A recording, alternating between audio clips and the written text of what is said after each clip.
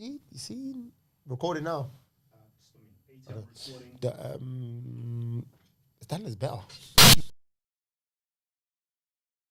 The physique of the footballer, they're still the big boy and they're still the overweight boy, but they're more athletic boys, you know. And like, for example, you know, the left back getting it back in the day, yeah. The left back would have like maybe like 2 options, yeah. The left backs now, they get it and they travel, yeah. They get on their bike, you know. So like, football throughout has improved in the general. It looked. I don't know if you lot saw, yeah. When I went to Dulwich, that was definitely better than the Conference South that I played in. I reckon what I saw yesterday wasn't far off the Conference South. Really? Just in terms of like decision making. I suppose everybody, like, what's his name? Does Azai play football? The room, your recording time has started. Yep. Basically, we have started late because of the new setup. Yep. So 20 past basically. Yep. Cool. But try to finish at least 5-10 minutes before that. Yeah. For transfer time. Yeah. Okay. Cool. I've got parking outside as well. So around 15:15. Yeah. Cool. Cheers. Okay. Fantastic. So, boys, we're just gonna go for an intro. I want to introduce the podcast. What it's about. It's the first one. Why we're doing it. I'm gonna have my phone here anyway. I'm gonna talk from my phone anyway. Yeah. And then we're gonna them questions. But at any point we feel to diversify from that questions, or one of you want to front off on a theme, we can do that. All right. Yeah. Cool. Great. Yeah. All right. Cool. Lighten up. It's not a stiff podcast. It's cool. Let me not ramp his thing. Tom, you got a great idea there, taking these bad boys. Comfort. I was gonna go get the photos out. Keep your clothes on, bro. get my toes out. Ready? Yeah. Tom used to do that clap. Welcome to Dad Pod. This is my new podcast where we're gonna talk everything men, from health, well-being, probably some sports, a little bit of everything. I've got 2 guests today. 2 people very close to me. I'll introduce them in a second. But today we're going to be shining the spotlight on everything men. Fatherhood. We're going to talk our highs and our lows. We're going to introduce ourselves, be pretty vulnerable. We're just going to create a space to try and solve the everyday man's problems. That's what Dad Pod's going to be about, you know. I'm a little bit nervous. I'm going to introduce the 2. I'll introduce the guy to me on my left first, Chiro Donadeo. I'm predicting him to be the stiffest out of us today. You know? He's a little bit PC. He works in the school system, so he tries never to say anything too bad. But he's a good guy. I've known him for the best part of like 15 years now. Chiro, introduce yourself, bro. Yes, I'm going to take the cap off today. I'm going to take the safety cap off. Chiro Donadeo. That sounded mad regimented, but yeah. Nah. In regards to what I do, or just in general? However you want to introduce yourself, bro. Take the cap off. Take the cap off. Chiro Donadeo. Yeah, let's take the cap off. Nah, joking. Coach, I help the overstretched man, burnt out man, obsession of providing, bypassing himself. Also have my own business in sports and mentoring where I help kids. I've been doing that since I was about 16, 17 and built my business off that. Father of 2 to my beautiful children, Lucci and Bella. Just want to better myself, you know, and that is a big part of my journey, man. But you'll get to know me a bit more, but that's a little bit more. I'm not even know, where do I look when I'm doing it? But yeah, that's a bit of me. This is a new space for us. Anyone that sees us like scouring across the room, you know, this is a new space for us. So, next guy up is my brother, Thomas Scannell, you know, known him for the best part of 39 years. Helps hundreds of people every week. Tom, introduce yourself, bro. How we doing, guys? Thomas Scannell, fitness enthusiast, childcare specialist, father of many, husband, brother, just your everyday man. Fitness enthusiast here, T. I enjoy fitness. Yeah. I'm not specialist. I enjoy fitness. I love it. So, like, what I want to drive home is that I think we're not trying to come on here like some billionaires or millionaires trying to give you life biohacks on how to escape poverty. We're more so talking to the everyday man, I reckon. Yeah. Right? Yep. On how to like optimize or thrive in everyday situations, and also speak about where we was and how we've overcome or how we're still there. Yeah. So yeah, what I kind of did last week, I put out a question to my Instagram feed, and I got some questions. It'd be impossible to go through all the questions, but I've kind of generalized the theme of the questions, and I'm gonna fire them at you, and I'm gonna answer them myself, but we're gonna see where it goes. So, what a question to start off with, to trigger the day with. What is the biggest problem that you see us fathers suffer with? Want to go? Do I want to go? No, you can go first. One of the biggest ones, and I've fallen into it, and I see it a lot with the men I help. We bypass ourselves. We don't look after ourselves. When I feel like there's so many other elements that we put forward. So obviously our career, being a family man, but we bypass looking after ourselves and understanding that through our actions, we actually are being a better role model for our kids. And I think, like I said, that gets bypassed a lot. And we use it as an excuse. Oh, my kids, our work. And I would say that's one of the biggest problems I've struggled with, and a lot of men I help. So I'm going to agree with that, because I think it's a generational thing. I think we've become accustomed to work hard, rather than think smart. It's more like it's easier to show like your hands are dirty. You know, like, I don't know if you see the picture of a man's hands that are dirty and a woman's hands that are clean. Yeah. And it's easier to show that than it is to say that I'm spending time with my children. No, I'm going to graft 18 hours a day and spend no time with my children. It's just a lot easier to do that. A lot easier. So, but how do you, so let's be like practical here, right? How does that apply to the everyday man that's currently struggling in this economy? Like, how does he do that? Like, house prices are going up, rent's going up. Explain that. Let's make it practical. Yeah, it's practical. You're right. Explain what do you mean making it practical? So you're saying spend more time with your children. The job he has requires him to leave his house, get on public transport, get into the city for 8 a.m. and he finishes at a similar time in the evening. He's just like, exhausted. Like, make that. How does he do that? What you're saying?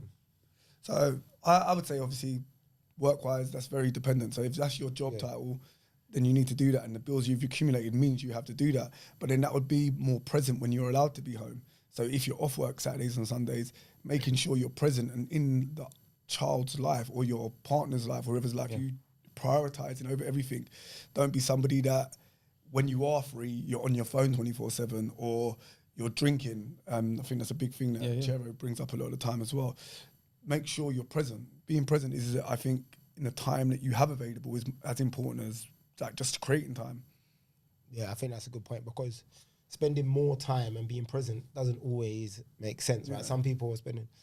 Sure, when you're saying bypass, you're bypassing yourself. What does that actually mean? Yeah, so I think you said creating time. So there is a pocket in your day you can create for yourself. I just think it's not easy. Of course it's not, but it's just bringing it into your week. And that doesn't mean 5 days a week, as in, all right, go to the gym.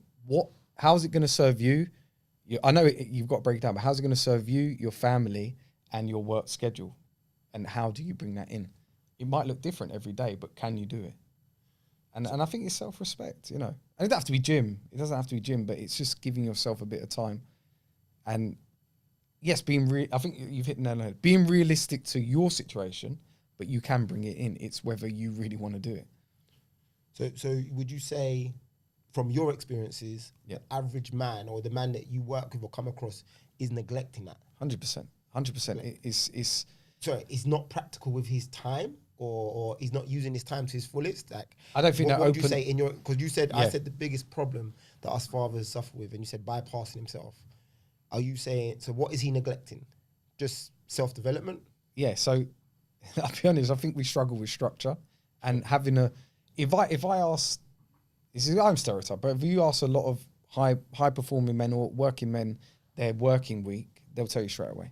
If I told them their personal week or what their structure, they couldn't tell me. They couldn't tell me. As in, what's it look like? So it's the prioritization, isn't it? The prioritization, yeah. So you're prioritizing your income over your family, but obviously I understand there might be a reason for you to do that because you have bills to pay, but making sure your time is structured 100%. When you're ready to spend the time with your family, so you know what's going to happen. It can't be black and white, and I think it's a pendulum, because obviously, like even me, sometimes I might do a 14-hour day. I understand that, but it's then going, do you know what? No, I've got to make sure I'm giving myself time with the family, and I feel like it's, you know, if you keep doing that 5 days a week, then of course you're stressed, burnt out. You're not prioritizing I feel yourself, and then you can be the better person. I think we get caught up in a narrative that we tell ourselves. I think we always have conversations about this.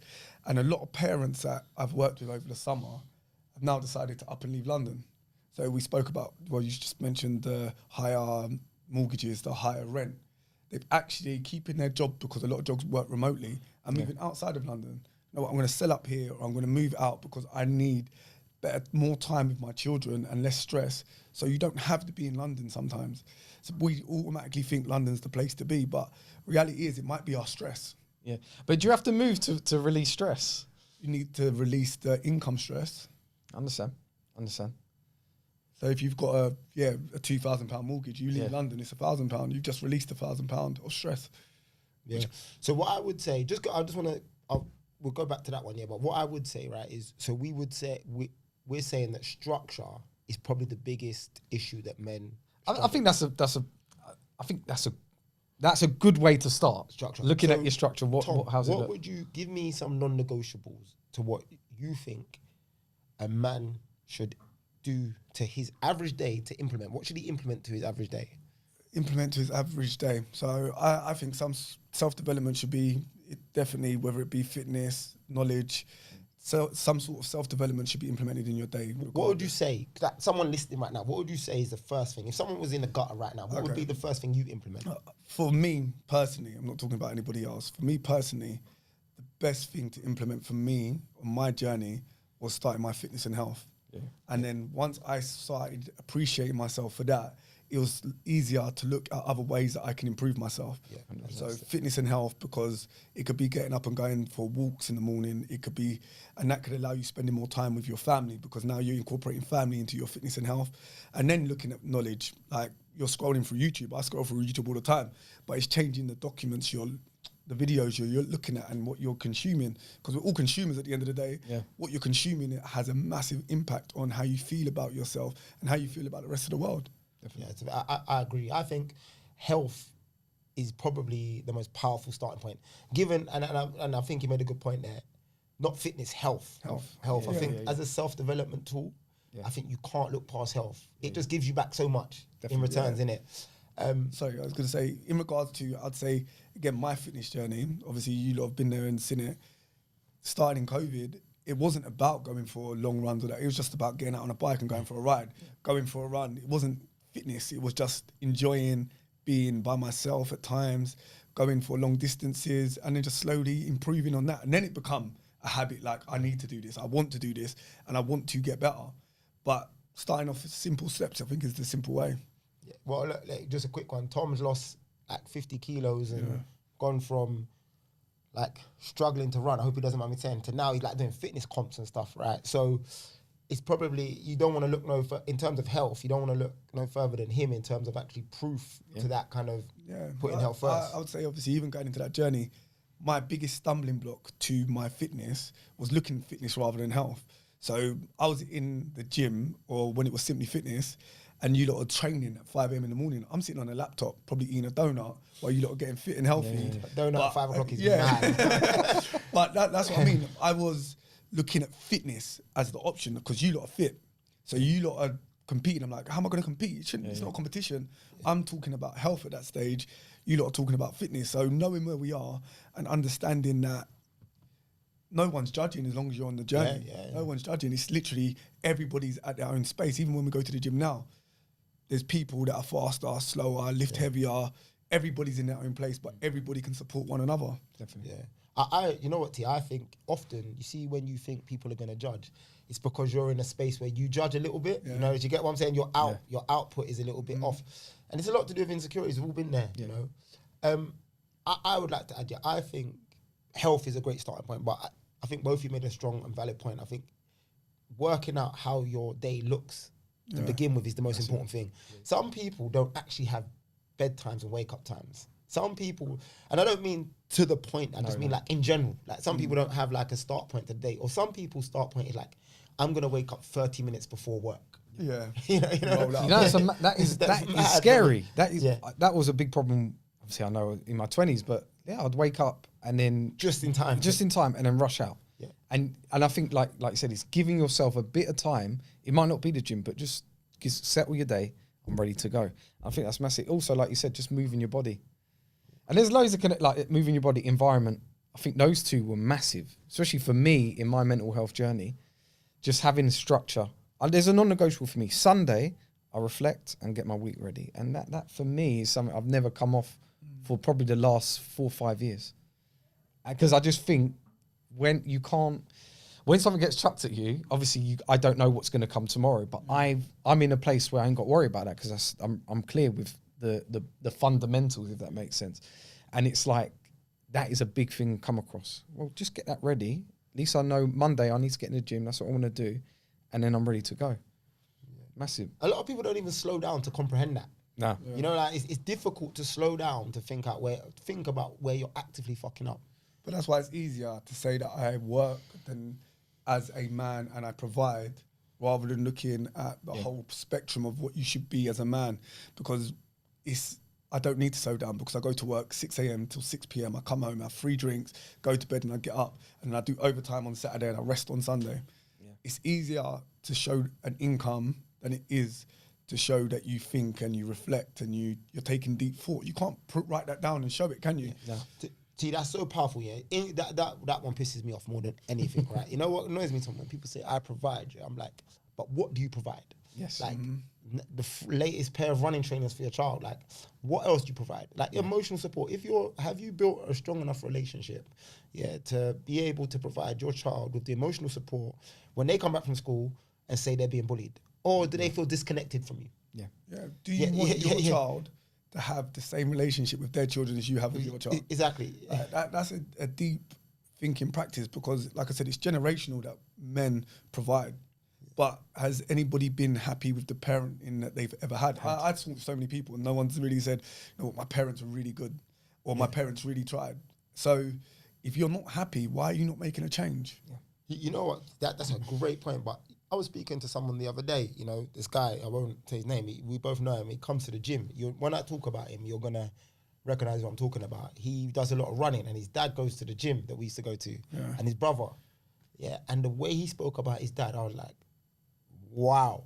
Because his dad does what he does. So this boy, like he's about to run 100K or something and he's phoned me like, the way he's speaking about his dad, I'm like, what? But I do think like that generational thing and stuff like that taps a lot into like classes, you know, like because I think his dad was got himself into a position where, you know, the way he speaks about his family, I'm like, where like I feel like a lot of the times the conversations I had over there, like there's a disconnect, you know, between parents and. You said something the other day because obviously I want to do ultra running now, and it was about the time and money that it costs to buy into that sport in the first place, and it did make me think like. Obviously, to have that time and that money might mean I have that time and that money to now be involved in my children's life. So it's like it's a buy-in. Like, you know what? How much free time do you have? I've got enough time to run 4 or 5 hours a week. So that means I've probably got enough time to have 4 or 5 hours for my children. I've got enough finances not only to run but to invest in my children. And it's like, okay, so the buying point is middle class or higher middle class. Yeah. So at what point, when you're on a low income, I'm not saying the people because I don't know how many people I know at that level, right? But they've got structure in their life and they've put that structure in place to get to where they are. So are we at a lower income level, no structure? So when we're growing up, Damian, Brendan didn't have no structure. No. We didn't have no structure. I got up when I wanted to and went to bed when I wanted to. Yeah. So that meant we didn't have a buy-in for our dad looking after us as a parent because he was drinking, he was working. Actually, I don't even know what he did during the day.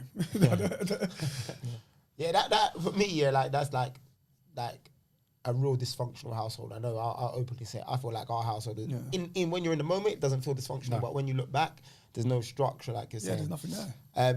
But yeah, so like just going back to it, so we would like I think we'd agree that structure for men is a big thing, and let's go a little bit further, like positive structure. Yes. I think ultimately we're all in patterns, you know, good or bad, right? But I think a lot of people don't have enough positive things in their day to push them forward.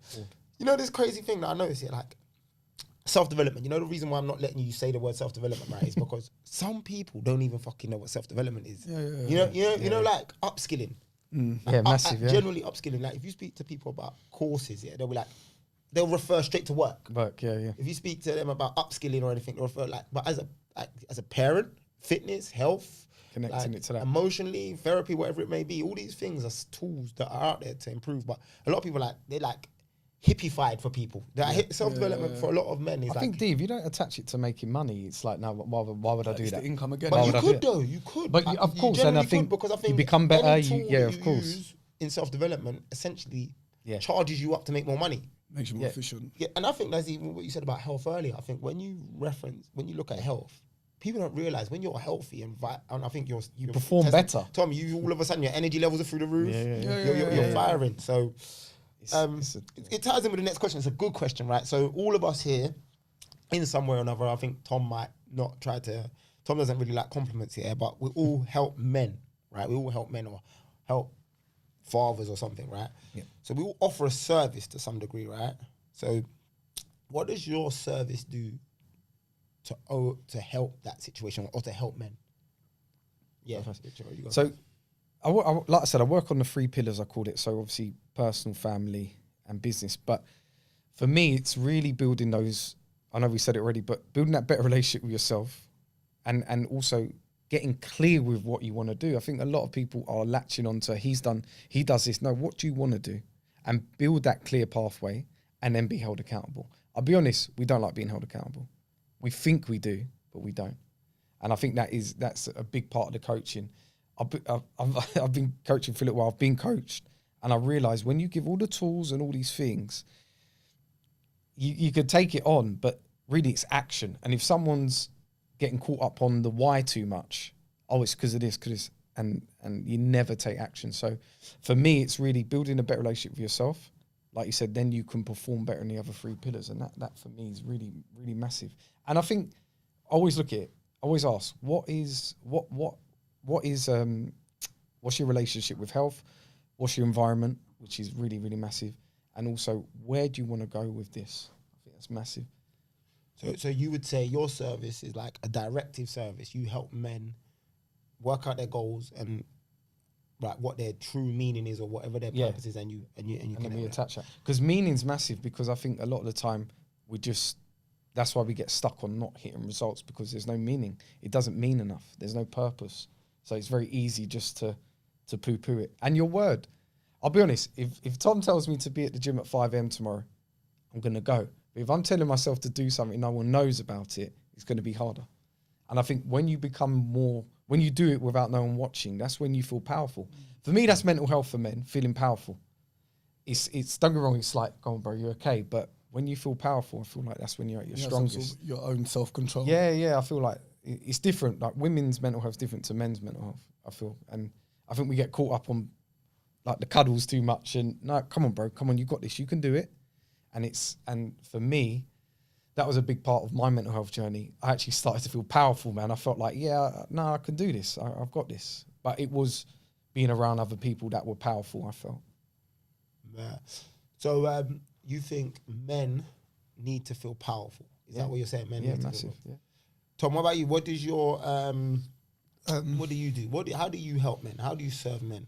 So obviously in multiple ways. Number one, in the childcare facility, I feel like I serve men or future men, future women as well, by offering role models in spaces where you wouldn't necessarily find male role models. Yeah, so the childcare service is predominantly female based. My childcare, especially over the summer, I think we're like 75% men, 25 to obviously my age, 41 this year. And even though none of us are perfect, we're all aspiring role models. I feel everyone comes with something in their own package and there's a different angle for a child to look up to. In regards to my personal space, I feel I operate a men's cave, which is a safe space, don't like the word, but a safe space for men. Why don't you like the word? This guy is always not liking words. Why don't you like words? You don't like buzzwords. Any buzzword. It's a buzzword, isn't it? Can't use I'm going to any pull you up buzzword. on your next buzzword. What about non-judgmental too? I can't, we can all, let's all judge. Let's all judge. We all free to judge. I'm going to pull you up on your buzzwords. When you drop one. Once a word becomes too popular. It's not cool. Mainstream. But sorry. Yeah, men's cave, where we have a WhatsApp group with 163 men. We have a general conversation, we have a fitness conversation and different environments that we're going to have parenting, coaching going on in there. It's a free space at the moment where we hope to start offering premium courses and stuff. We have a Wednesday meet where again, safe space for men to talk. But again, you don't have to come there to talk. I do enough talking as it is. I feel like it's important for men to hear other men's perspectives. Yeah. So you don't have to talk. I can say how I feel, and again, you can say what you're saying. I'm going to make judgment on it because it isn't. I am going to make a judgment of it. But I'm happy to hear everyone else's perspective. It's not a fight. It's not a disagreement. It's not an argument. But I'm there to learn, and we now created a space where people can learn from each other. Whether you disagree or not agree, we can openly learn what other people have got to say. You know that I hear it a lot, and I think even before I started coaching, I was like, yeah, all you got to do is just talk. That's going to help. And I think to a certain level, yeah, but I think you got to be told sometimes. You know, like you got to be told. You like, got to listen. I'll be honest, my man to the right, he's brilliant at it, and I think it's important sometimes. No, bro, just fucking, you got to go and do it, you know. And I think that's really important. And I know there's steps and there's stages, but there's only so much of the why. There's only so much of the why. I think that's where self-development has gone, where it's such a big industry now, right? Or it's always been. I think like it becomes more popular, mainstream, more buzzwords and stuff like that, and people avoid the hard work. You know, they want to read a book and know the same thing that the coach is doing, and they want to be at that stage. I think a lot of people avoiding hard work, and I think men. Thomas said something earlier that I think men want to glorify working hard, but not focus on hard work. I think if you're really on a self-development journey, you want to look at the hardest thing that you need to do and spend more time on it than not. And like you said, it's a breakdown, is it? You don't go straight to the heart. It's the goal is there, but I think it's that process of learning. Actually, okay, I'm here now and I'm moving on. Real education is being able to repeat the same thing again. So I've lost weight. If I put on weight again, would I know the steps now to take me back there? Or would I have to call Damian or someone else to take me through that step? I'm not saying I wouldn't need the motivation and the support to get there, but if you're going to be good at something, you're going to have to learn the process. You're going to have to learn the steps that it takes to get from A to B. Yeah, but why can't part of the process is always accepting it's a process? Like there's never an end. No, that's what I think. I think one of the big things is, especially working with a lot of men in weight loss. I think a lot of men think like there's going to be a point where I'm at the end. Like how about there's not? How about there's not?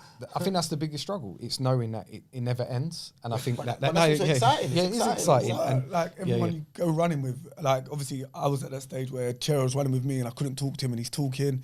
It's like it never gets easy. No. 5K is still 5K. Yeah. And the harder you try at it, and the better you get it, the harder you try at it. So your heart rate never drops down. You're never going to be easy for you. It's that. You've got results, and then you're like, I just want to stay with this result. But actually, you're not feeling like you're not feeling powerful. That's not just relative to fitness. That's everything. That's life. And the way, as I said, like even if you do decide to stay the same, the truth is you get older, so your results depreciate. The effort towards your results depreciate. Because you're putting you do 5K, I'm just gonna stay the same. But you're getting older, so you get slower. Naturally. So we're gonna get a bit personal now, right? And I want to touch. I really definitely want to go back to Chiro used a big word, accountability, and I think it's the most like Tom talks about buzzwords, and every fucking day I hear the word accountability, but I believe that the majority of people don't even really know where it is. They think it's like a PT shouting at them in the gym, like get down, get up, But we're gonna go back to accountability, but we're gonna get a bit personal here. So, Tom. How did you find it growing up with an alcoholic father, and how did losing your father affect you? You could even maybe touch on the whole experience of growing up. It's weird. Obviously, I saw the question when you sent it in, and it's like I want to make it short, sharp, and brief. But you mentioned it earlier. At the time, it was amazing. Like I enjoyed it when he was drunk because that meant free time. I had great fun. I didn't feel like there was any trauma, another buzzword that everyone likes to shout around.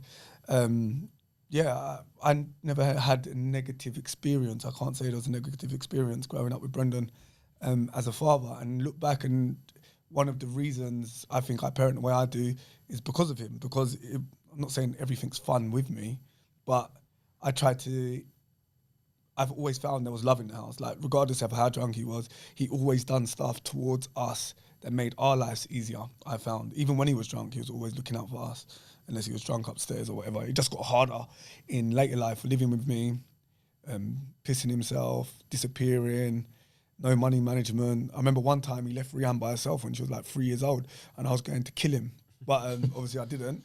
But But you've contradicted yourself slightly there, yeah, Go on, because you obviously it naturally was, yeah, but you've gone from saying like there wasn't really a negative experience to now just mentioning 3 or 4 things that you could probably, that you mentioned like in a negative light. Explain that. But also I understand what you're trying to say. Like, negative. you looked at it all as a lesson. You looked at it all. There's always negative experiences in life, like regardless of how you try to cherry pick out things.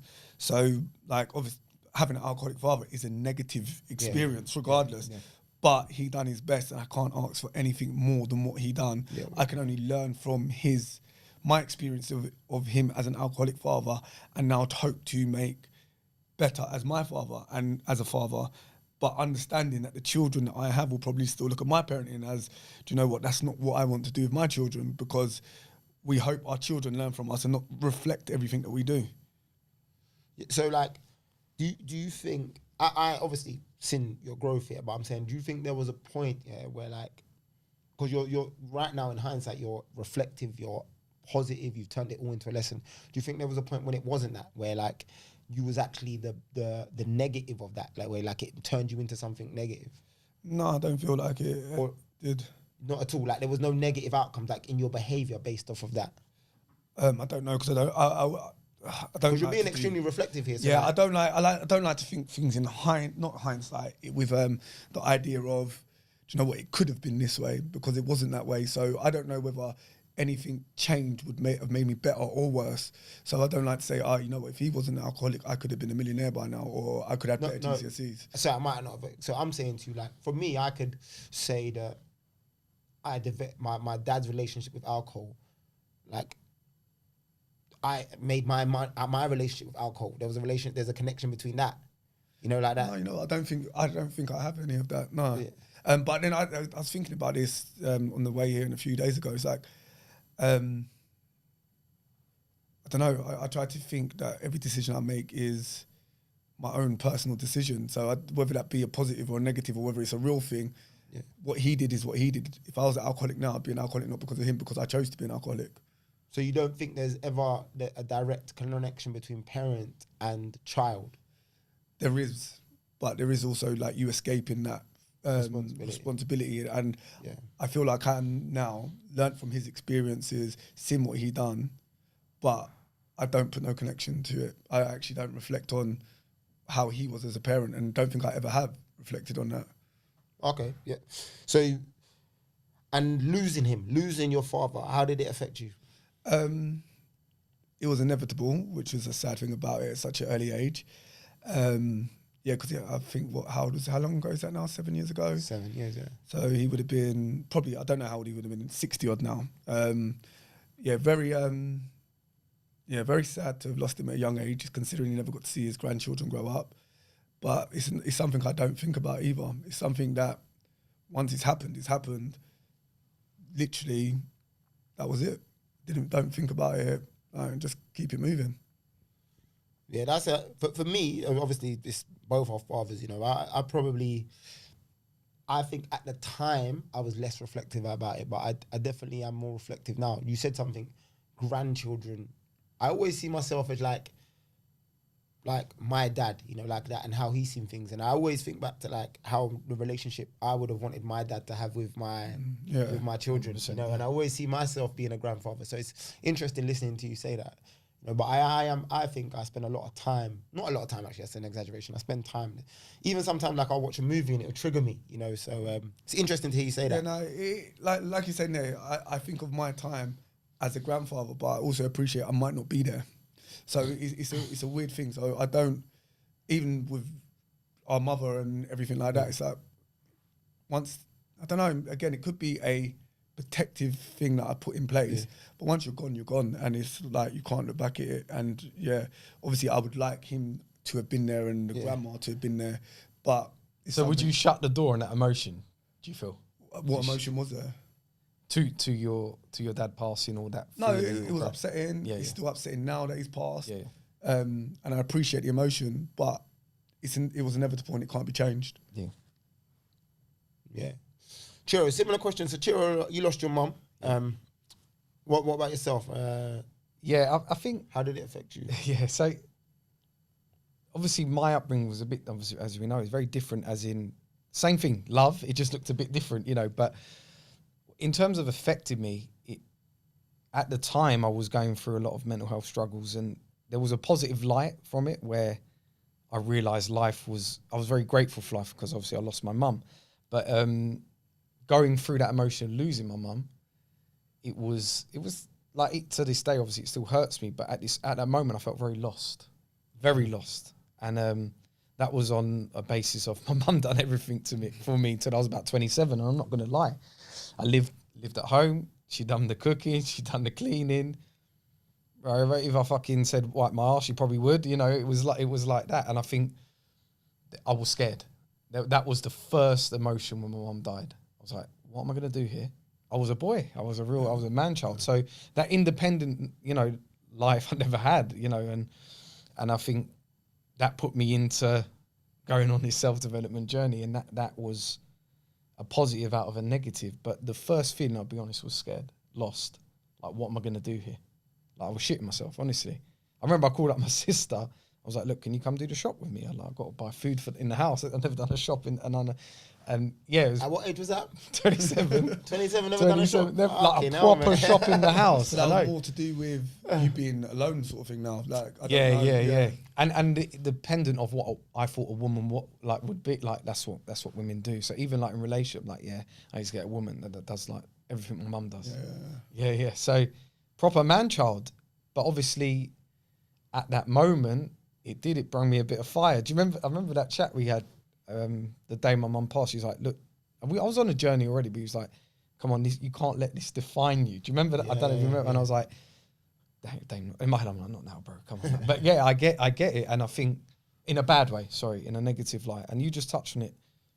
Two people, like there's two brothers gone similar routes, but there's two brothers that saw their dad get drunk and they went down that route, you know, and it can happen, can't it? And I think, unfortunately, and he's on us, and I was like, do you know what?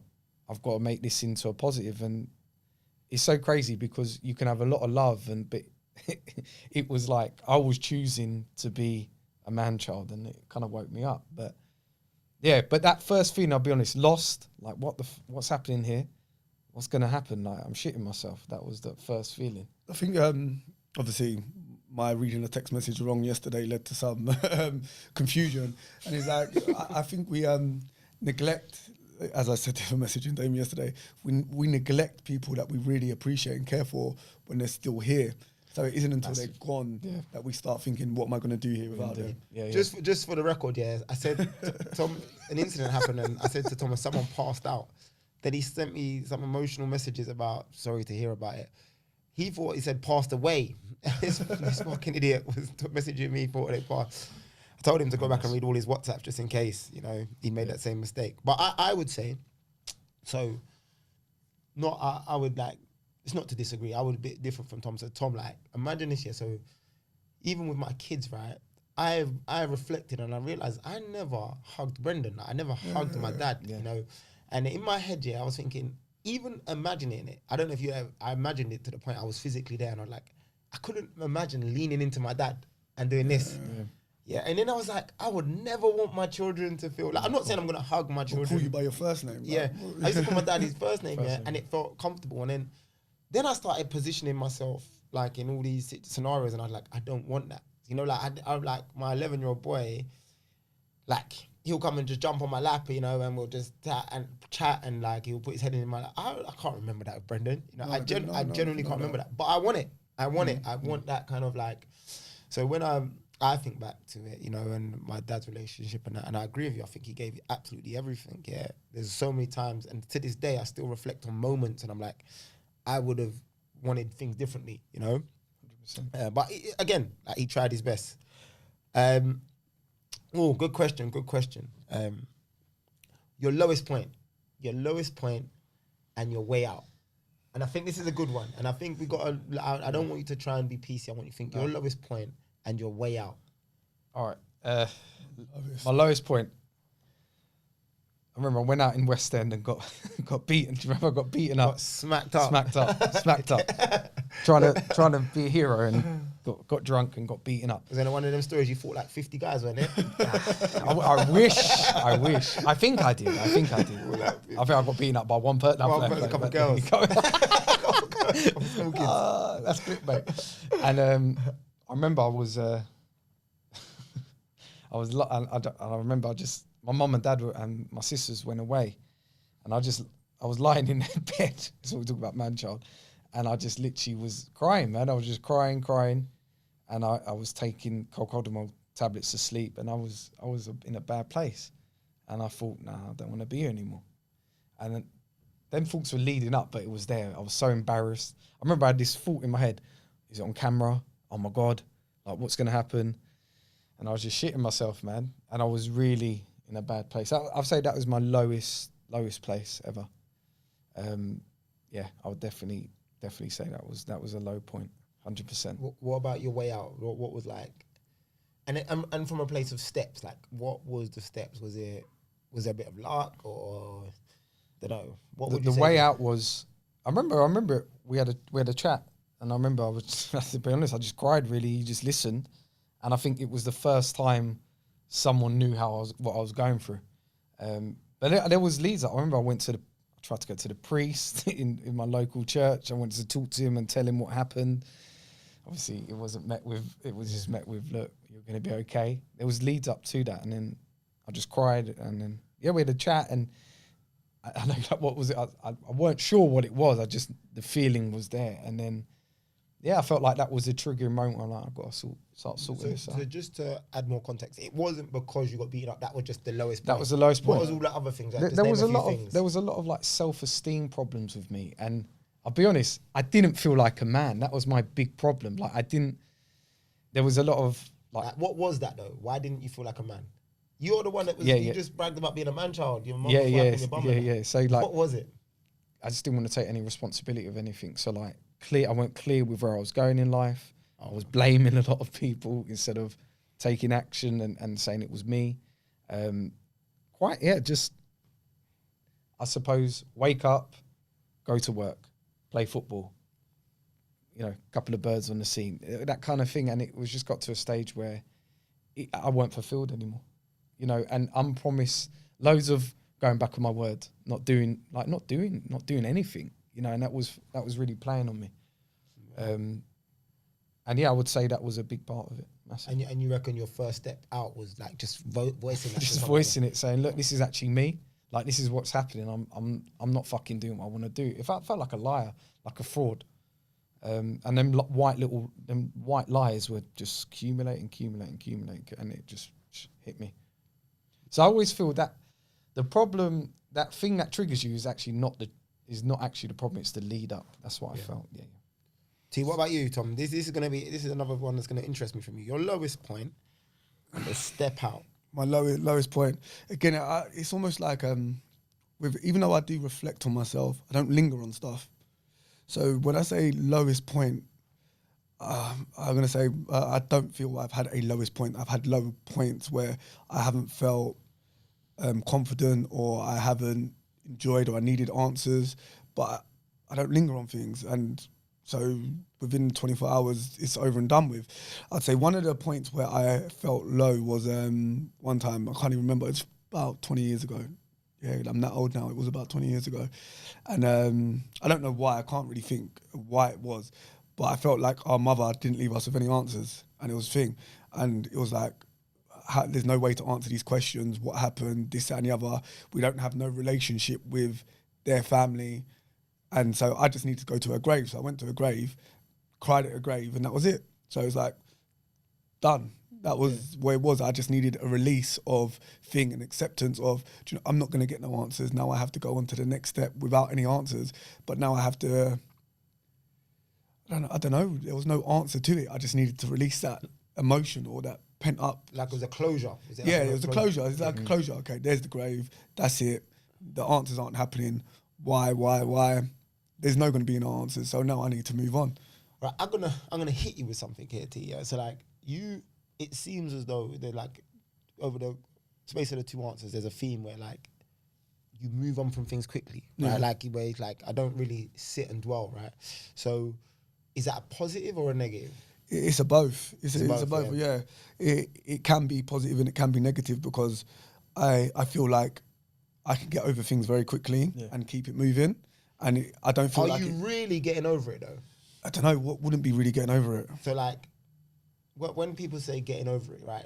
Are you saying like it's completely gone? No, it's not completely gone. Okay, yeah. I'm just over. So what do you mean by getting over it? I'm over that hurdle. Okay. At that time, like you don't really completely get over someone dying. You don't really completely get over moving forward from things. Yeah. It's just there, like an addict. You're never really away from addiction. It's always there behind you, but it's how you're coping with it. Yeah. But it's never brought me down. Like Chero said, I could only say that was a breakdown that you had, and you needed to rebuild from that. I've never had a point of breakdown, and I'm not saying I'm immune to it. But I've never had that point where it's like, this is overbearing to me and I can no longer cope. So what was the difference between yours and Chiro's then? Because The people. sorry, what do you mean the people? Chero dealing with his is Chero and me dealing with me is me. Okay, but you're saying you've never had that. He broke down. You said you've never had that. I've never reached that point. But would you consider what you've done to be the breakdown? No, I wouldn't call that as a breakdown. Yeah, I wouldn't call What that would be point. different between the two? By Chero's explanation, he felt like there was nowhere else for him to go. Okay, cool. By my explanation, it's like, I've reached that, now we move forward. Chero's like, this is, and how do I rebuild? Mine was, I needed to release here and I've moved forward. So it's almost like I've got to the point where before Chero's lead up, where he's exploded, whereas mine's released the pressure and now I can keep it going. So I might have released all the pressure, I might have only released a little bit. Only time will tell in the future whether I do have a breakdown because of it, because I don't know where it's going. Yeah, you know. So just going back to that, right? So what about your weight loss journey? Did you feel low at them points, or was you just oblivious? I think about it and it's like I was oblivious and didn't care. Even now, it's like not a thing of it can't happen again. It is like, I'm happy going this way at this present moment in time, but I'd be happy to go that way too. I don't feel negative about my previous weight gain or weight thing. I'm happy the way I feel. I was happy the way I felt then. Yeah, so for me, that's super interesting, right? Because for me, like, weight loss isn't just about me; it's like a standard as well. Yeah. So for me, when you say that, yeah, it's not about happiness; it's about a standard. You know, Chiro mentioned earlier. He said, meaning and purpose. Yeah. So like, when I think of, sorry, not just weight, sorry, health. Yeah. So obviously, in that particular instance, we're talking about weight, yeah, but health for me is like a standard, yeah, because it's not just about happiness; it's about how I see things. You know, in terms of like just like performance, in terms of how comfortable you feel looking at yourself. Yeah, and even family. Yeah. So I'd say that. So we were saying, I'm sorry to cut you. Yeah. That is that bypass a lot of fathers and us do. Like that there. Yeah. There's like a consciousness, like, and I think it sits different because some people might think I'm talking about abs here, like running here. I'm just talking about self-respect and well-being, and I know again that is even you have a version of self-respect, and so like is when you say like going one way and being happy and being happy, yeah. I think when I think of that, I think in my head like, cool. It's not potentially about me being happy here. It's about what is best. What is best for me. Yeah, for me. I'm going to take back because I don't think life is about being happy. Number one, straight up. Life is not about being happy. It's not life Disney. is about Pleasure. It's not about pleasure. overcoming. It's about sacrifice if you need to sacrifice. It's about getting what needs to be done. But as we've discussed, getting what needs to be done, but prioritizing what needs to be done and making sure it equates to your standard.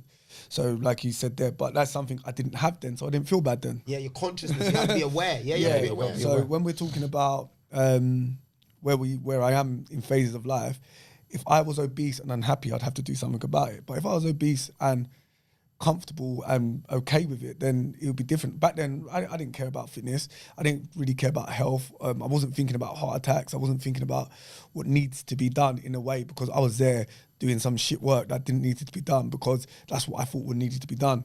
But with knowledge, education, being around the right people, that in your head changes and reflects on things. Yeah. Because now you know that, okay, again, if I wanted to be obese, I would. But I don't want to be obese because that is always an option. Yeah. So what option do I want now? I want the option that I'm educated to know is not only better for me, but better for my children long term and better for anybody around me. Because if you want to serve a community, being a worse version of yourself is not serving the community in the right way. Absolutely. So I think that's leadership. So Tom, when a lot, I think you say you don't like the word legacy, another buzzword.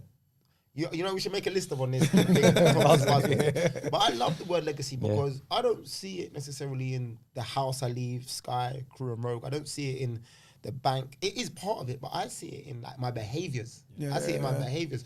I think you said something earlier. I don't know if you meant it this way. I think we are contributors to our children's future. I think what we do, you see, like for example, if you speak Chinese in front of your children, they're gonna speak Chinese. You know, if everyone in your house is slim and all the cupboards only consist of healthy food, they're not gonna go and eat. Likeliness is they're not. They're gonna eat that. I don't 100%. think it guarantees them being healthy. I just think it heightens the chances of them making better decisions. Right? And for me, that's legacy. My legacy is the impact that I have on my children. Let me leave them with something. Yeah, and I just think it's crazy to see the other way. So, and I think a lot of Tom, you said something fantastic. I think there you said, just being conscious to it is a fucking massive feat. It's hard to be conscious. It's hard to get home from work or get home and think, hold on, I'm smoking in front of my kids. They're gonna this. Do you see the statistics? Right, I was gonna actually bring a ChatGPT laptop. Do you see the statistics? Yeah, of the chances if you smoke and how much it increases your children. Obesity. Do you see the statistics? Drinking. You're drinking alcohol. Yeah. So I'm like, hold on a second. If it works going that way negative, surely it works going the other way. So what you said there, Tom, once you become conscious to the fact of your actions and the consequences, if you don't act, and I think this is where a lot of mental health comes from, if you do not act on it, that's where it becomes a burden. If you're obese and you're aware of the consequences of obese on you and the people around you, that's when you become really unhappy. See, discipline, motivation is good because like it gets you going sometimes. You know, like I was listening to Eric Thomas, that how bad do you want it thing. That is really good. But it's the days when you don't have that playing in that's when it gets hard. It's the days when, do you know what? I could eat 4 McDonald's. They're the real hard days. When you're having easy. It's easy. Like you said it, Cherry said it before. It's easy to do it when I'm sitting with you lot. Yeah. That's the easiest part. What's hard is to go home or to go out to be around somebody else that isn't you lot and like say, you know what, I don't need to get drunk. I don't need to eat this. I can consume what needs to be consumed, especially when you're around, say, your children who will consume more. Like the hard part of life is being disciplined when things are hard. But you know what? That's a great point. But it's also coming from being someone. So like you see, when you're in that environment, discipline is who am I? Like I don't do that. Like I don't care what you're doing. And I think that's a tough thing because like the pressures, like I'm only on 2,500 calories a day.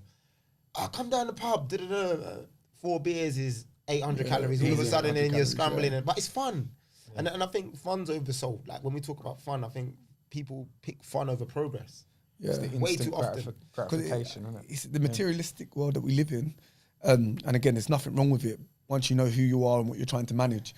Me and Cherry had a conversation about a car the other day, and I get caught up into buying a new car like every other day. And it's like, then I have to go back to, do I need a car? And what is it Do I getting need in the the way of? stress? Do I need this? And you know what? I'm able to live the lifestyle that I do because I reduce the amount of stresses outside of me. So getting a car that is going to cost me more is now going to add a stress onto it. Do I want Just that stress? overcomplicate things. Yeah. Do I want that stress? Do I want to have to do overtime? Do I want to have to work nights? Do I want to? If the answer is no, then I don't get that. See, to just go back, we've got to come to an end. Just go back. I think that's the biggest problem. People have already overcommitted to all these things, right? When they try to slow down, it's like, but I've got a credit card. But who told you to get new teeth in Turkey? Yeah. That's it. That's what we've done. I've got a loan out. But who told you to get a new hairline in Turkey? Who the fuck told you to spend 10 days in Dubai in a 5-star? Oh man, I just want to live like, well, cool, you can, but just get control of. Yeah. I know. So I know you said we're finishing soon, but maybe it could be another topic. I believe, and this is not going to be PC-ish, that all that aesthetic shit, all that surgery is mental health. I fully believe, unless it's some sort of medical treatment that's needed, Tom's about to it's full on mental health. War, boy. Full on, like, why are we not questioning? Like, We should. I'm here for it, T. I'm here for it. I'm here for it. Listen, man, you see, No, you're right. we could go way off into this one. Obviously, we've only got a short piece of time, but I agree, Tom. I genuinely think, right, if you are, especially people that are low on finances and they're flying out 5 hours to get a new hairline and they're getting themselves in debt for it. I'm like, You lot said something, standards. Who created the standard you're trying to live at? Yeah. Who created the hairline that you wanted?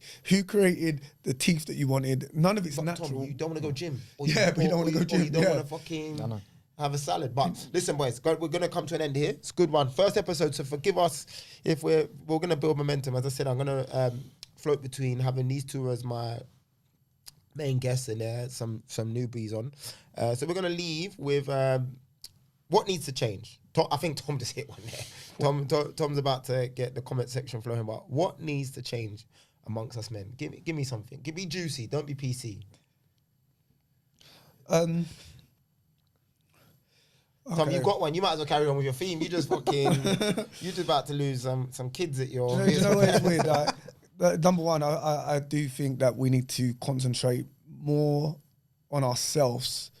And I say it in the men's group all the time, and I say it might come across as selfish that I don't put my children first, because I feel like me concentrating on me being the best version of myself, I'm consciously aware of them, so me being better makes them better. So we need to stop blaming everyone else for our problems and concentrate on how we can be better. Stop focusing on the external as who we are and create who we want to be. Yeah, there's a narrative, and then what is a man? Like, that's the stupidest question ever. Like, you define who you want to be as a man, and stop waiting for other people to tell you. All right, so still called Tom my was free. about 45 seconds too long. Sorry, guys. Sorry. Coming to an end. Jiro, He took my free. Jiro, I just need a quick punchy. What needs to change? He kind of took Tom, all go ahead. You killed me. No, you didn't kill me. I think we need to stop lying as men and really home in on what you need to work on, not the thing you're good at, the thing that you need to home in on that is really pissing you off, and taking action to that. Stop bypassing it. He wanted to carry on talking as well. But listen, thank you for listening to Dad Pod. I don't know what camera I'm looking at, but look, thank you for listening to Dad Pod. Again, man, we're gonna run a 12 series. I don't know, whatever you call it, project. Please like, please subscribe, please give us some feedback. Thank you very much. See you next time. Yay. Don't know my fist. Spoonie, sorry. Sorry, he's gonna cut us off. Yeah, 20 past, he said, didn't it? What Yeah, did but he he say? said come off before 20 past. I've got to go to the nursery. Are you? I've just said. No, I'm Tuesday, fixing. next Tuesday. Yeah. I'm thinking it's Sunday. Tom dropped a bomb at the end. Mental health. Sorry, I was watching, what's his name's wife, Sharon Osbourne. It's like, when does someone stop her and say, you know what, there's something wrong with you? I just saw little Kim here, and she's like, Yeah, she looked like a little... sorry, Spoonie. Sorry. Bravo, that was good. Oh, did you watch it? Yeah. Oh, That's all right, yeah. Yeah. and was it good, yeah? How long you got been podcasting? Now, first time. Lies. Now, first time. Swear down. Yeah, first time. Well, you're trying to show you another session now. yeah. Booking for the full 2 hours. Can we get a picture against here, Chero? Is that right? Okay, of course, brothers and like friends. Yeah. So the chemistry is cool. Alright. Oh, was it good, yeah? Was it Yeah, actually yeah. Spoonie's Saying up. you lost 50 kg, yeah? No, he did. Oh. He did. 55, yeah. Tom, you come in the picture as well. Let's Come here, let me take a picture. Dad Pod. I think that's a good name. It's a good name. I told him you can send me the picture, right? Yeah. No, I've never understood what Chero does. He always goes above your arm, dude. 3, 2, 1. I'm gonna take a few, okay? 3, 2, 1. 3, 2, 1. And then can I get you to like each of the sides so we can see the logo in the background? Oh, yeah. Like that. So like come together a bit close. No. You stay on one side. Yeah. You two come together a bit more. And then like that. 3, 2, 1. 3, 2, 1. And then someone swap over. Okay. 3, 2, 1. 3, 2, 1. And 3, 2, 1. Thanks very much. Cool. Tom, you got your laptop? Yeah, I've got my laptop. Can you put it on their laptop, please? Is that alright, Spoonie? Yeah. Tom, because I didn't know if my hard drive worked, bro. I So don't know how drive works, but what's the file size? thank you. Cool, yeah? See you later. Thank you, Chero. What's the file size? And This might be about like 100. It could be like 100. and you, Spoonie, you said that it's 150 quid to edit it, yeah? Yeah. But for you, man, I think I might just have to just give you a discount. Yeah, so I've got some guy that mentoring me at the moment. Yeah. I couldn't get hold of him this morning. I'm gonna speak to him, Okay. and if the person that he has or whatever he does, I'm just gonna come back to you and get it done. Yeah, I've got about 100 gigs spare. That's alright, innit? Or should I delete some stuff? Let's plug it in and then see if you do have the memory space for it. Let's see where are we. I say the all night keeping that. Yeah. Yeah. Alright. Just grab this. Allow. What's the best way to share these files? Because like people like driving that isn't always the best. Like what we've got here, the file size is way too big for that.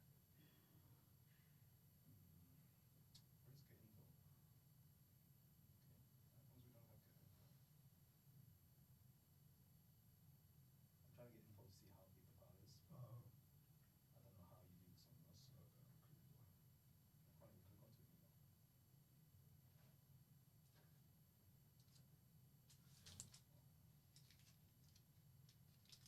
Bro, I don't know for your thing. Because I literally can't. The files are there, but I That's can't not allowing you to. click it.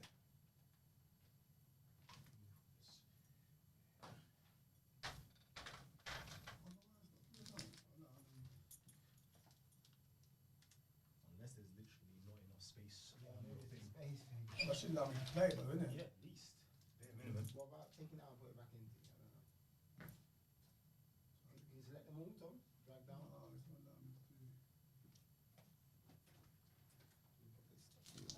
Otherwise, I will send it to you. But I would rather not because that might just take up all my WeTransfer space Okay. because it's such a big file. You know, you only give Allow it me like to click on any of the videos. Yeah, still one. you can click eject and where is it? Eject and just. What MacBook is that? MacBook Air. I don't know. Oh, it's an Air. Yeah. Okay, I don't know. Maybe that could be something. So on here you have get info 75 gigabytes, So this should be more than enough space. 75 gigabytes, but then you're gonna have your audio as well, which is about 30 gigabytes. So yeah, in total. So can you free up some space? I've got 100 gig free, but it's not allowing you to. Maybe you gotta have a little bit more. Let me see if I was to send you the individual files. So it should be calm actually.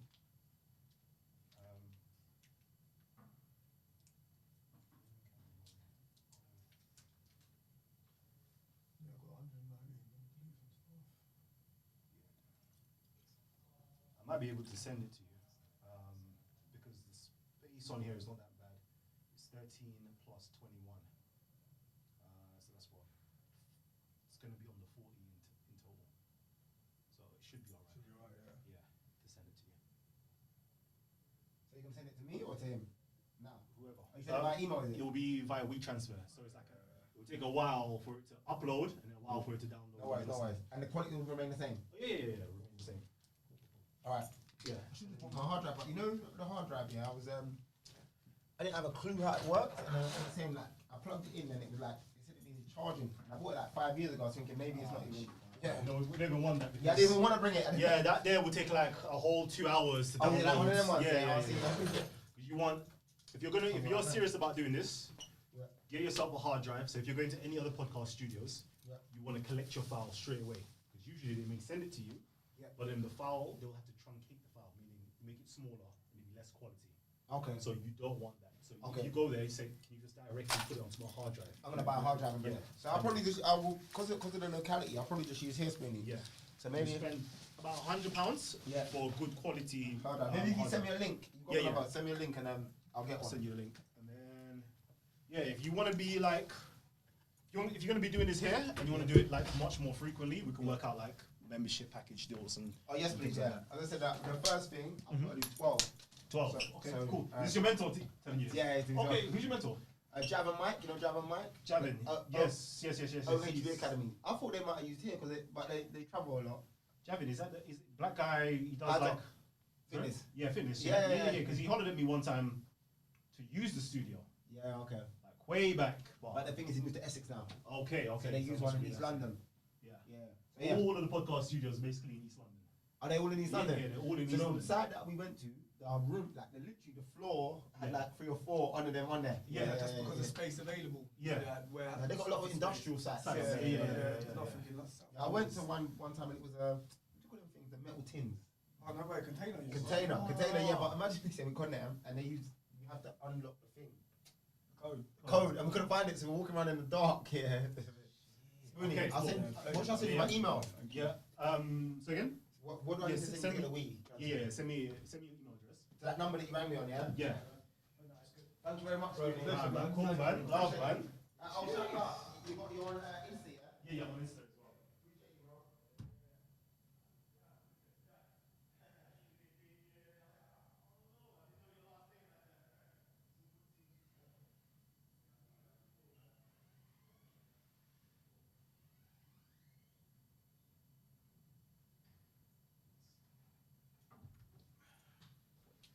Alrighty then. Spark Network.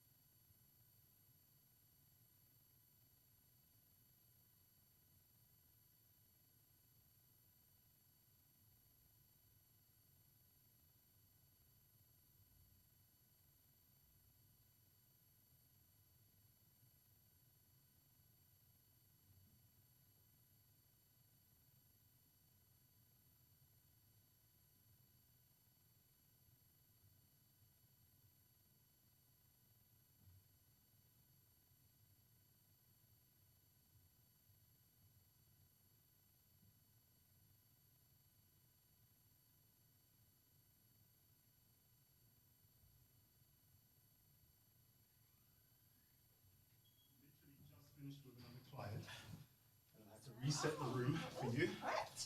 Yeah. I'm sweating though. Brilliant. Oh, bless you. All right, wonderful. Yeah. Yeah. So all good. Excellent. Who have you had in before? Are you allowed to say? It was a dad's podcast, Oh, so that was interesting. They did fitness as well, health and fitness. okay. Interesting, very interesting. It's actually an old school, not school. We didn't even go to school together. They were a few years older than me, but they lived in my local area Uh-huh. at the time. And it's Yeah. like all this time we were speaking on the phone, Yeah. didn't have a clue like who Yeah. it was until they got in. I was like, oh, okay, cool. Oh. Yeah, it's got all the gear. Yes. Yeah. I've got the I use nothing as heavy as this. I've got the Canon's EOS 50s, 50s, yeah, yeah. M50s, yeah. Okay. They start making them now. Okay, yeah, I was thinking. Yeah, these are. See, I was just going to use my like little makeup setup at home on Riverside, and I came here and I was like, right, no, sorry, I wanted to swear here. I've done one on Riverside. Is this alright if I like film some content? Of and course, stuff? of course. Can you film? I can't see myself. Am I there? So, if you want to see us, My knees are looking old. we'll do like this, and if you come to this side, behind the camera,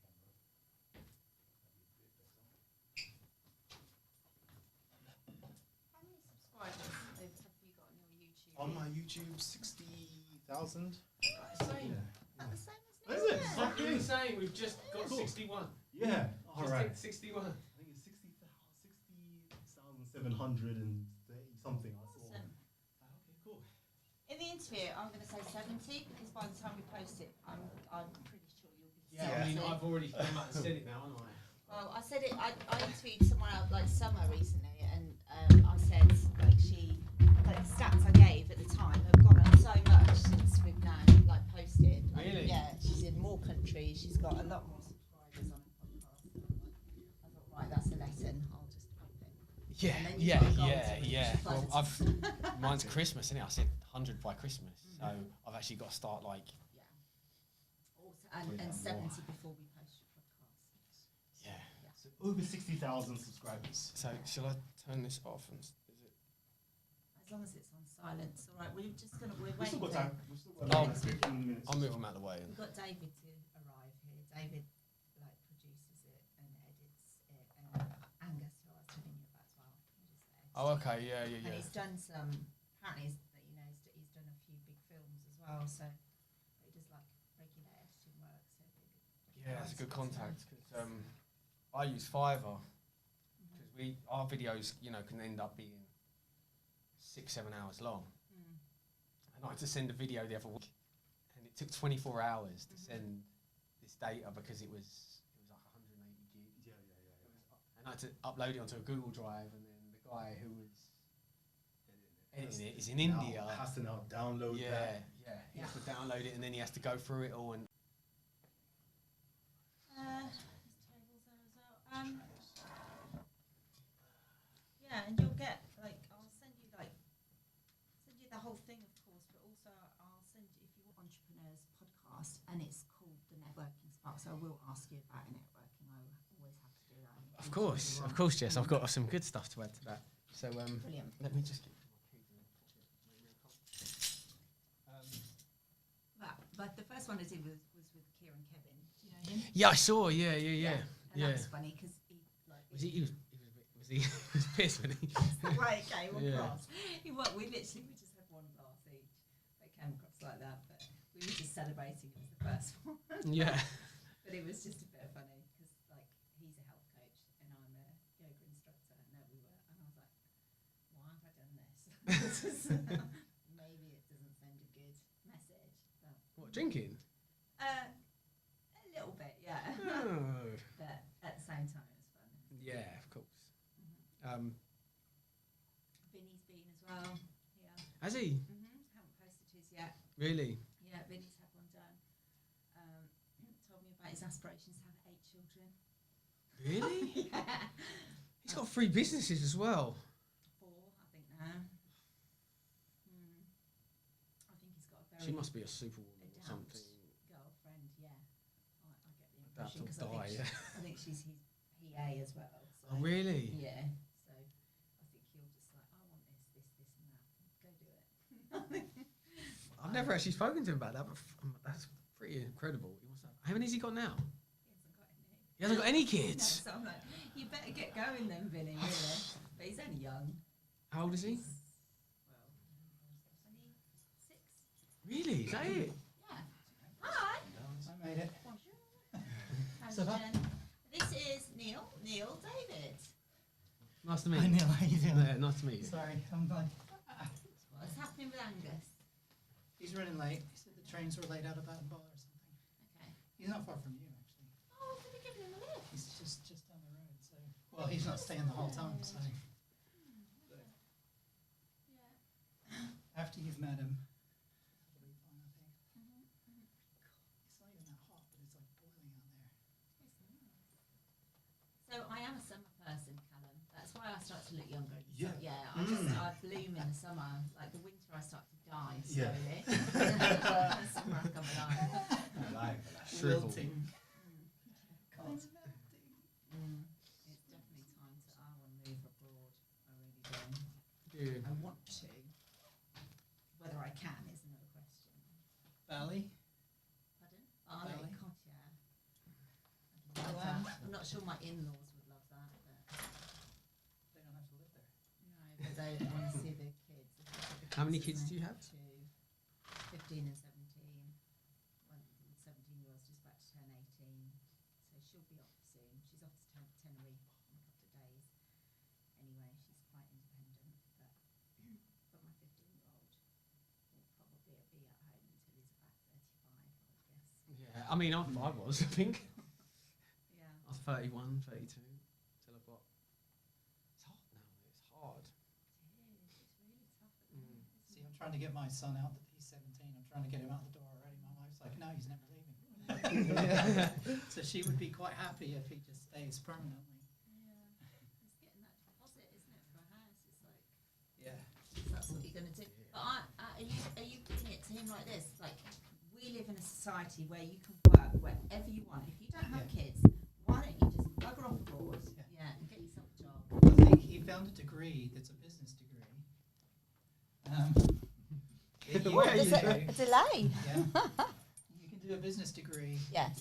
and what it's like an apprenticeship. But what they do is you work in Australia, Singapore, France, and England, I think, or it's certainly Australia, Singapore, and somewhere else, and then the UK. Mm-hmm. So you basically go on a Yes. year visa. They have a job for you when you get there, and you get to live there and work, and you study at the same time. And I'm Yes. like, dude, 100% do that. Yeah. Like whatever you do that. Yeah. Definitely do that. Yeah, Yeah. and Malaysia has got Make It Easy as well. They've got like this Yeah. second home sort of law. And funnily enough, I was on AI yesterday saying, which are the best countries to move to and why? So I know all about it. That's good. I want your opinion about where I should have my computer, David, please. This one's fine. You can't see it at all. Well, that one I can. Well, yeah, you're going to be able to see it on that one. Yeah. That's fine. So is doesn't it matter, just okay leave there? Yeah? Or shall I do that?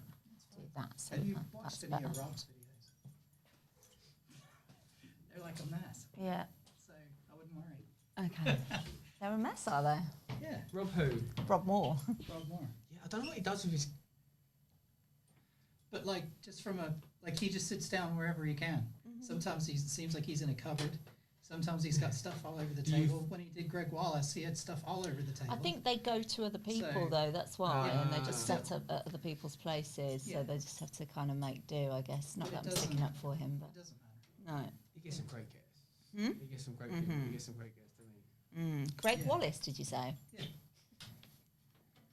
I bet you There's a could really do a brilliant interesting impression of him. Oh, Barry, that's the Barry. Biscuit Yeah. Bass. Yeah. Bass. Yeah, he does a really good one talking about like behind the scenes at MasterChef and all about cooking and losing weight because he lost tons of weight Yeah. and all that sort of stuff. Yeah. Yeah, I watched a whole ton of them. was just, that's the perfect example of somebody who has hundreds of thousands of followers, and literally the video can be anything. It can be you sitting in a closet, or it can be you in a perfect studio. Like a lot of his are in the studio that I have in London, but a lot of them aren't. He just goes to the people, and does it remote. So it's kind of a little bit of everything. They've got a couple of stories about that, but the mic's not working, things like that. Yeah, I bet. Yeah. With because I interviewed Kane, and I was like, "What's the worst thing that ever happened?" And I think it was one of the dragons from Dragon's Den, the little one with glasses. And and he had a bit of a meltdown, I think, because their stuff wasn't working and they were doing it on phones. Egos. Yeah. Can we have you in the background doing a dance while I Can you wait? Go. Again. Look at those hips. Okay, that's it. Love it. Oh man. You know what? You're gonna have to do that again for me because I had it on. I had it on time lapse. I'm good. That's good. No, look. Yeah, but look. Okay, look. You look like you're doing. Look, have a look. Ready? Because you're gonna have to catch this. Can't you slow it down, put it through an idiot? Man, yes, we'll have to do that. So you're happy with? Let me just make sure you're happy. I'm just going to do a quick Instagram live, if that's all right, before I forget. Oh, should we put that light on in the background as well? Yeah.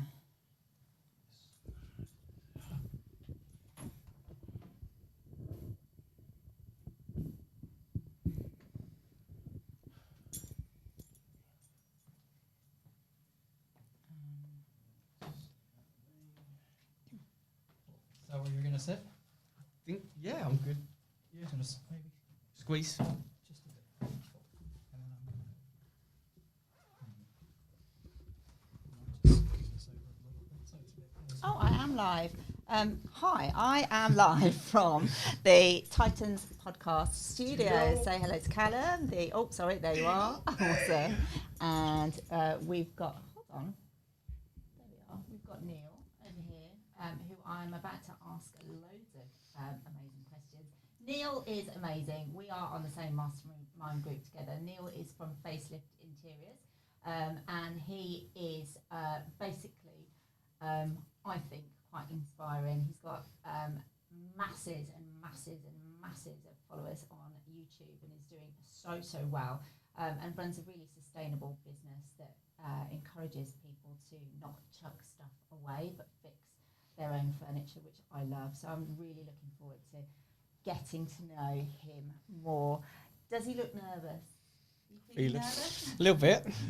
I'm okay. I'm all right. Awesome. And then over here we've got David in the corner, my lovely producer, who I have to say I couldn't do this podcast without.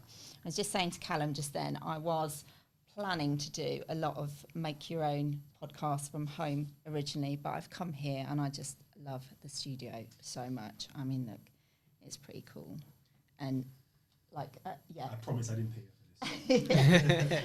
And if you look at the equipment as well, it's super cool. So anyway, I'm going to get going and start the interview. So nice to see you guys. And you joined. Did I? Facelift Interiors. Oh, but it might be Stacey.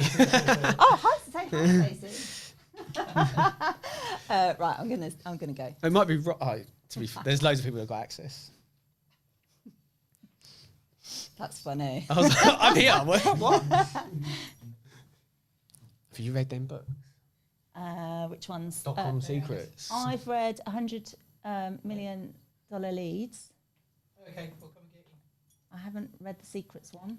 The Secrets trilogy. So you've got that one, which is .com Secrets. Then you've got Expert Secrets, and then Traffic Secrets. Mm-hmm. If you're setting up like a business that sells online, it's phenomenal. Me and Rob are actually thinking about going because he's in London in October doing like one event. Rob Moore. Rob Arnold. Rob Arnold, yeah, sorry. Me Rob's like my sort of business coach slash dad. Yeah. So he's He's a rock, isn't he? yeah. Like I told you, didn't I? I said I interviewed a few, and I just knew since I interviewed Rob. We should save this for the comment. But yeah. Yeah.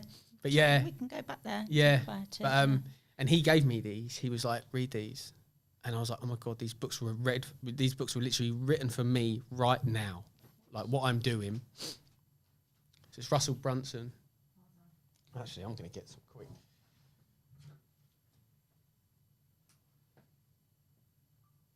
So in the podcast studio, we've got this amazing bookcase that Neil has just brought my attention to. There's so many cool, like, books, all designed, all aimed at entrepreneurs. We've got Filming everything. writers. Told you we'd be doing it. I think she's doing it live instead of something. Oh, hello. This is Angus. Hi, Angus. I'm Nice just to see you. and you. Straight on camera. Yeah, sorry. That's it. Hi, and this is Neil. Hi Neil, how you doing? Nice to meet you. How Nice to doing? meet you. Yeah, cool. I'll just check I'm on silent. Thank you very much. Check the phones. That one, .com secrets. Yeah, I'm actually reading it the second time now. Okay. Yeah, so An expert secrets. Yeah, expert the trilogy. Yeah, yeah. And now I'm like, I've got to do it again because it's literally written for me right now. Let me take a photo of that, otherwise I'll forget. Please, yeah, thank you.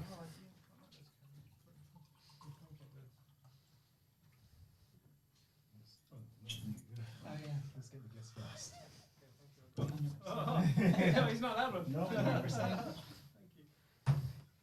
You're gonna get better glass. That's I gotta why. get Yes, my- it's I nice. gotta I get edited your last one, so I saw kind of what you did. Yeah. That was really good. Yeah. Thank you. That wasn't my fave, but there's No, I'm there's sure lots this. of them Yeah, to yeah, yeah. do. But yeah, I'm really looking forward to this one. Maybe you can edit this one for us. Well, the plan is I would like him to edit them moving forward. So he's done the Tracy one, which you haven't seen yet. It's coming next. That's coming. That's being posted on Thursday, isn't it? So yeah. So that's coming up soon. So I just need to shove the ad in it. Do you know what? I'm going to Whitstable tomorrow, so I could do with seeing that. Like, is there any chance I can see it tonight? Actually, don't worry about it. For you, yeah, of just course, yeah, just so you know, though, Wednesday to Monday, I'm away running a retreat and a teacher training. So Okay, yeah, that's fine. thank you. I just literally he's done everything. All I need to do is put the ad in. Yeah. And Okay. that's it. And it's just the spark ad, right? We're not putting the retreat ad in this one. No. So that's fine. So I can drop that in. That's no problem. Amazing. Oh, look at that. See it. See the best of last. You get the brandy first. Yeah, my brandy water. Yeah. Okay. So, shall we get going? Do you want to have a little poke around Yeah, do for you a wanna- second first? Or? Do you want to move around before we start? I was wondering why that's flashing. These are normally out of battery or out of card. Yeah. It's because the memory card inside is full. That's the reason. Oh. We're not using it. We're not using it, so it's okay. Yeah, okay. Is it there just for show? Basically. At this Memory point. cards there for show. It records Neil's So at do you rack everything? You rack focus the and tech iris talk. fit? Or do you do it I used to be in this world. Did you? Tech. Yeah, I used to be a DJ. Before I started up, like 20 years ago, I was into. So I used to set up rigs and not cameras. It was more like You were a light. DJ, but you would set up rigs. So you did the whole. Yeah. Shaboodle. Yeah. Yeah. In the Did you get on previous. with Lee Smith? Used to be a DJ as well. Lee Smith. Mergers and acquisitions. Mergers and acquisitions. Investor, He was a yeah. DJ as well. He's really great to talk to. You should do. Yeah. Oh, we did at the because we were talking privately because I saw that he said something in the group. I was like, oh, I'll just private message him, and now we talk and We just then I met him at your we kind of wanted to at the Spark. Was it Spark? Yeah. Yeah, the Spark meetup. Yeah, he's been And- here as well. Yeah. I haven't seen his. Has his gone up yet? No, I was going to do it next week, but I'm actually I'm bringing something out. So I'm bringing Kirsty's in first because we're doing a joint venture, Kirsty, me, Lee, and this other guy called Rich, for businesses that want to have an exit plan. We're doing a webinar, so I just wanted to interview her today and then Done it a little bit wider, do so a little bit of an ad for that webinar and then just post that. So his has just been shifted back a little bit, Right, as has okay. been his. But it's good to have a bank of, you Yeah, know. 100%. Have a bank of content you can keep. Because When's we- a good time for yours to go out? Any Sunday 4 o'clock, 3 o'clock. time of the year? Yeah, I mean, what YouTube, we know, like 'cause we've been doing it a while, so we know that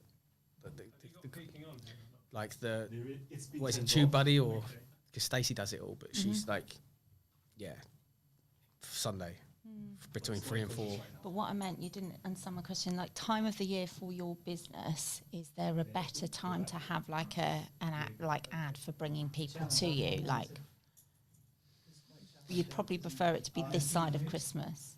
It depends on the business. So you know, like the interior stuff, you know, like the bespoke furniture that we make, and curtains and stuff. Christmas is pretty crazy, but you know, we're sort of merged. We're sort of. Sorry, go on, carry on talking. Oh, sorry, man. And then He's going to come with some blusher in a minute. don't this spot Oh. popped up on my face earlier. Shall I and was stay like, here? Shall I be just? careful going- I remember, be just careful need going to forwards stay and in backwards. one You need to kind of decide where you're place, gonna be. don't I? Right, so straight back here. And I need to glue myself here and not move.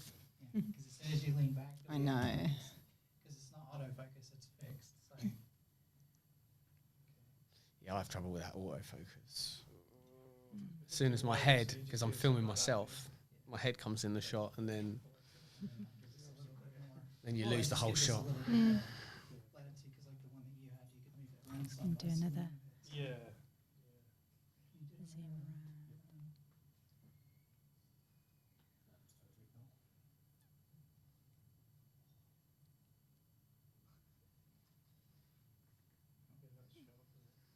That's pretty sure.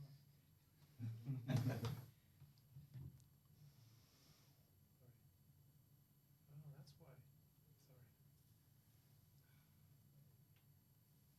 why. Sorry. Right. All right. Yeah.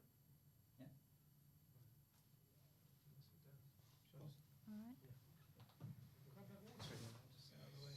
So do you record it on there, or do you hit record on the cameras? No, we record it directly here. Directly there. So they're just like heads.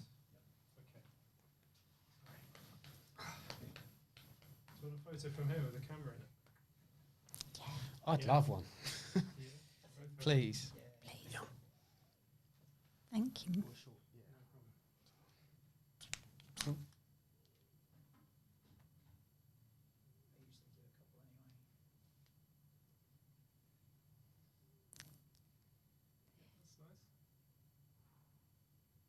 And we are posting a lot on Insta as well.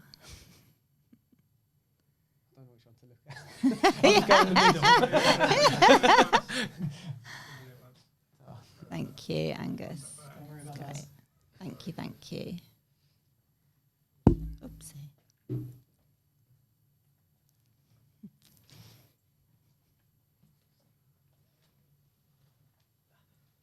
The red light on the side of your head. It doesn't look too bad. It's Thank red you. for a studio. So, you're happy with the shots? Yeah. Yep. I think so, yeah. Perfect. I'm going to hit record. Thanks so much, Callum. Appreciate you. So what time do you want to wave? It's all right, I've got the time here, so I'll be good. I'm all good. I've got my computer. And what time do you want to wave? How many minutes? I'm going to go until I'm going to go. Well, it's I always say 30, between 30 and 45 minutes, but I like to go with the flow. So, yeah. But I'll. Give you a wave approach. All right. There's that curtain is slightly open. Is that going to affect anything? Is that a zoom lens? Was that fixed? Prime lens fixed. Yeah. Prime lens. Okay. So, if we're happy, I'm going to hit the record button. Ah. Who's next? Who's the next guest? Kirsty Parker. She's coming at 1:15 in an hour. So yeah, I sort of I want to start asking Angus questions right now. What films have you worked on? Quite a lot. Wow, She'll recruit you for the next one. I'd love that.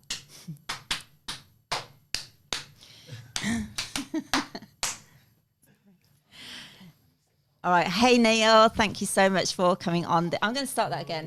Yeah. Wait. All right. We're raring to go. All right. Are you ready? All right. Awesome. So, hey, Neil, thank you so much for coming to the Networking Spark. Super excited to have you here. You've made a long journey, so I really appreciate you coming all this way. So, Neil, I'm going to start off with, you have got nearly 70,000 YouTube followers and 7,000 Instagram followers. How did you do that? First of all, thank you for having me, Jess. It's You're a so pleasure. welcome. So we started our YouTube channel when we started the business. So about 4 years ago. It was quite dark times, you know. It was 3 weeks before the lockdowns. So we just started the business, and we were just trying to, like, while other businesses in our sector were absolutely flourishing, because, you know, everyone was home, everyone was spending money on their homes, on inside the house, on, you know, extensions. It had gone crazy. But we were just starting, so we had to sort of build a customer base, and yeah. So in some ways it was a good time to start a business, but in other ways not, right? Yes and no. It was good because we got a fresh start, but the businesses that were already established had their best years during that time, whereas we had to sort of build a customer base. So it was good, you know, it was good in a way. Yeah, and then my fiance said to me, why don't we start a YouTube channel? I was like, I don't know why we would do that, but okay. So we did that, and it was slow at first, you know, like anything. You know, I think I said to you, like some nights we were sitting there on a Friday, glass of wine, and you'd see one little blue line come up to say that someone had viewed one of your videos, and that was incredible. And then, you know, and she's great at it, my fiance. So she was every Sunday regiment, you know, put a video up, and then fast forward 4 years, and we now get 140,000 views a month. So Wow, that's incredible. yeah, so it was with YouTube. It was sticking to that regime of once a week, at least for a year. Yeah. And then So it's being like determined and having a routine and doing things at the same time, and maybe having a lovely girlfriend, fiance to do it for you. Yes, of course. It's a hard slog, you know, the first year of a YouTube channel at least, you know, because you're not seeing much, but you know You have to put the blinkers on. You do, yeah, absolutely. And know where you're going. Yeah, exactly. And you just have to keep doing it, and then you start to see things start to change. And that's why a lot of channels don't make it, because they give up after 3 months. They're like, I can't. People lose patience, Yeah. don't they? Yeah. But you'd say it takes about a year before you start noticing results. I'd say, about Yeah. that. I mean, but this was 4 years ago, so Yeah. with algorithm changes, I'm not sure, but yeah, for us, definitely. Yeah. And I know it might seem a bit superficial for me to jump in and have that as the first question I ask you, because I really want to dive deep into why you're doing what you're doing and what it is you do. But with any business, marketing is like first and foremost. You don't get customers often without marketing, and obviously your social media, your YouTube is marketing. So it's hugely important for any business owner, and that I think that should be the priority. Do you? Absolutely.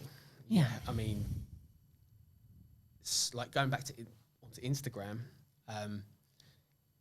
Instagram for us is more like, I say this to my students, I'm like, Instagram is your portfolio, you know, and it's so important. I say to them, like, and I teach them now with the academy, I'm like, I teach them not just how to upholster, I'm like, but I teach you how to shoot, how to photograph a piece of, how to really shoot well, And show. people and what show, you're and doing. how to edit that picture and how to make it, because that is your wall, and it's free. You know, it's a free portfolio that the public can see. YouTube's definitely more for people that are trying to have a go themselves, or you know, Yeah. I think everyone's on YouTube for that, aren't they? Yeah. But you're multi-talented, right? So you're teaching your students how to. oh, sorry. Okay. It's fine. We'll edit Yeah, this out. of but, course. Callum's listening to it remotely, and he said, "Could you Got get it. closer to your mouth?" Right. Is that better? Bit more? Yeah. Better? Bit more. Bit more? Yeah, that's probably Yep. better. Okay. Thank you. Sorry. There is delay, isn't there? A slight delay. It's also keep going. It's all good. So you are multi-talented, and you are not only you're doing so much. So let's dive deep into exactly what you do. What is Facelift Interiors? Facelift Interiors is a high-end furniture company. Essentially, we do reupholstery, bespoke upholstery, very high quality, and so yeah, that's we do. Yeah, so if you want your sofa recovered, we'll do that. We'll take it away and recover it for you, or if you want a bespoke piece made for you, like for your house to fit in that exact space, we can do that as well. And I have to jump in and say you've got the most amazing van that you just showed me outside. It's like it's done up like a beautiful kind of living room inside. Absolutely gorgeous. Thank you. Yeah. Thank you. Yeah, that's Your showroom. so that's our mobile showroom. So, you know, obviously with the cost of high street, you know, rents, I thought that was a pretty good alternative. So I've taken the van, and I said this to my students as well. I say, leverage whatever you can. So the van is not just advertising and a delivery and collection vehicle. It's also a mobile showroom that we can take to customers. They can get in, they can try the chair, they can, you know, they can. So it works in. It's got like three or Can four. they bounce up and down? But even bounce up and down. I've lost my words upon it. Are they allowed to do that? Yeah, it's strong enough. It's strong enough. So Yeah. yeah, you can have a go. Yeah, that's kind of what we're about with you know, that's Facelift Interiors. Yeah. But you've also got an academy. Yes. What's that? So the academy is kind of was born off the back of our YouTube channel. So obviously YouTube has been amazing for us. It's like our mate. It's, you know, it's been incredible for us. And I get to talk to people from, you know, all over the world. I get messages from New Zealand, Australia, South Africa, America, Canada. Everyone's like, "Oh my God, I've had a go. Thank you so much." And it's incredible. But YouTube, as great as it's been, it does have its limits. You know, there is certain stuff we can't fit in. To try and find that sweet spot, we have to cut videos off and miss parts out. So I said, I think it was 2 years ago, it's taken 2 years to build the academy. We said, right, we're going to build our own platform where there's no restrictions. We can make the videos as long as we want. We can keep in all the details. So yeah, we built that, and then and we finally launched it about 3 weeks ago. So, and it took 2 years to build. Yeah. So, yeah, and wow, it's huge though. Yeah, it's Do you see that overtaking your, like what you're doing at the moment, as in like helping customers like in person? Yeah. Or, yeah, Yeah. it's going to overtake that. I think yeah? so. I Yeah. think so. Yeah, it definitely, because you know it's not just teaching people, you know, how to sort of redo their furniture and have a go themselves, which is obviously great for my industry. Some blokes probably wouldn't agree. Some blokes are like, "What are you teaching people for?" But you know, it's about not just teaching people that want to learn upholstery, but teaching the public as well. We've got to educate people that, you know, this cheap furniture that, and we've kind of got into we're kind of in a place now where furniture is manufactured very cheaply abroad. Mostly in China these days. And it lasts, by the time it's here, you know, it's cheap. It's cheap. Which isn't always a good thing, right? Exactly. And it's, you know, Filling if, up. if it's cheap, you know, it's been made in a factory where they, you know, that's getting shipped abroad. They probably just use cheap materials, cheap fabrics, and it's probably going to last 5 years, and it's going to end up either on a fire or buried in the ground. So my mission with the academy and YouTube is to sort of teach people, you know, about the detrimental effects on like Mother Earth, you know, with all this cheap furniture coming in. It's not just furniture, it's Clothes, right, you know, clothes, everything. Temu, you know, it's just my mum loves Temu. And What is Timo? pardon? What is Timo? Temu. Do you know Temu? No. The shop like a billionaire. Oh, Nope. shopping like Yeah, obviously shopping I like a don't- I billionaire. don't It's shop it's that much. no, it's really like, I think it's like a Chinese Okay. company. Yeah. This isn't going out to China. Is it? Yeah. So it's, you know, we're in a kind of place now in society where we're in a bit of a throwaway place where people would rather spend £500 on a piece of furniture that'll end up in landfill in 5 years. And what I am teaching people is that if you are going to do that, you will end up buying. You buy cheap, you buy twice, because in 5 years you'll end up doing the same thing again, and you'll end up in that cycle. And if you come to us or, you know, your local upholsterers and have a piece made, they'll make sure it's, you know, top quality. You'll pay more, a lot more, but, you know, it will last 50 years. And if you do the maths and you Yeah, work out yeah, how many pieces yeah. you're buying, you know, over the years, you know, you are potentially going to save money, but also you're also doing something sustainable, because we do live in a society where everyone's in a rush and people are just buying stuff, and there's so much getting chucked away all the time. So I really like that that's part of your mission. Yeah, I mean, it's going the right way. I mean, there's stuff coming out all the time about like the foams and the fabrics and the fire retardant treatments, and even wood dust now apparently is bad for us.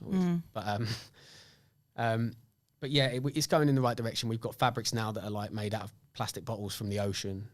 There's actually fabrics now that are made out of, you know, totally recycled plastic. And, you know, my mission is to sort of teach people, you know, spend a bit more, go for the quality, and it will last you generations. Yeah. So Have to say, I did that once. When my mum passed, I wanted to have something that I would keep forever to remind me of her. And I had a bespoke chaise lounge made, and I love it. And I know it will be with me forever. So it really is worth it if you want something, you know, done that's going to last. and then your kids, you know, Yeah. Yeah. God And forbid, that's a long time away, but, you know, you pass it down to your children, and then they can just have it recovered, because Yeah. the frame, as long as the frame's made out of Yeah, decent, but time goes so quickly, Neil, doesn't it? I mean, that was like 15 years ago, and I'm like, whoa, seems like yesterday, but yeah, wow, yeah. yeah. So what made you go into what you're doing today? What's your journey been? Would you say you're an entrepreneur? Would you say you're a craftsman? How would you define yourself, and how have you got to where you are today? And essentially, what I'd like to know, I always ask my guests this, like, what has forged you into the person that you are today? Because I see you as somebody that's really active. You're super funny, by the way, Thank you. everyone. If you get the chance, have a look at Facelifting Series on YouTube and Instagram, because Neil is the funniest person ever. And just to come, when I've met you, you come across as quite shy, and then I saw all these clips, and I was like, oh, actually, you're really funny and you're quite confident. So it's funny to see the different sides of you. But where I was leading you is that I believe with anyone that's really going for it in their business, often there's something that's kind of forged you. You know, what is it? What gives you the drive? So I've always wanted to chase something. I've always had to, you know, go after something. And if I go after it, I go for it. I don't know what that is. It's something built within me that's, you know, I've always felt like there's something, like there is a purpose. So, yeah, and if you can put that into your business rather than just having an expensive hobby, then brilliant. yeah, amazing. Yeah, and, you know, it probably was, you know, just after COVID that I was like, right, I'm really going to go for this now. I'm really going to go for this now. And some would call it maybe a spiritual awakening or something like that. But I just decided that, you know, this is it. And I'm going pedal to the metal. And I have done since then. And I've learned more in the 3 years since COVID than I ever did, you know, in formal education. Fantastic. How old are you, Neil? 40. 40. 40. Yeah, I'm 40. I think I'm still. Yeah, I'm 40. Yeah, Yeah, I'm you get 40. to that age, don't you, and you start to forget. It's happened to me. Yes, It's like, yes. How old am I? Yeah, yeah, yeah. Does it matter? Yeah. Sometimes I have to ask my partner, how old am I? Yeah. And she's involved in the business as well, right? Is it both of you run it together? Yeah, so not so much in the early days, but now, you know, with the YouTube, she was always running the YouTube channel. I mean, she would have been amazing as a YouTube, with like makeup. Has she got any spare time? I don't think so. Damn. I can barely get my stuff done. But no, definitely now, you know, we're trying to build like a family business that, you know, is going to build a future for our children. Yeah. So, and it's great that we can do that together. It's hard sometimes when you're filming together. Of course. You do snap at each other, but But you most get of the time past we're it. separate. So it's, but it's nice that, you know, we're totally aligned on that. So, and that's amazing, you know, and we can do this together. Bit stressful at the moment. Because, you know, we're bootstrapping the whole, you know. Yeah, it's not easy, is it? It's Yeah, not easy it's not starting easy a and, business, you but know, and- you've got to have that drive, and I think you do. So you're going to get there. Thank you. For sure. Thank you. How important, Neil, do you think networking is for a business owner? And what's your personal experience of networking so far? Wow, big question. So networking is, I think I said it on an Instagram post when I was on the way to the mastermind that we're part of. When you get into a room with people that are on the same wavelength as you, that are all thinking, you know, all growing, all trying to build their businesses, it lights you up. I come out of some of these networking events and I'm on the phone to my VA, like, right, we've got to do this, and this. So like, it's just, you know, we've got loads of, you come out of there fired up, and, you know, you introduced me to my business coach, Mr. Rob Arnold. So we should say hello, Rob, if he's listening.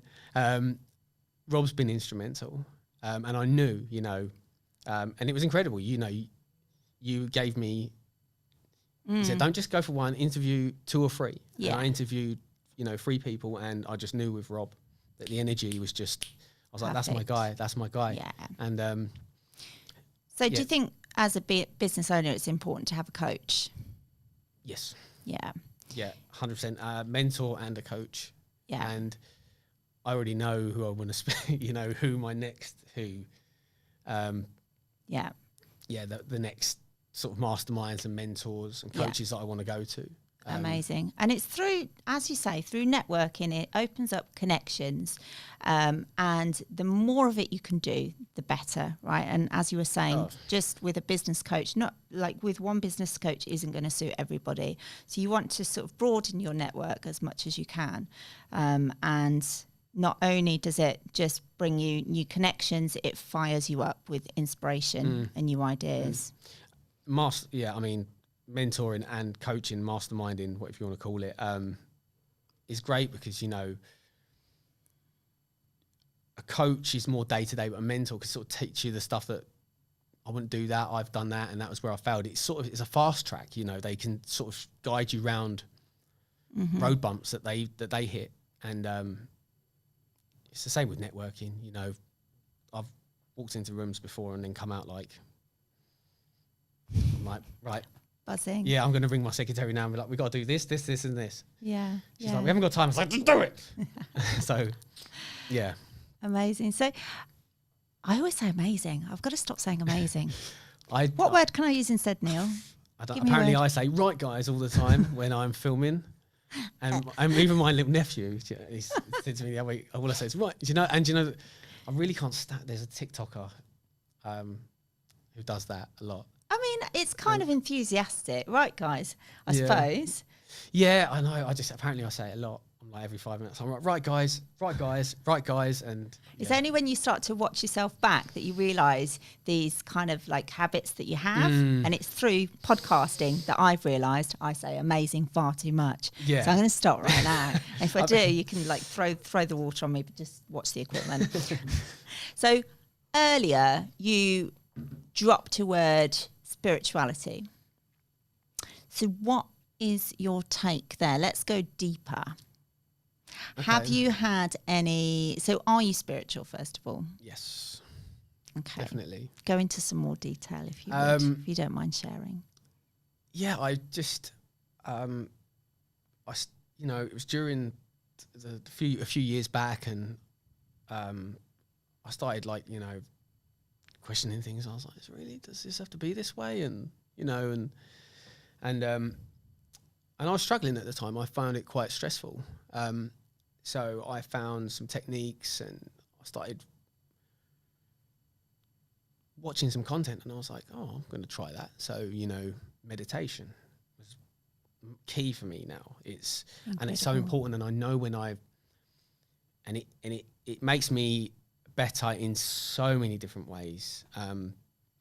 As a dad, you know, as dad of 2 young kids, I find that if I'm not meditating enough, I'm a lot snappier. So that's a massive part of my life now. And every morning I wake up and I write down, you know, or I think about, and I do it every morning and every night. I sit down and I say, because, you know, I've got 2 healthy kids, so I know that is.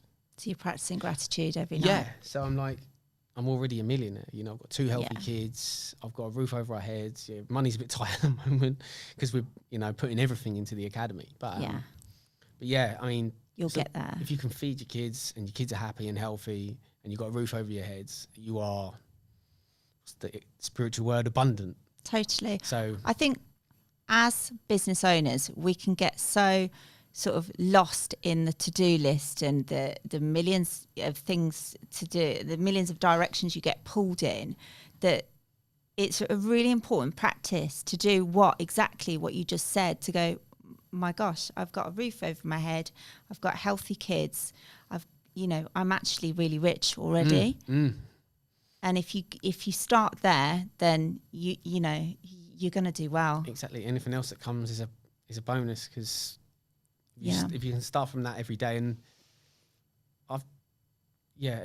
gratitude changed my life.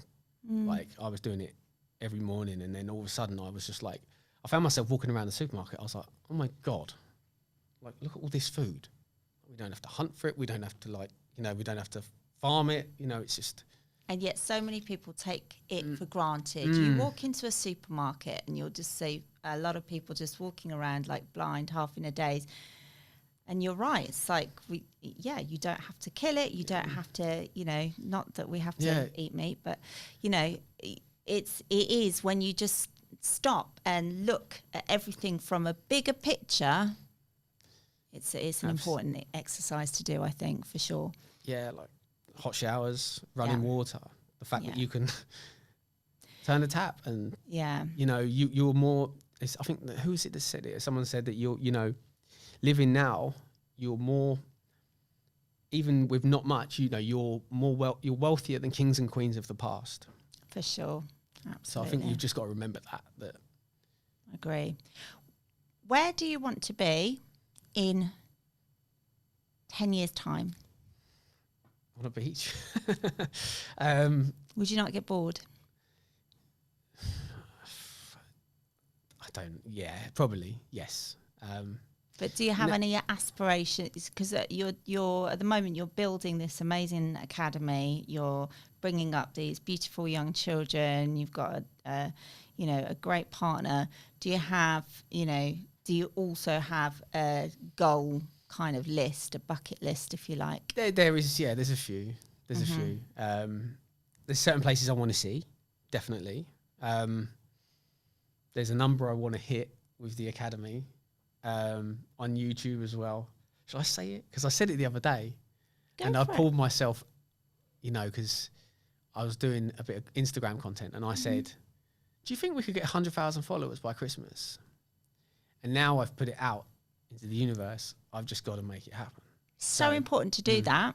Hold yourself accountable. Yeah, if you put it out there and you say it, and particularly if you say it on social media, then my goodness, you're going to do it because you've put it out there. So yeah, it's the best way, I think. Exactly. So Yeah, I tell people that a lot. Like, if someone says, because I've done so much reading on it, on not just business but like spirituality as well, and you know, if someone says, oh, I could never do that, well, you can't now, because your subconscious mind, you've told it that you could never do it. So it's like, okay, we can never do that. But if you tell yourself every day, like I've been doing this with business, I was like, we're going to do it, and then your subconscious mind will start to go, okay, let's work on this, and then you'll start doing things, and then before you know it, yeah, I totally agree. It's incredible. But I've done a lot on that. So, what are your top tips for other business owners just starting out? Top tips for entrepreneurs? Read as much as you can. Have you got a top book to recommend? Oh, where do I start? There's one up there. What's that one? The one that I'm pointing to is .com Secrets by Russell Brunson, and it's a secrets trilogy. So there's 3 books, but Rob gave me them books, and I swear them books were written for me right now. I swear that Russell Brunson wrote them for me, because I'm, you know, with the academy, we're having to learn.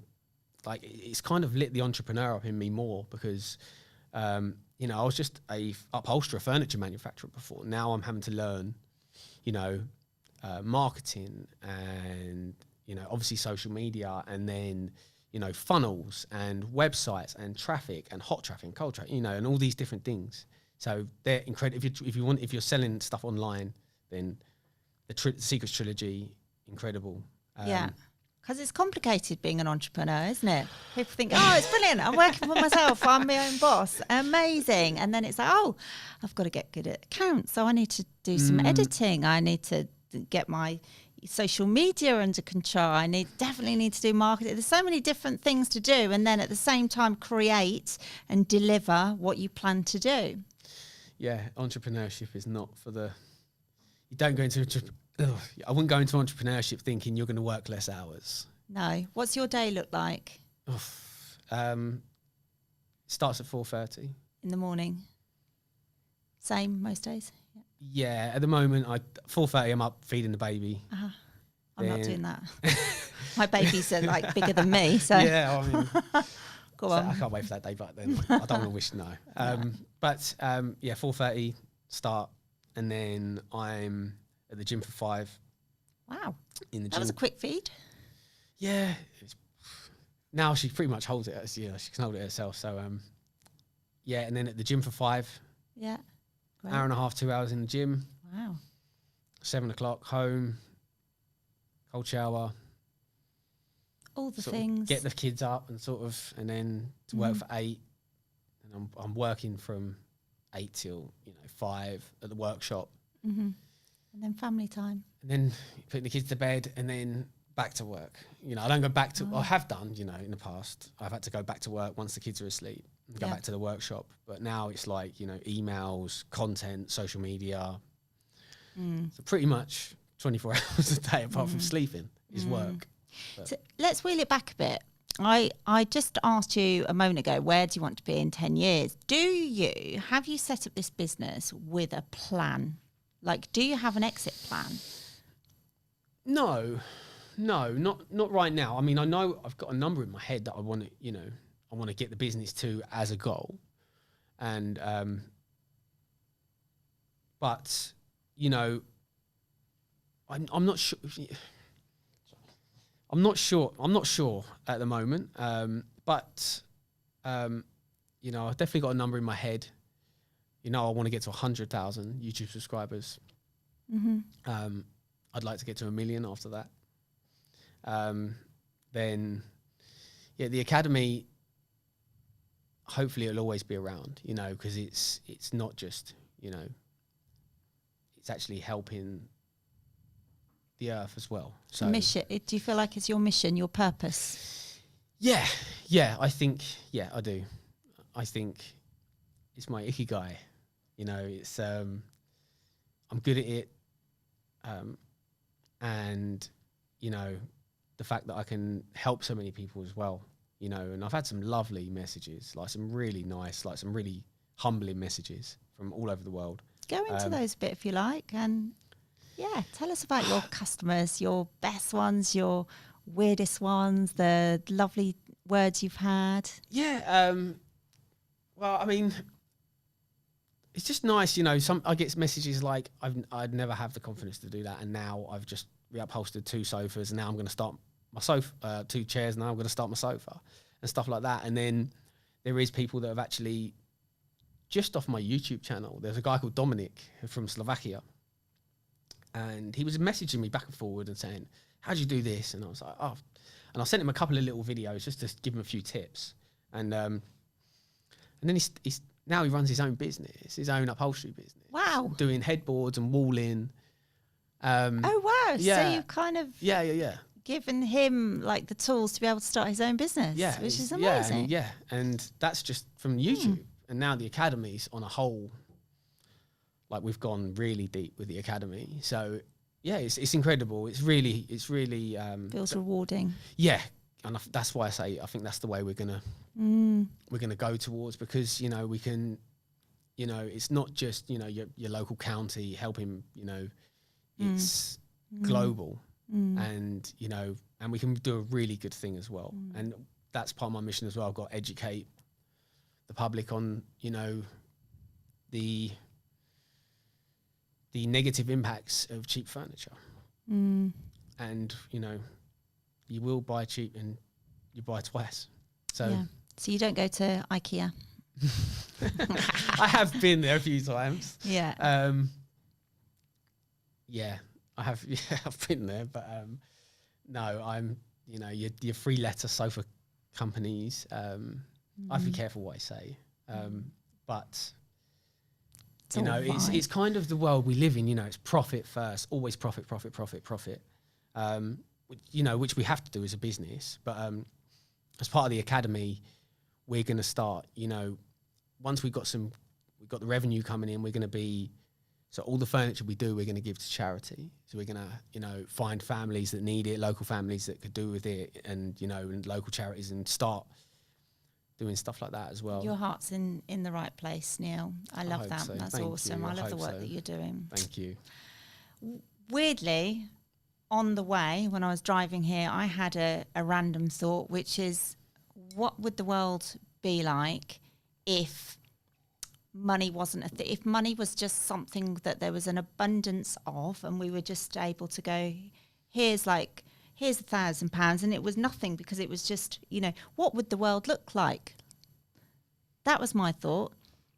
And then would people actually still get up to run their businesses? Would people still, you know, have the drive that they'd got if money wasn't a thing and there was an abundance of it, and we had so much that we could just give it to everybody?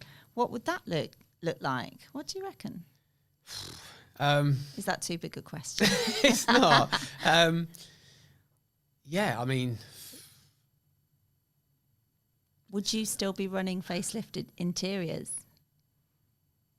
yes, but you know, if money was abundant, then we wouldn't have, you know, the issues that we are having. You know, where cost is, you know, put above quality, and that's the world we live in at the moment, and it's having detrimental effects globally. You know, it's not just in this country. We send 22 million pieces of furniture to landfill every year, 22 million, and that's just here.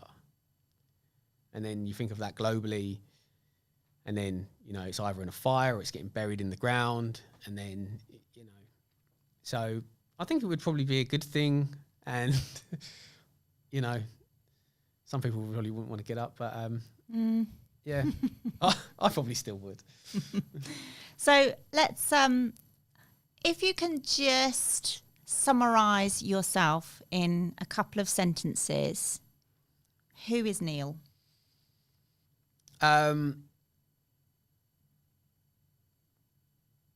Dad first, I think. Yeah, we are definitely dad.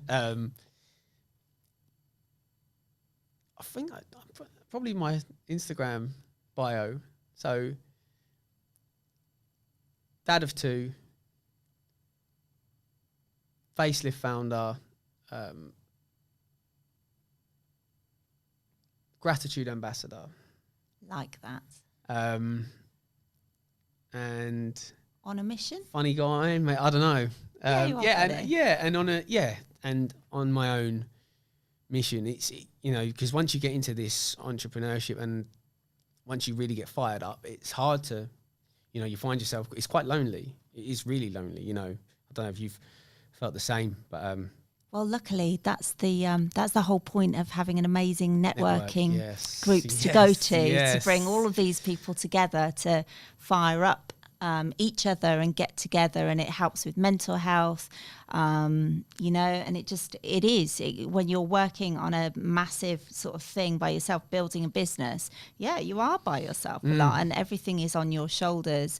So that's what we do at Spark. We bring people together, usually in beautiful places as well, to kind of spark all of this connection, and it's just good for people. So what you're doing is good for the planet, and what I'm doing is good for people. So, yeah, I mean that's knock on. yeah, We're all on a mission, and your mission is to bring us together, and then when you get people in the room together like entrepreneurs, things happen, like big things happen, and it's incredible. It's incredible. So thank you. Oh, awesome. Well, let's say cheers. It's been amazing having you on. Thank you very much, Jess. Cheers. Appreciate it. Thanks for inviting me. Oh, you're so welcome. And is there anything else you want to say before we wrap up?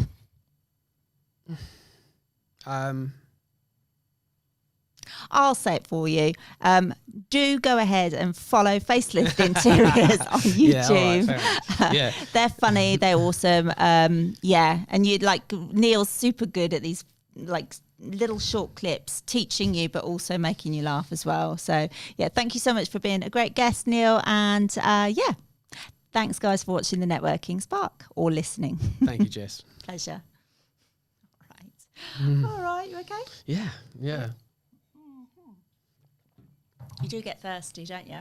Yeah, Yes. yeah. And then I was like, I do have it a lot where I'm like, I just like lose my trail of thought in the middle of, I don't know if it's an ADHD thing, but I'm just like in the middle of something and I'm just like, oh, it's gone. Yeah. It's gone, and it happened It's like- really early. And I was like, no, not now. And then, A lot of people do that, don't worry. Brain fog. Tracy, we were just talking about, she did it quite a lot. Vinny did it a lot. I would rescue Vinny quite a bit in conversations. Really? Sort of thing. Yeah, just jumping when I saw him losing his trail. So you're not alone there, don't worry. And we can like edit bits, but we try not to edit because it's just nice to be kind of natural, really. But we'll obviously edit the bits at the start. So yeah, so thank you so much for coming all the way over. thank you for having me. It's been a nice experience, really nice. Do you feel Hopefully, like- I hope I came across well. Yeah, you did. Yeah. Yeah. As long as you feel like we covered everything you wanted Oh to yeah, cover. yeah. Just I wanted to try and but I think I wasn't sure whether you would open up about your spiritual experience. You kind of half told me about. it wasn't really. It was. I don't know. It was like kind of like I don't know if people would like when you talk about sun gazing and stuff and grounding and Grounding's amazing. yeah. I was trying to ground you then. was you?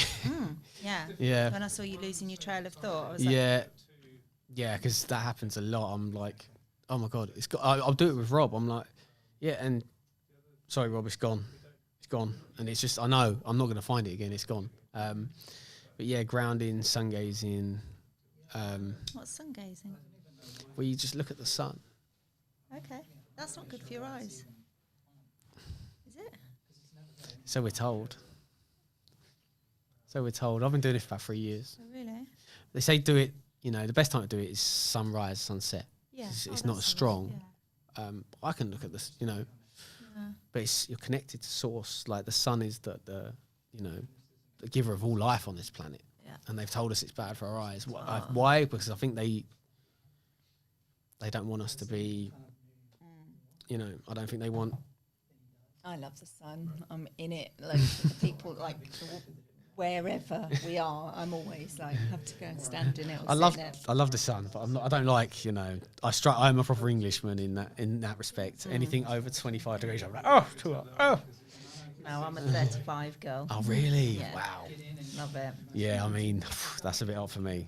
But, I mean, if you're on holiday, and you got a swimming pool and an air conditioned room and an ocean to jump in, but like driving around Clapham. Yeah, it's a bit much, isn't it? But yeah. Well, hopefully, like you're going to miss the rush hour traffic. That was a good idea to come at 2, so you'll miss the rush hour traffic. Yeah, and get yeah, back yeah. to the kids and stuff. Yeah. And then when it's all kind of done, I'll send it. I'll let you know when we're going to kind of release it, and then I'll send it to you and send the shorts and stuff as well. Awesome. But then between then, like if you just want to send me like a little bio, any links that Yeah, you yeah, want on yeah, I show will. notes. Yeah, yeah. Thank you. Thank you, Jess. Very nice. I had a lovely time. Lovely experience. Did Love all we? these screens. I wish I could have them. I No, want to they're get. cool, aren't they? So let's just record a quick video. So, hello, who are you? My name's Neil. Neil what? Neil Banyan. Where are you, Neil? I am at Titan Podcast Studios on the Spark Networking podcast. And is that what you've just done? Yes, And did you have a good time? I had a lovely time. And what's the weirdest thing you could say to me right now? I don't know. Yeah, just pull a funny face. Love it. Anyway, Neil, thanks so much for coming. Thank you. All right, awesome. Cheers. Sorry, I'm a bit like random. Say something fun. Yeah, We with a didn't funny record face. any of that, so it's just you. That's fine. Good. Good stuff. Well, are you going to take Neil down, or shall I? I'll take Neil down, shall I? Right. And then I want to do a little bit of the trailer thing before. Cool. Nice to meet you, Neil. Nice to meet you. Thank you for having I me. couldn't help but think the whole time you were talking. My grandmother used to, I mean, even back in the 80s, she always had respect for reupholstery. Oh, really? And yeah, and her trick was always go to a charity shop and find the old furniture that nobody wants, that just needs recovering, and just get it refurbished instead. That's exactly the thing that you said. It's Yeah. like that old furniture is actually made really well. The old stuff is actually better. Yeah. Unless you go to a real, like myself or a high-end company. Yeah. All the stuff from your DFSs, SES. Yeah, it's terrible. It's all. Yeah. It's all made and. Cheap shit. Yes. Yeah. Exactly. Yeah. It's cheap shit. Yeah. Yeah. I'm trying to be too PC here, but yeah. It's, Nah, it's, you don't need to be it's PC, absolute yeah. bollocks. It's Yeah, it's crap. terrible. Yeah. Yeah, no, it's good.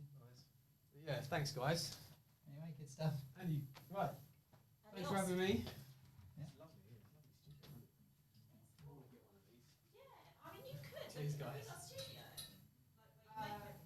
Cool. All right. Good stuff. What time is it? 3? It's all right. Yeah, I guess the job done, wasn't it? Yeah. The best part about this one is got decent cameras, which really helps. Neil didn't want to go. He really likes it. What did he I do? think lost he's plugged his phone in He plugged somewhere. there? Yes. Is that it? Yes. And that's my charger as well. So Yeah, can you get Oh, right, okay. just pull it out the plug, just not the actual plug, just the lead. That's it. Thank you very much. Good stuff. Right, thanks, guys. Right. So I'm just going to Angus. Yeah. What's that? Yes. Basically, what it is, we do a lot of long form content. With upholstery, we teach upholstery on YouTube. Okay. What I've got lots of ideas in my head for short form content that I want to build. Right. But what we're doing at the moment is we send the long form content on Fiverr. We use Fiverr. I send it to India. There's a guy in India that cuts it down, and then my fiance goes through it. But I've got loads of stuff that I want to do with regards to that. I want to use some movie clips, Oh, right. karate Nice. clips. I've got some really good Yeah, ideas yeah. for using Karate Kid clips and bring it into an entrepreneurship sort of space. Yeah. Whereas when he's shouting at him I own you, LaRusso, and I want to sort of add some captions in there and add some of my own content in as well.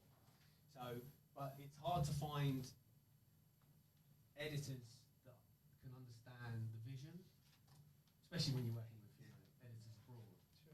So I don't know if you know anyone that would be interested in doing sort of anyone you could put me in contact with. Yeah, I mean, I could probably help you with that sort of stuff. Really? Yeah. Have a look at it. That's awesome. Yeah, just I got your contact details. Yeah. I can. That's where I'll did do you it. want to do that? That's fine. Sure. Yeah. Thank you very much. Yeah, no worries. Yeah, I've got loads of Lord of the Rings stuff, Karate Kid stuff that I want to sort of tie into. Just drop it. Yeah, into Yeah, sort of so like an make it entrepreneurship funny. space and inspire people. But it needs to be done. It's hard to, when there's a language barrier. It's hard to. It's hard to get the vision across. Five is good for some things, but it's much better when you can actually sit down and talk to somebody Yeah, in the room. yeah, absolutely. We're all like, yeah, 100%. It's five. The quality on there is not the same as actually having an editor, especially that's from your cultural background as well, and have sight off the vision and where it needs to go. Yeah. Like you can't beat that basically. Fiverr, you just it's a brief and then it's just. Yeah, yeah. I mean, That's true. I've had a few bits. I'm just like, oh, he doesn't understand what I'm saying. Yeah. And it's just like, so. And there's a whole point in stepping up in your business. Like, I'm going to get someone a little Yeah, bit more yeah, quality now that understands what I'm doing and Yeah. gets what I'm saying. yeah. Doesn't make it cheesy. Yeah, because that's part of the plan. To, as we grow, we're going to sort of have maybe have an in-house team. So I've got this idea. Can you guys start working on it? And but yeah, sending it to India. It's like, Yeah. But we'll make back sure in you- like, I've seen it. What is I've seen that? people try it. Yeah. I've seen And you got people paid for try it, make yeah. storyboards. Exactly. Yeah. So we'll make Alright. sure you're connected then. Yeah, we'll Yeah. connect you. Yeah. Thanks, Sure. thanks, guys. Sounds good. Thanks a lot, guys. Much appreciated. Cheers. Nice one. Yeah, that's Cheers. it. Nice to meet you. Cheers. You too. Cheers. I'll bring it downstairs. Oh, thanks. Bye Jess, then, how are you Neil. doing? Yeah, take care. Thanks, so much thanks for having me. coming. Yeah, all right. Cheers, Jess. Bye. I'll hang around on you. Yeah, sure. Callum just had a coffee that smelled amazing. So you want one? So I go and get some coffees. Well, what I was, Is there a thing? Is there a machine there? Is there an actual? there's a machine there, but there's obviously stuff around the corner. Did you want to try and record some stuff quickly? Yeah, obviously, I need to work really, but thank you. But that would be a nice idea. If you happen to run past there, then yes, that'd be amazing, but I do need to work. Well, maybe what we'll do is, when you start next time, we can sneak out and bring you something back. Mm-hmm. Because once you Cool. start, Yeah. So, so I've never done a trailer before. I've got some random notes I made this morning, so I'm going to have a go. let me turn I haven't really got a script. I've just got some kind of like, so I need to be looking that way. Can I? So what's the screen that I'm looking at? But I'm just trying to see what it looks like with that. Is it okay to do it this way? I can't really see because that camera's in front of it. Oh yeah, thank you. So what I want to do, really is, directly into the lens. Yeah. but I also need to just figure out what I'm going to say first. So I won't be a second.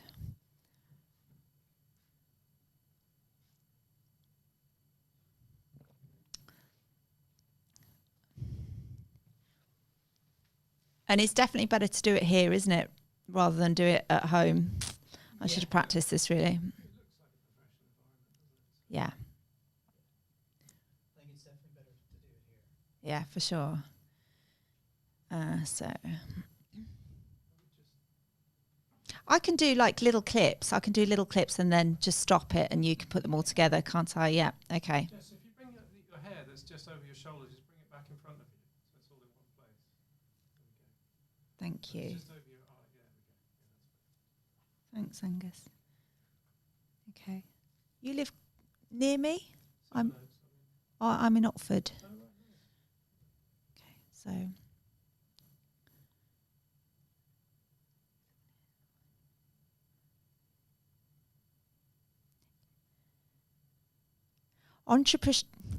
right, stop it.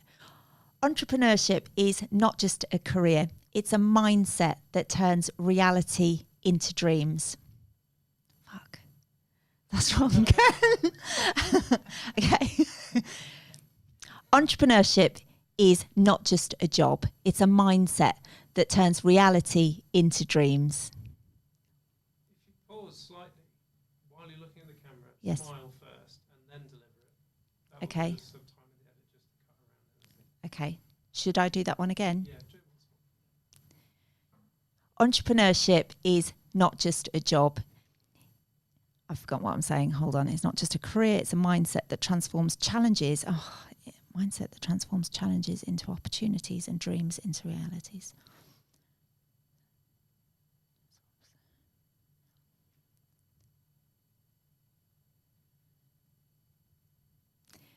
Entrepreneurship is not just a career. It turns challenges into, I can't remember it, into opportunities and dreams into realities. It transforms challenges into opportunities. Oh yeah, I was asking you about that, wasn't I? Mindset that transforms challenges into opportunities. Don't worry.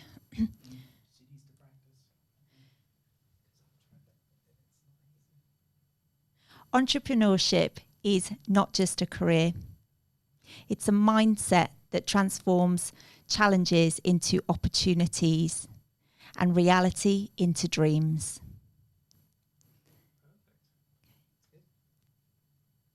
Thank you. I've wondered what it takes to achieve massive. Ever wondered what it takes to achieve massive success?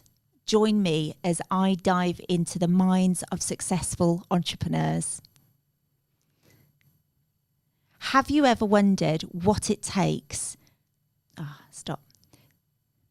Have you ever wondered what it takes to achieve massive success? Join me as I dive into the mindsets of so many different awesome entrepreneurs.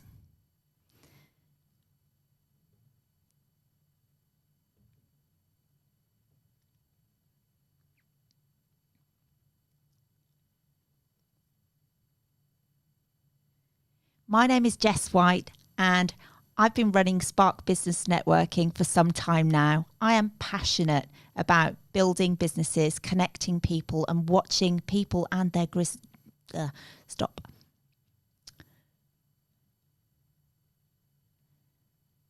I'm Jess White and I run Spark Business Networking and of course the Networking Spark podcast. I really love bringing people together and helping them and their businesses grow. My name is Jess White and I've been running Spark Business Networking for some time now, and that has led me to do this podcast, The Networking Spark. I am passionate about connecting people together, learning from people, and for really people to spark inspiration in each other and to learn, grow, and be the best that they can. My name is Jess White. My name is Jess White. I've been an entrepreneur for My name is Jess White. I've been an entrepreneur for some time now. My name is Jess White. I've been an entrepreneur for some time now, and I'm now running a business called Spark Business Networking. I've always loved bringing people together in beautiful places to allow connections to be formed, inspiration to be sparked, and to watch people and their businesses grow. I'll do one more. Try and hold the look at the end. Yes. Okay. Thanks. My name is Jess White. I've been an entrepreneur for some time now and I run Spark Business Networking. I have a passion for bringing people together to spark inspiration and learning and to really to create growth within. That sounds wrong. The previous one was good. You can use that one. Do you reckon that'll do? All right, good, thank you. I just didn't do the pause at the end. Shall I try one more time? Yeah. My name is Jess White. I've been an entrepreneur. I'll do it again. My name is Jess White. I've been an entrepreneur for some time now and I run Spark Business Networking. I absolutely love bringing people together to spark inspiration, creativity, new ideas, connections and partnerships. Cool. So next, content teaser. Showcase snippets or highlights from podcast interviews, include engaging moment. Obvious concepts.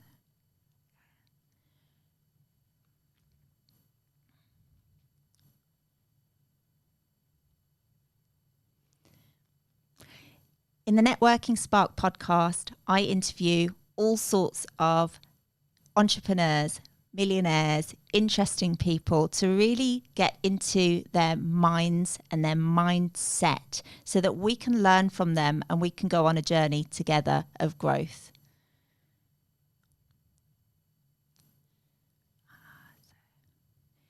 In the Networking Spark podcast, I interview all sorts of different entrepreneurs, millionaires, super successful people with multiple streams of income. In the Networking Spark podcast, I interview all sorts of entrepreneurs and people really living their passion so that we can learn from them. We can learn what makes them tick. We can get some snippets of how they live their daily life and really draw from that and learn from them and perhaps sprinkle a little bit of what they do into our own lives. Is that Kirsty arriving? Oh, Sorry. it's you? Hi. Didn't realise. Hello. All right, I'm just doing some stuff, but I'm trying to make a trailer ad. Have you got any That one was hints? perfect. No. I don't know what's going on yet properly. You do well. You do YouTube, and I'm just learning. What? Hold on. Is that on right now? It says off. YouTube. What's off? The display. This will come out on the actual recording. The highlights. The display functions. Oh, I see. Oh, so it records everything from there.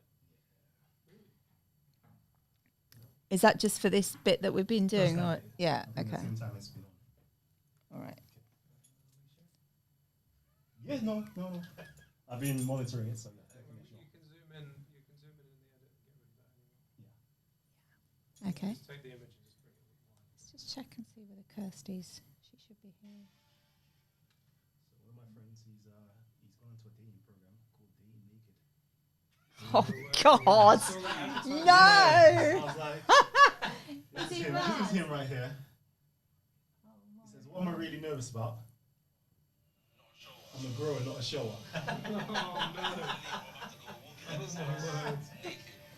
saw that come on. That came up on my feed today on Instagram. I was like, what? This guy's funny. Oh, sorry, this is still recording. Let me stop this. Where we are we're just doing like constant Okay, recording at the minute. Still recording, yeah. Yeah. It's fine, she's doing some. We're going to chop it all up and do lots of bits and bobs while you show us naked men. We can edit out the growing show. Maybe we'll keep that. All right. Did he take his phone? He did. It's all good. And then he also took It's okay. Yeah, we got it. It's all good, man. Nothing to worry about. It's all good. Yeah. So in the Networking Spark, I interview all sorts of interesting people. We're talking entrepreneurs, people with multiple streams of income, and even millionaires. I aim to bring in people to dive into what makes them tick so that we can learn from them. We can go on a journey together and we can perhaps learn some golden nuggets that we might even be able to use in our own lives. I'd love to hear your feedback and your comments. I do stumble a little bit over my words. That's the only thing. Could do with some gin, really. But If you do a couple of takes where you Yes. kind of say exactly what you want to say, and Yes. then do like just an ad hoc one yeah, where you kind of just do a totally relaxed one would be really interesting as well, where you Yeah. don't stick so much to the script, but you kind of just Yeah. say what you want to I say. haven't really got a script. They're just like pointers and kind of making it up a bit. But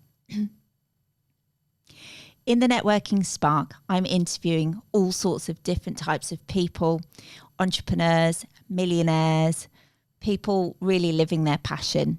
The hope is that we can learn from them to dive. No, I don't want to say the hope is. In the Networking Spark podcast, I interview all sorts of interesting entrepreneurs, millionaires, people living their passion and their purpose.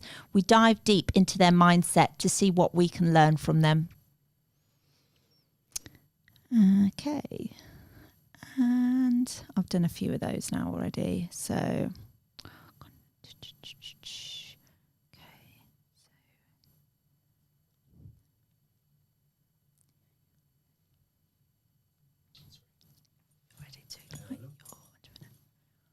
that be Kirsty? Yeah. Hi, Kirsty.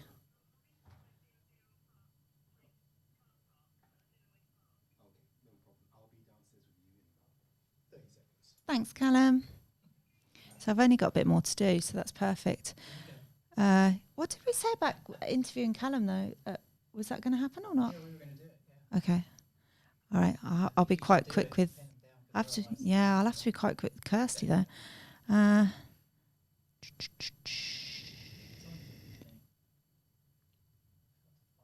have we? Oh, we're all good then. Okay.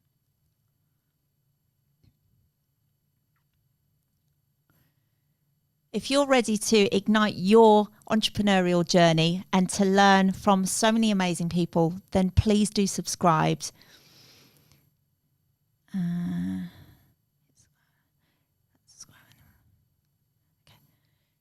If you're ready to ignite your entrepreneur, if you're ready to ignite your entrepreneurial journey, to learn from so many people, then do hit that subscribe button and make sure you get the notifications so you never miss an episode. Does that sound really cheesy?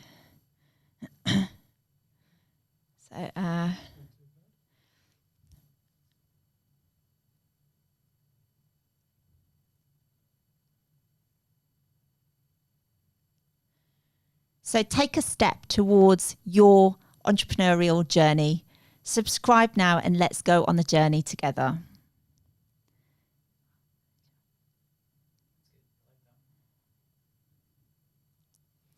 Every episode is a step towards your entrepreneurial journey. So let's go on the journey together. Don't forget to subscribe.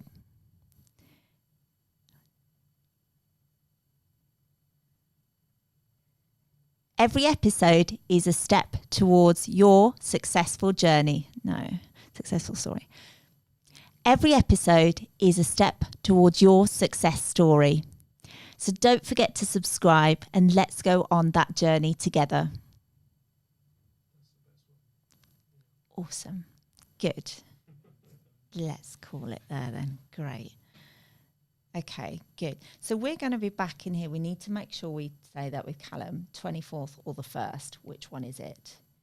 Yeah, I suspect it won't make any difference. But Okay, all right. we'll just ask him when he comes in. I might do it for we've got enough interviews, haven't we, at the moment to keep me going until October. Yeah. So I might do it for October. And we've got such a great character coming, Angus, this guy called BJ Cunningham.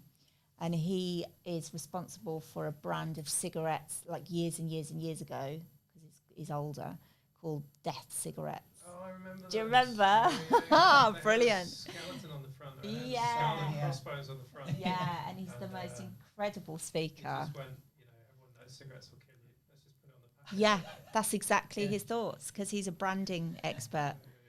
Yeah.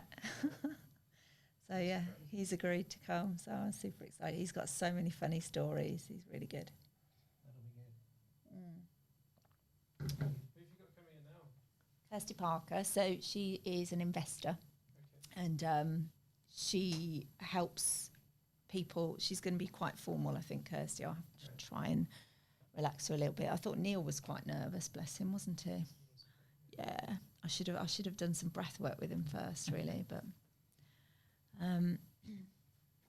yeah, Kirsty's great. She's a TEDx talker, so she'll be good at speaking. She's confident, and we are doing something together. We're doing a webinar together with a couple of others that's there to help business owners come up with an exit strategy that want to sell, and then she's got a whole network of investors behind her as well, and she's an investor too. Yeah. Is she in that Rob's network thing as well? Mm-hmm. So what is that? It's a mastermind. Run a mastermind called the 45. When Rob turned 45, he's like, right, I'm going to start this thing, this networking group with 45 people, and we've just become really close because it's it's a WhatsApp group, and we're asking questions and sort of interacting in there all the time, and then we have meetups. I organise some meetups outside of the mastermind where we just went on for 12 hours, had great time in London, went out dancing and stuff, and then we go to the formal ones where he has speakers on and you learn a lot, and they try and tell.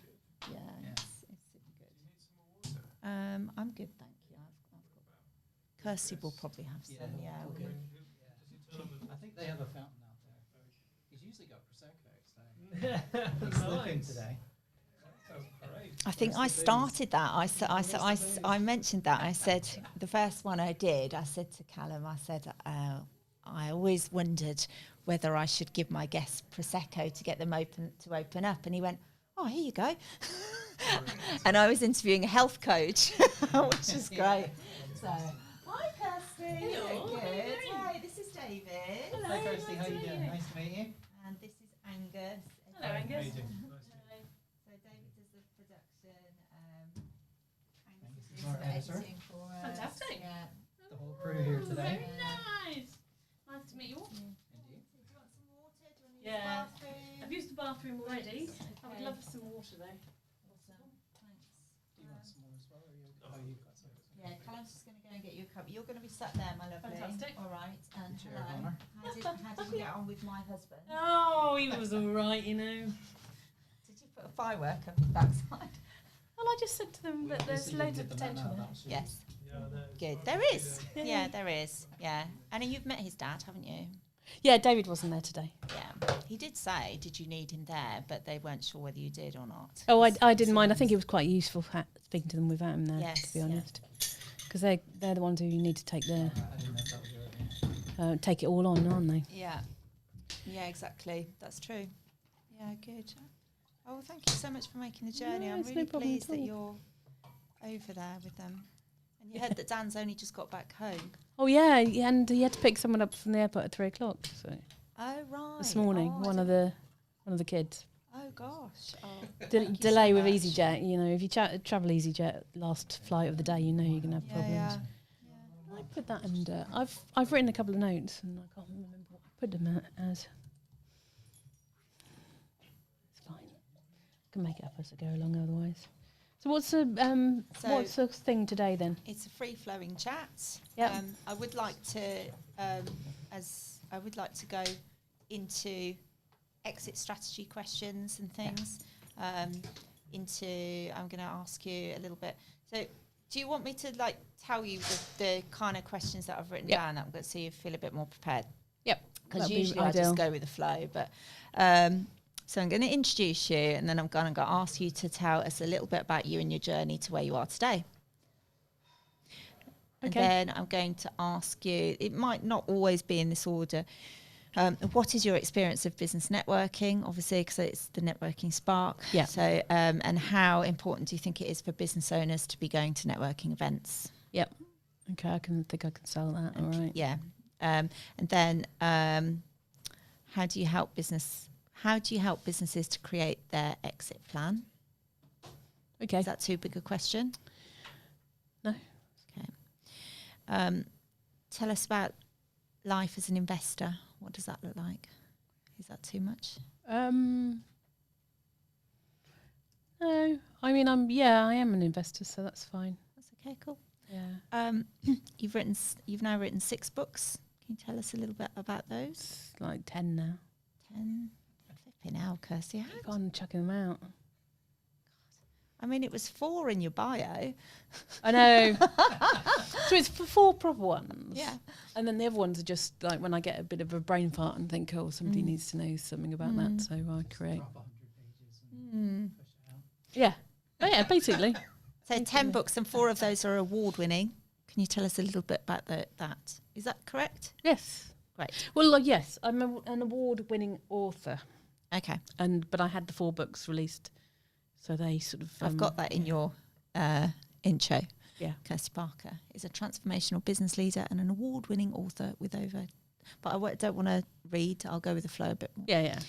Okay, and we're going to be hosting a webinar called the Exit Strategy Summit. Why should business owners attend? Because they want to get the money out of their business. Yeah, perfect. That's fine. Can I use my glasses? Of course you can. Well, I don't know if I'm going to want them. I'll take them on. and Totally off, up to you. so I normally take them on and off. Don't Yeah, I? totally up to you. I might ask you, do you have a bucket list? I might ask you I will ask you what your top tips for entrepreneurs trying to grow their business. And I might ask you, what advice would you give business owners that feel stuck? Any of those you don't want me to ask No, you? that's absolutely fine. All good? Yes. Good. You look more like an investor with the glasses on. Well, I better keep them on then. Yes. Or we'll take them off at the beginning, and when we talk about investment, I'll put them When on. you get serious. you can put I do them it to try and look a bit more intelligent. What can I say? Can't read with my glasses on though. Are you happy for me to do an Instagram live? Quick one. Say hello. Happy, yeah. All right, good. Yeah. All right. As you're having to do your Instagram everything at the moment. on. Right, so Yeah. where are you going to be? I can Are be you gonna wherever sit I back need to or are be. you gonna Do you want to sit back? forward, or- They I just wanna they make want sure you that to we be get in the same microphone and place. everything, yeah. microphone in the right place and all that. So I'll move forward a little bit. The microphone's kind of. Is that near enough? yeah, we can pull it in. If you're going to Yeah. sit back, that's fine. Actually, if we just turn it a little bit.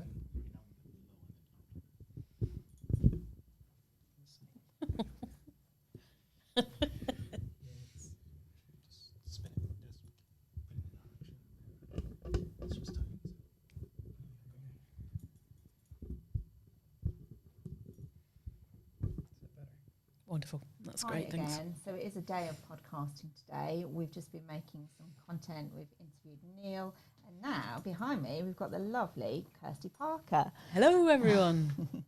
So just into interview number 2.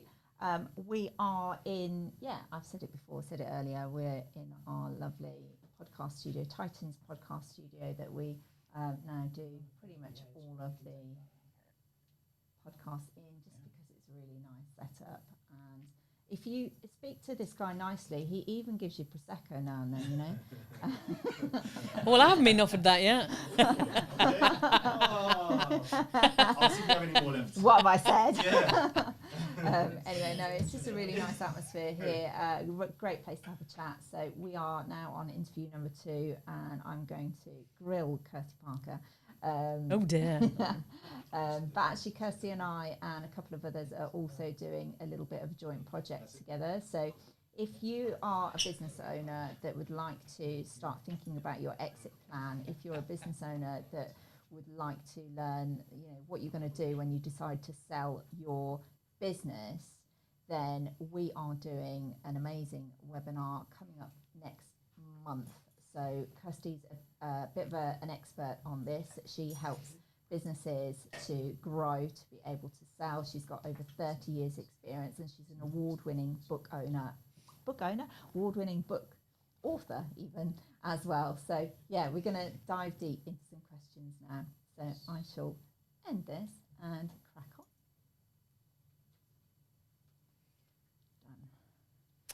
Wow, that's my first Insta Live. Oh, is it?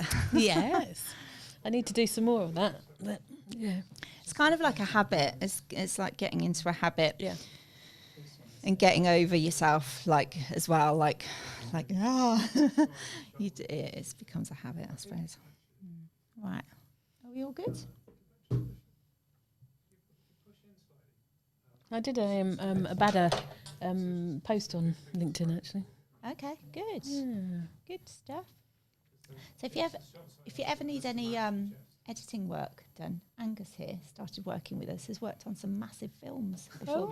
So yeah, so Neil has Which just been in. The biggest one, the one that most people have heard of is Boiling Point, that was made a couple of years ago Yeah. with Stephen Graham in the lead. Yeah. Shot in one shot. He's a Yeah, chef that's amazing. just before Christmas. Yeah. That got 4 BAFTA nominations. Wow, congratulations. Quite a big moment. And that's all for editing it. No, so I produced that. Okay. I produce, I edit, I shoot, and I do a bit of animation as well. So I do those different things. Very good. Yeah, that's good. I used to date a guy in the film industry. Uh-oh. Biggest thing. Oh, I know. He was doing a lot of his filming over in Rome and Marrakesh, so it was quite nice for lots of trips. Good excuse to travel, hey? Are we ready then? I was alright until I saw the camera. Oh, don't. Just ignore. I know. Yeah, just ignore. I'm going to ignore it. Look into my eyes. Look into my eyes. Not round.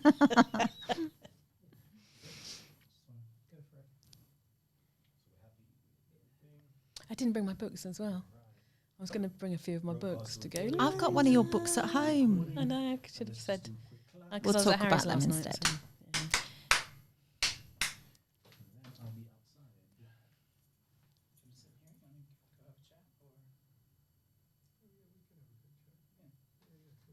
Right, I can't We're come gonna back leave in, you to so it. I'll All right. head off after that. I think Neil would have preferred it if that had happened earlier, you know. It's like, he got really nervous. And I was like, all right, so you're going to sneak in a bit or what? Yeah, okay, and we'll just ignore you. All right, so what time is it now? 15:32.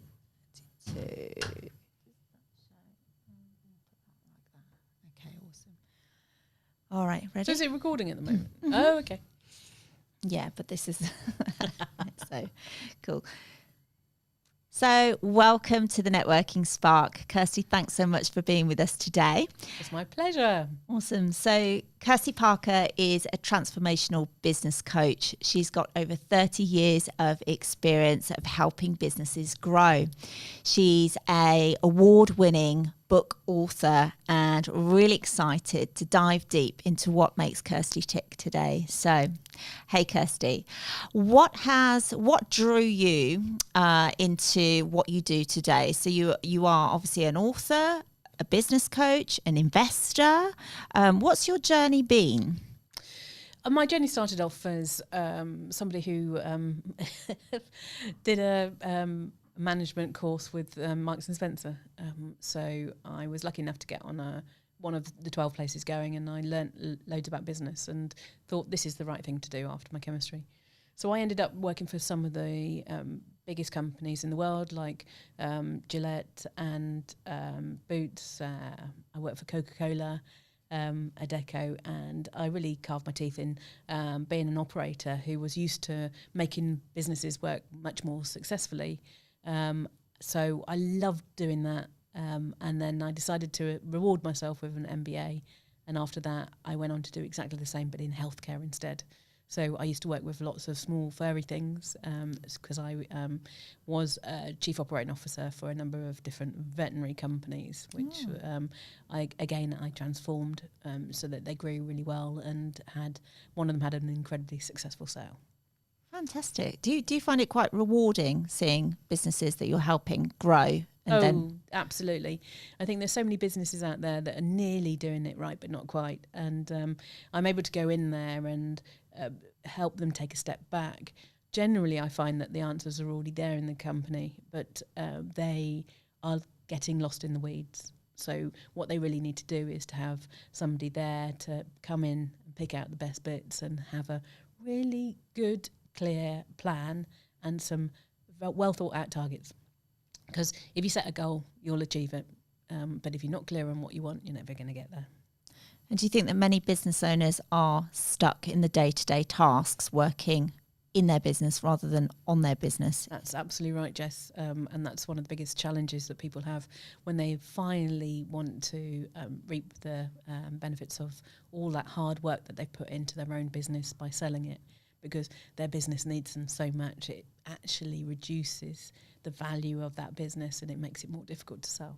So I coach and I mentor a lot of CEOs, CFOs and directors of businesses that have just got lost in the weeds, and they just need somebody to reassure them, to help them to think through what's the most important thing for their company, and to be very clear on what they want to achieve, so that we can create a plan that comes from them on how to deliver that.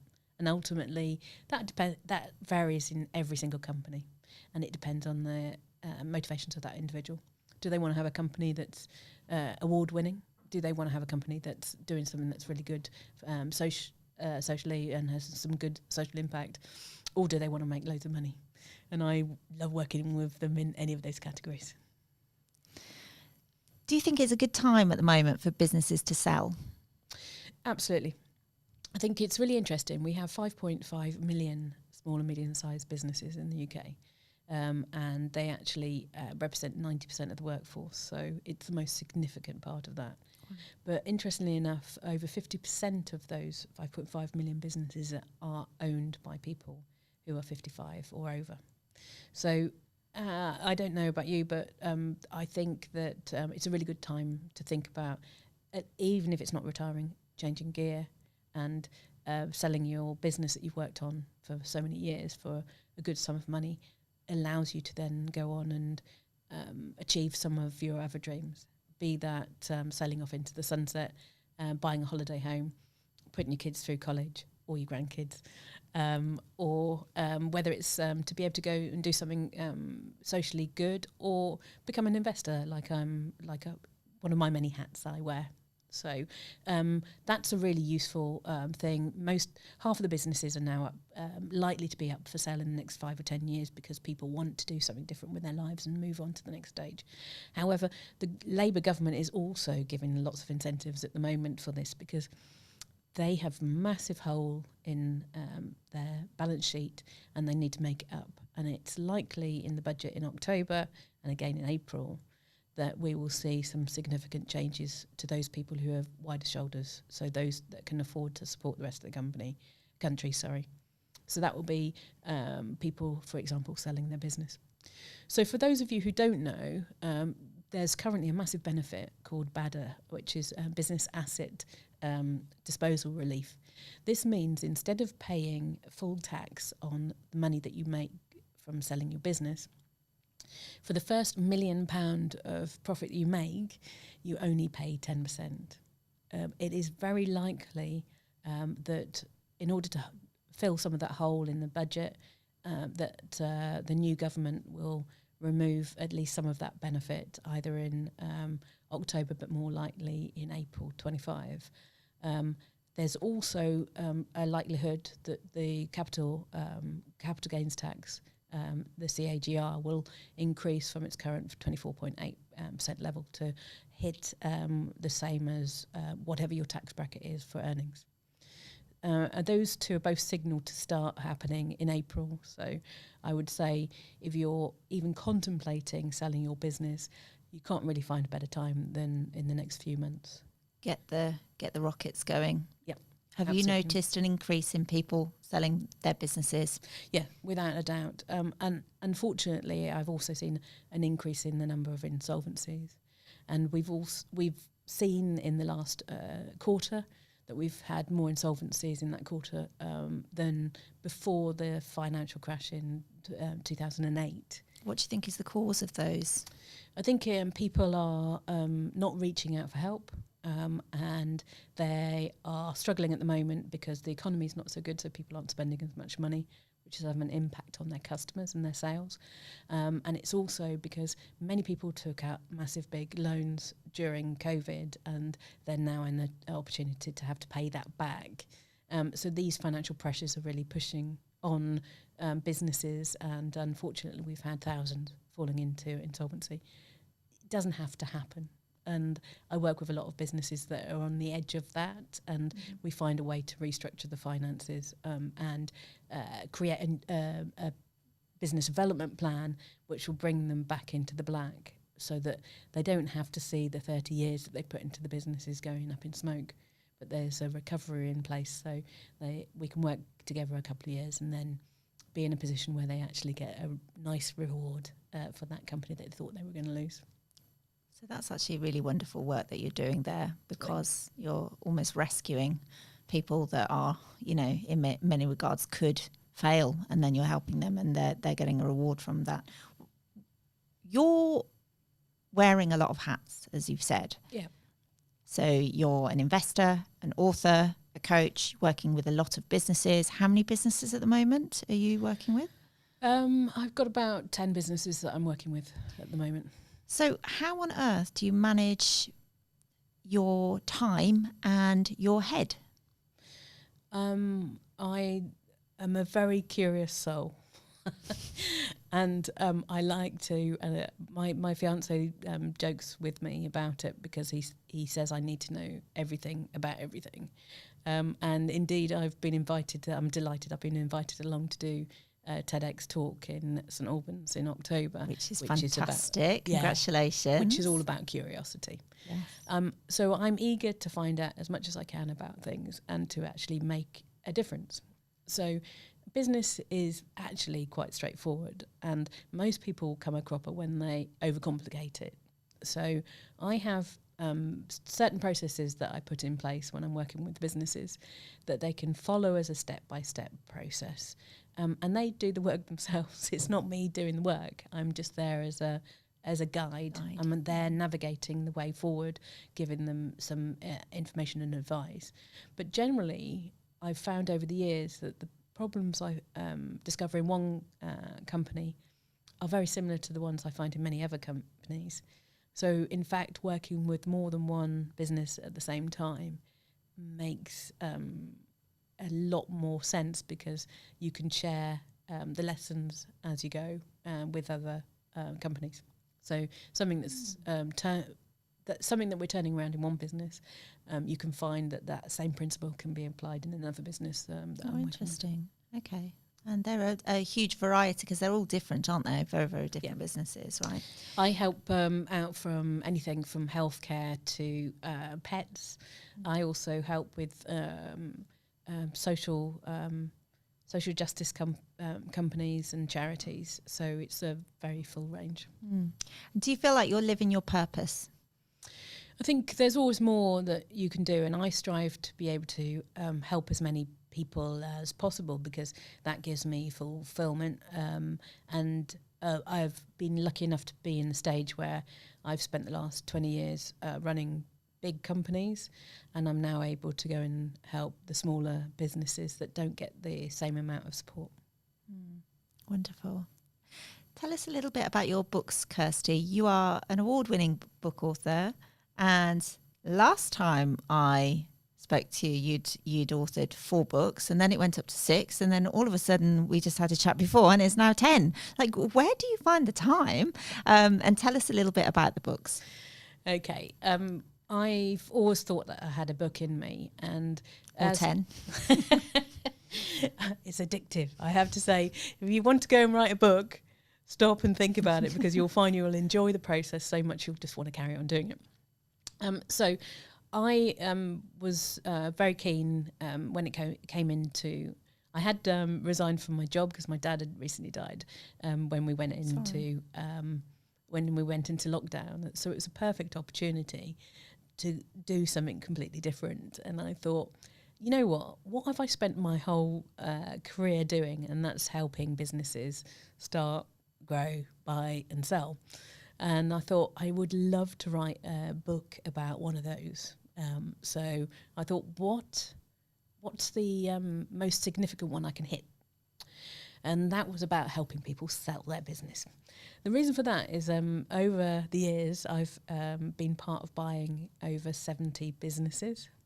And one thing that I've found, because my focus has been on integrating those businesses into a group and a buy and build, has been that those people who've sold their businesses feel somewhat bereft, they're unhappy, they're not clear on what was required, and they don't feel that they've got what they wanted out of that sale. And that's generally because they're not prepared. So I thought, how can I make the most impact using the skills and knowledge and experience I have?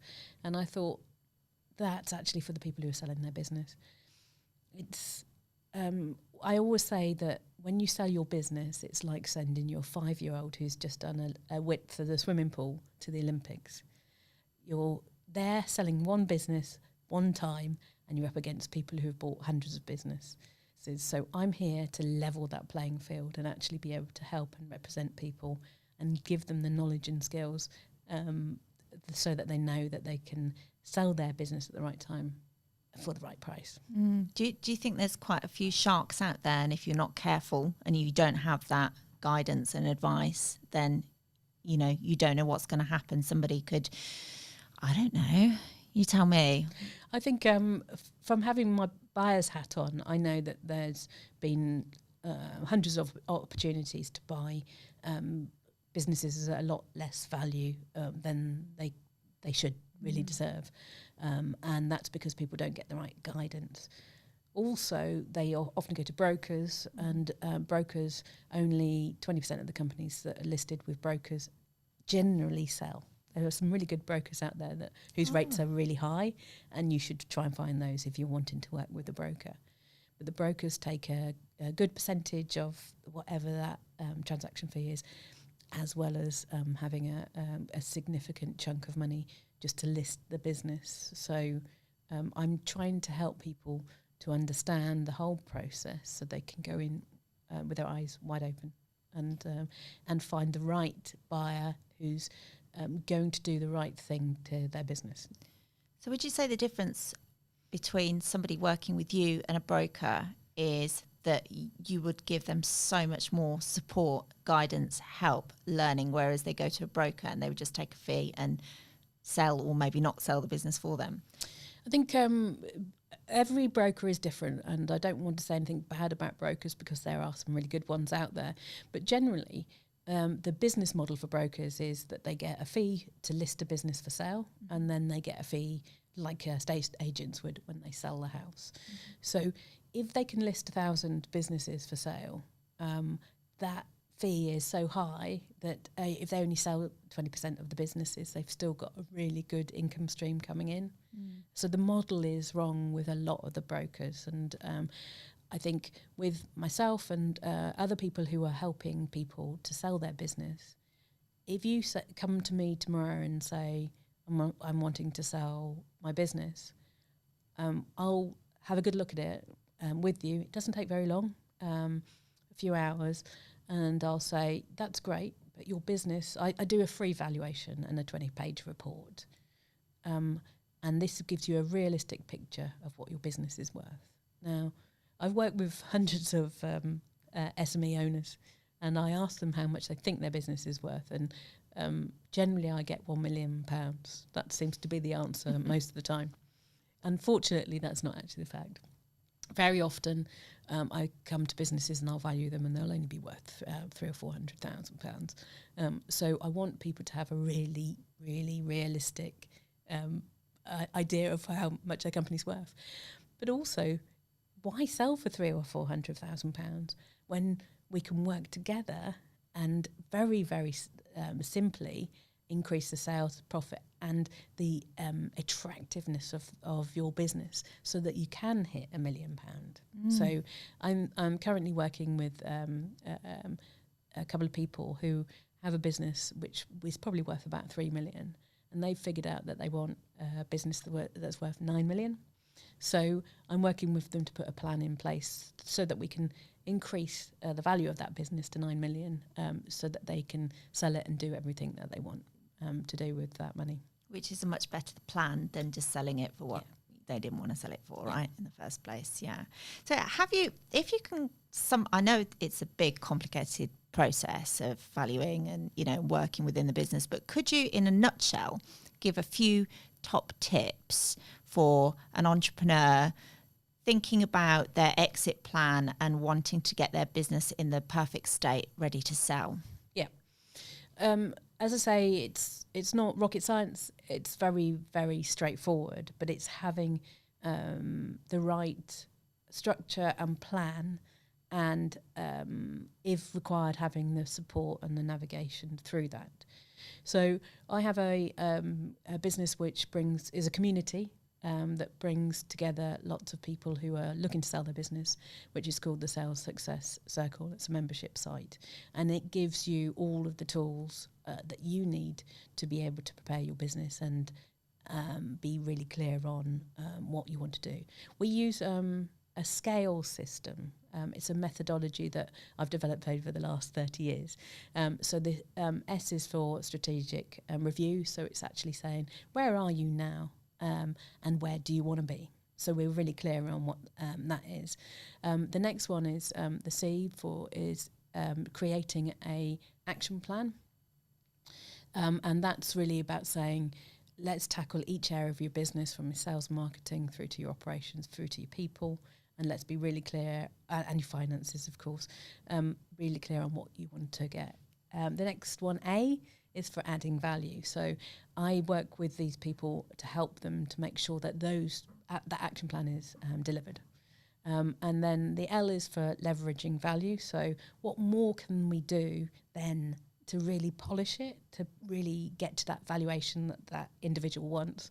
And that might be things like recurring revenue streams, making sure that the finances are really in a good place, and making sure that the growth plans have been delivered.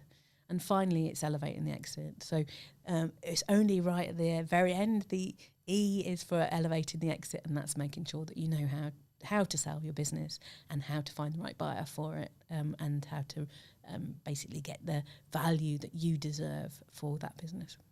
What an incredible answer. Nicely structured. I really love that. And I'm not surprised you've written books. And I'm reading one myself, Grow Your Business Baby.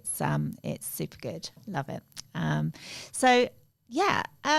If you were to, like, if somebody's running a business right now, okay, they're not yet there in terms of an exit plan. How important do you think that business networking is for business owners in terms of growth? I think that it doesn't matter whether you're wanting to sell your business or not. Networking is absolutely essential, and it's always been a massive benefit to myself. So I started it early on. I was actually at university and I started going to networking meetings. I got into a local business group when I was a student, as a student member, and I spent time there. I was doing a thin sandwich course, so I was able to get 6-month placements at a number of places. What course? It's a degree course where you work 6 months and you study 6 months. Got it. And you do that 3 times and then you do your final year. Okay, got it. So being in those networking groups at uni got me the very best placements, which were paid, and it meant that I finished a 4-year degree course with 0 debt, which is quite unusual. Wow. Yes. So I constantly followed that up through various networking groups as I went through my career. But the best one that I had, which made a difference in the middle of my career, is I did my MBA at Henley Business School, and I've got the most amazing network from Henley Business School. And from there, I've got jobs. I've got loads of other people jobs. I've got loads of people sales contacts, and I've also helped people to buy and sell their businesses and grow their business. We've got a network of a few thousand people, but we've got a couple of hundred that are quite active, and it really makes the difference. Latterly, I have got much more into networking with people of high net worth. I am an investor myself, and I was delighted to be invited along to become part of the Henley Business Angels, which is a group of people who have successfully sold their companies and got a lot of money. So we act as dragons, and we look at every quarter we look at about 40 or 50 different businesses and look at helping them to find investment. But that's a fabulous network, and I find that the businesses I'm working with, I've been able to get investment from them from that network. Fantastic. Does that make the saying "your network is your net worth" come true? Absolutely. Yeah. Absolutely. If you don't currently network, I really recommend that you do. It's about finding something that's right at the particular stage. But I always say aim a little bit higher. So I know full well that my angel network has got people in it with loads more net worth than I've got. But it's always best to be down there and aim high.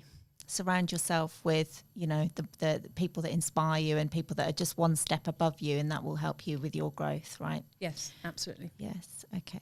So you were talking just a moment ago about business owners being stuck in the weeds often.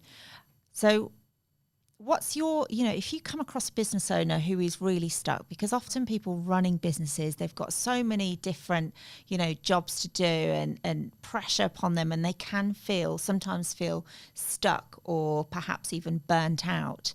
What would your advice be to them? To take a holiday.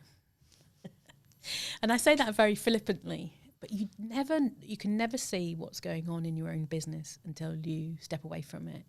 And it's a very painful and difficult thing to do for any business owner who's been used to being there 24/7.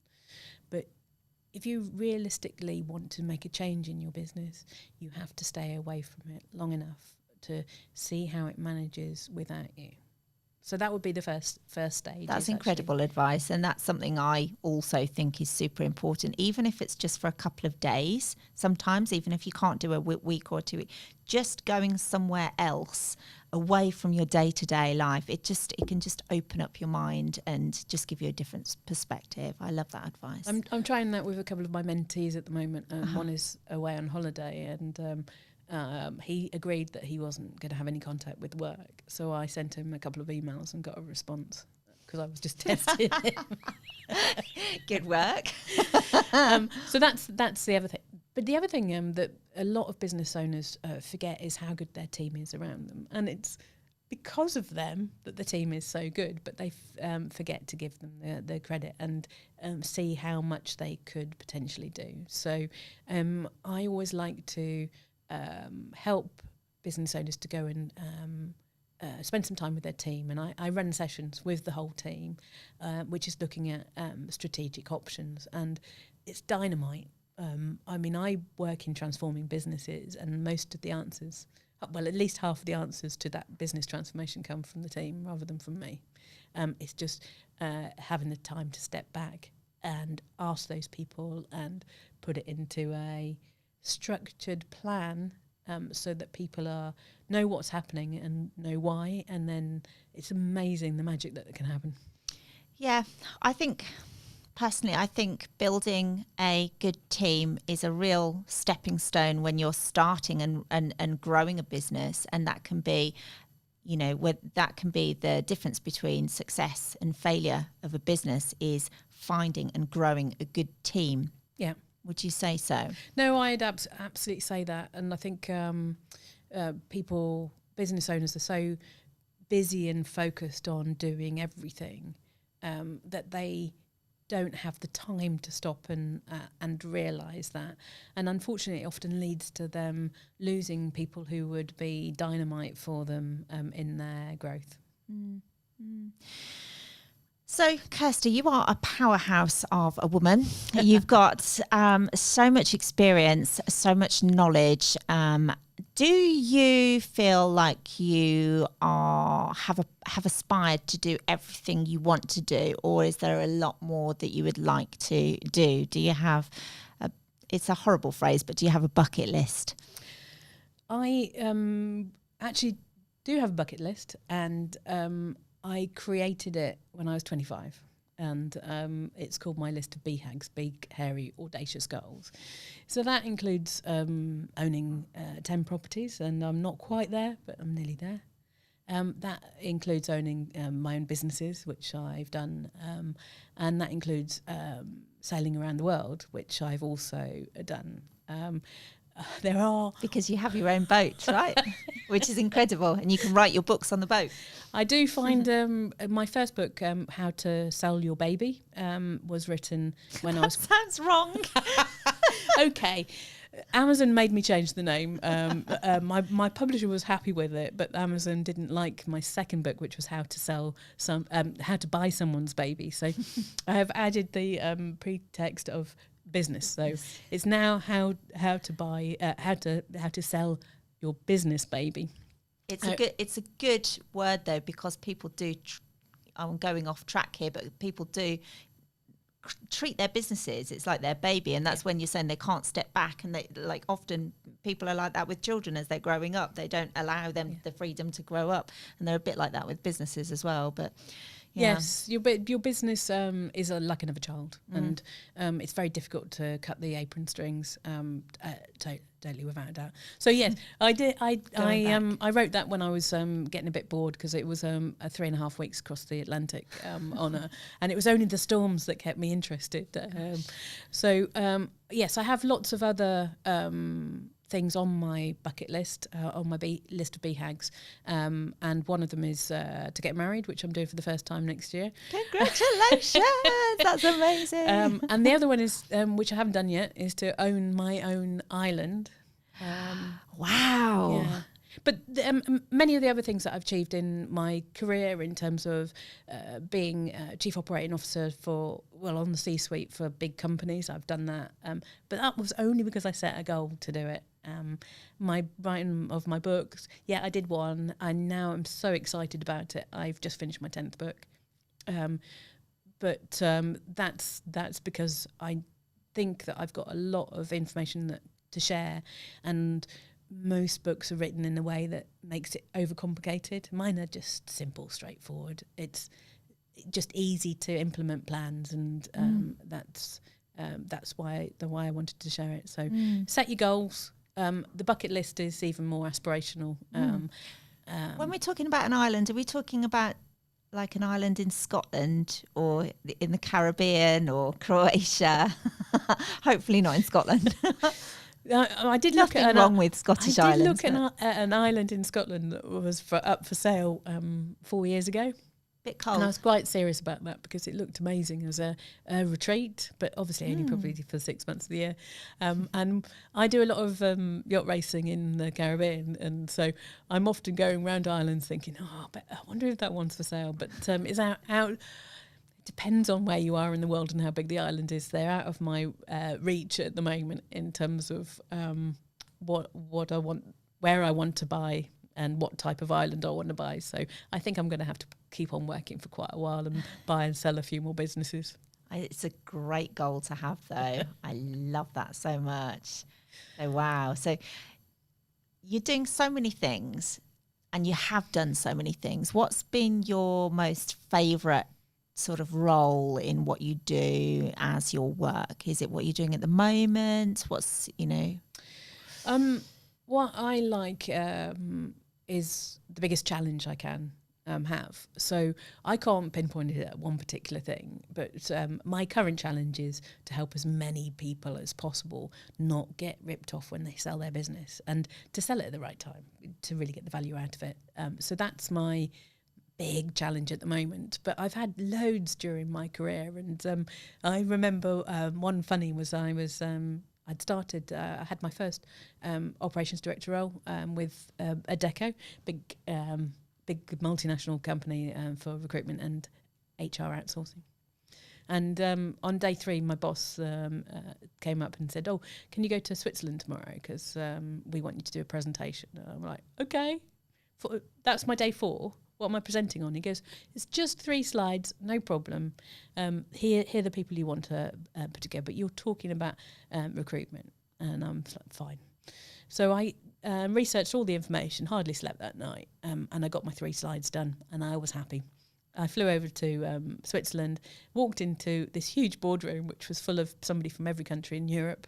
And they said, could you give your 3 slides? My 3 slides, which should have taken 10 minutes to present, actually took an hour because I had so many questions. And I was fielding questions on day 4 about recruitment. During the break, the organiser came up and said, actually, we are changing the way that we do recruitment in Europe. So everyone here wants to know how you do it in the UK. Can you run a training session this afternoon on how to do it? And so I said, of course I can. I subsequently went outside and blasphemed rather a lot to my boss, who thought it was very funny. And I got all the information that I'd got and put it together. It's quite straightforward anyway, but I loved it because I was under so much pressure. And I created over the lunchtime a training format for the afternoon. I thought this couldn't get much worse. And as I stood up in front of these 23 people, and then the creaking boardroom door opened, and it was the global CEO, and he came in because he wanted to find out what we did in the UK. So he sat there the whole time at the front, just in front of me. Just to add it on a little bit more, but luckily you thrive in it by the sounds of things. But ultimately, if you put yourself under pressure and you set your targets, I was very clear. It was a short-term target. I had to get through this, and I had to do the best I could to represent my country in this international forum for my business.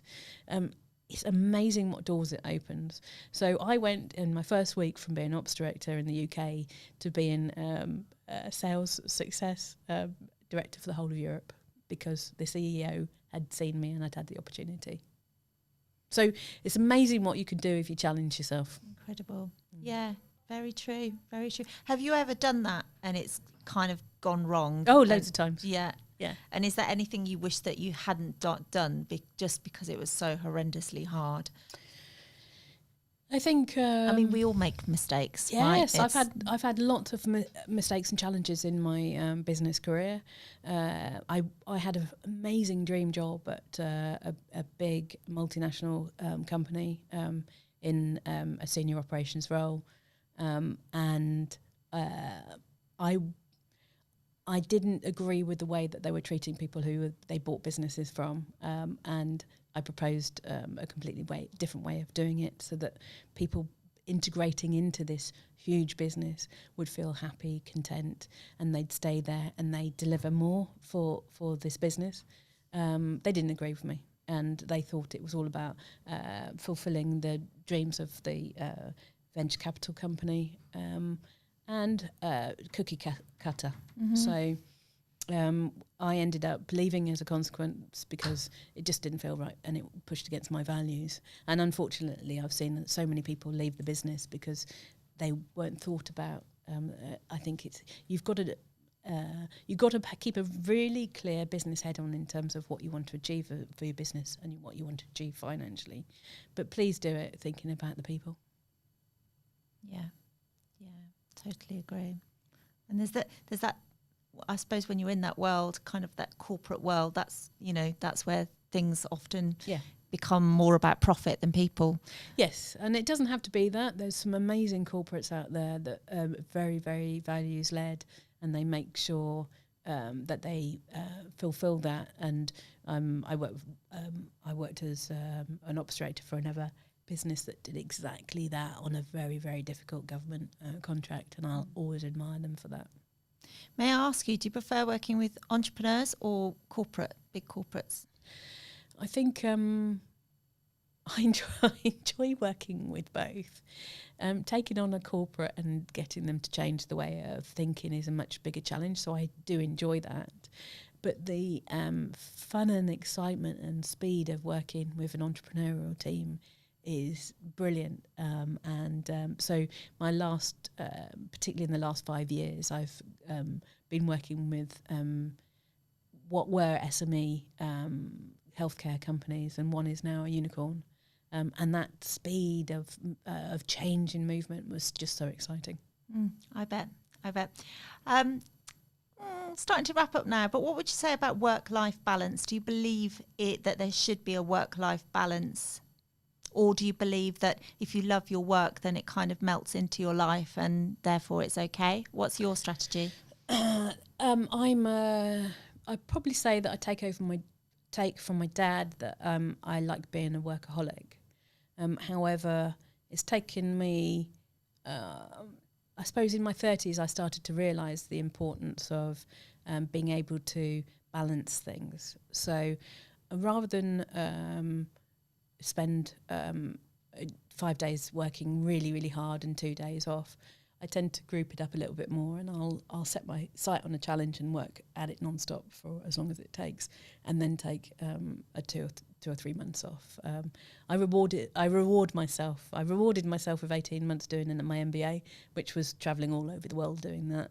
And I rewarded myself with 3 months in Australia doing the Sydney Hobart race after I'd had a really successful contract. So balance is ever so important, because you have to find fulfillment in life. But family and friends are really important to me, and it's only when I've become older that I've stopped and given enough time for that. It's such an important thing, because the people you love the most often aren't there as long as you think they'll be. Yeah, life goes quickly, doesn't it? Yeah. And yeah, I think that's a good note to end on, really. Life goes quickly, right? So, Kirsty, thanks. You've been amazing. You are amazing. You're an incredible inspiration. So thank you so much for being on the podcast. Thanks so much for inviting me, Jess. And all I can say to you lot is get out there networking, because it makes a massive difference. Yes, agree. Thank you. Cool. So, Great. gosh, you're brilliant. So easy as a guest. Like, No, your questions are just like, normally I'm like, let me think about no, that. you're And not. It's just really easy That to. was good. That was great. Super great. You come across really well. I think you come across well. And I think after this, what we're going to fast forward this, because I want to use some of it for our webinar. Okay. So I've said to David, we're going to fast forward. I'm going to stop the order of the guests, and we're going to put you in next week. Next Thursday. Okay. Yeah. So we can start to promote the thing on the 20th. Yeah. That'd be great. No, Yeah. Really good. So what will happen is it'll be, I mean, there won't really be anything edited out. It's just fine as it is, right? Were you happy with it? Yeah. Great. We've only had one person where I asked a question that she didn't really want to answer, and she got a bit stuck, and then we edited it out. So, but I think it'll be fine. But then we can chop it up into shorts and use bits and bobs. Is there anything you feel like we can do now? Any extra bits that maybe we didn't cover that we could use to? Because we were talking on Sunday about creating a video for first of all, have you done your intro? And I think I've got one written. Okay. Do you want to talk about it? Yeah, that's what I'm just thinking. Should we just talk? So Maybe I can start recording again. Yeah. And then if you just want to talk about whatever the webinar is. I mean, the thing is, we talked quite a lot about the exit strategy. So perhaps we could just do a little introduction. The only thing I'm aware of is that Rob and Lee aren't here. Yeah. So it would look like the Kirsty and Jess show. Yes, and you're not having anything with them. What do you mean? You're not going to record anything with them. I've done Lee already. Yeah, and I'm not And planning to have Robin, no. No. And Lee would be pre our plan anyway, wouldn't he? So there wouldn't be any relevant content. No. So that's why I was thinking if everyone does their own introduction. Yeah. And do that. Yeah. Yes. So I've written about, I think I probably need to go away and write it and record it. I might just do something ad hoc now and just see how it comes out really quickly. Well, you do that, and I'll have a quick look at my notes. Okay. Because I might be able to do something. I mean, I don't normally find it difficult talking. Okay. Especially, she's so good at asking questions. You're really good at. That's what someone said to me. You're really good at asking questions. I wish I had as many skills under my belt as you, though, Kurs. No, not at all. Lovely. Right. Are we ready? It's recording. All right. Good. Are you a business owner that would really like to learn how to grow your business? Stop it again. Can you see the computers there? Is it a good angle? Right. Yeah, it's okay. If you are a business owner that is ready to sell or would like to learn how to sell, then join us for the Exit Summit Strategy webinar. This is a 2-hour webinar with some real experts, and at the end of the webinar, you're going to have a chance to ask questions. So be there, learn how to sell your business, and let's make it work. Sorry. Exit Strategy Summit, right? Not the Exit Summit Strategy. Damn it! I was like, I think that's right. Exit Strategy Summit. Okay. Exit Strategy All right. Summit. Thank you. That's good. You got one down. Yeah. Ready? Yeah. If you're a business owner that's feeling like it's time to look at selling your business, then join us for the Exit Strategy Summit. This is a 2.5 webinar where you're going to meet experts. Sorry, I'm easily distracted. Right, let me try again. Are you a business owner looking to sell? Then come and join us for the Exit Strategy Summit. This is a 2.5-hour webinar where you're going to meet some experts, some investors, some mergers and acquisitions. Are you a business owner ready to sell their business or wanting to take those steps to get there? Then join us for the 2.5-hour webinar called the Exit Strategy Summit. There's a panel of investors, I was doing so well. Last go. Are you a business owner looking to sell your business and wanting to know the steps to take to get there? Then join us for the Exit Strategy Summit. This is a 2.5-hour webinar with a panel of experts who are going to teach you the steps of how to get there and what to do. There'll be half an hour at the end for questions and answers, so you can ask questions particularly for your business. Ugh. Start again. What I'm going to do, I'm just going to do the last bit of that because you can probably cut it. And there'll be 30 minutes at the end where you can ask questions. Do it again. And there'll be a 30-minute section at the end where you can ask direct questions. What's the word for that in relation to your business? Yeah. Relevant to your business, yeah. And there'll be a 30-minute Q&A session at the end where you can ask questions relevant to your business. So join us at the webinar. Hope to see you there. Not that we're going to see you because we can't see your face. So we'll see what that's like. We might use it, we might not. We can use some of the voiceover, but it's on the 20th of September. So we've got to get something together ASAP, really. That's why I thought we could do something today. Could you have a go at the voiceover as well, Kirsty? Yeah. Because I think you sound a little bit more intelligent than I. I did go to university. Clearly, because I was like, what's a sandwich course? Oh, I know, but most people don't know what a sandwich course is, even when they went to university. And if they went to university, generally they don't seem to have any common sense. Imagining you learning how to make thin sandwiches. I was like, have you just written something to say? Yes. Is that what you were doing? Yes. I'm just wondering whether I can actually read it and sound convincing, but... You could just do could she just do an audio here? That would be okay, wouldn't it? But then well let's try it. Yeah. Let's try it. So where's Kirsty? I'm taking my glasses off now so I can read. Great. Hello, entrepreneurs. Well, are you ready to unlock the true potential of your business and secure your future? Look no further than our upcoming Exit Strategy Summit webinar. Imagine having the keys to maximise your company's value, attract the right investors, and orchestrate a seamless exit that sets you up for life. That's exactly what we're offering on this groundbreaking event. Remember, in the world of business, it's not just about the journey, it's about the destination. Make yours count with the Exit Strategy Summit. That's too red, isn't it? I think you should do it again, and then I think on the third time you should do it naturally, without the words. Yeah. So read it again, and then third time just do it off the cuff. Because I got one here which I've written a lot more. Yeah, but so it's going to have to be quite short and sweet anyway, because it's a video, it's an ad sort of thing. So we don't want it to go on. But that was good. That was impactful. You were doing the Pentagon then, which is good. A little bit. What is it?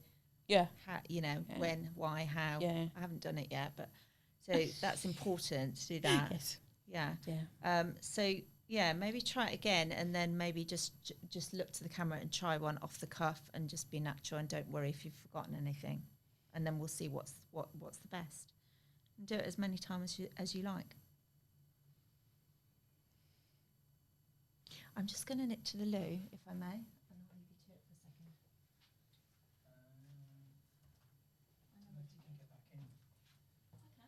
I'll get back in here. I'll just look through. It's the outside door. I don't know if you can get back in. But you can try. Okay.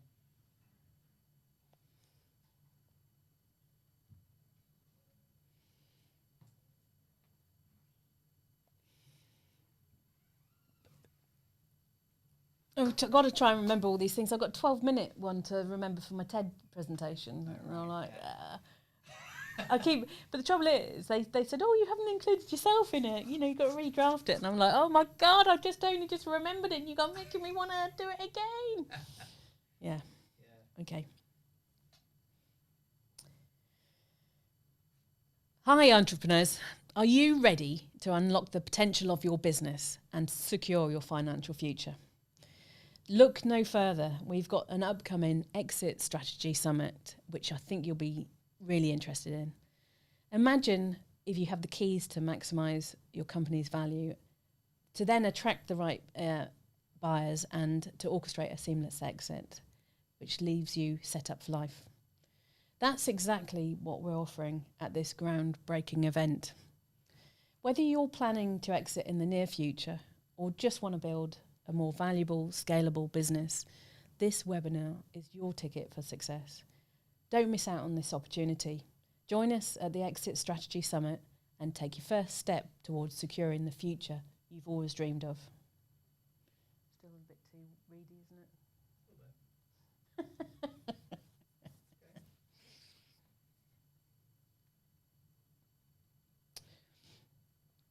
Are you ready to maximise your company's value and achieve the best exit? Well, I've got some good news. We're actually got an upcoming sales. See, trying to do it on my own, I'm not doing very well. Tell you what, I'll sit over here and just talk to me. Just tell me about it. Okay. So tell me about this summit, this webinar. Hi, are you ready to increase the value of your business and to make it more saleable? If you are, I've got some good news. We've got an upcoming webinar, which is 2 hours long, which will teach you everything you need to know about improving your business and getting it ready for sale. It's called the Sales Strategy. No worries. It's fine, honestly.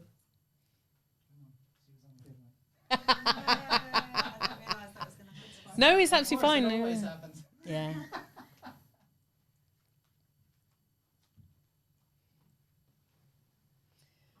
Hi, I'm Kirsty. Are you ready to improve your business and to achieve the valuation it's worth so that you can sail off into the sunset? Well, I've got some good news for you. We've got a great new summit coming up, which is called the Exit Strategy Summit. And it's a webinar which is 2.5 hours long, which will teach you what you need to know. So whether you're thinking of selling your business in the next few months, or you're just wanting to improve its value and think about what you can achieve in the future, this webinar is just for you.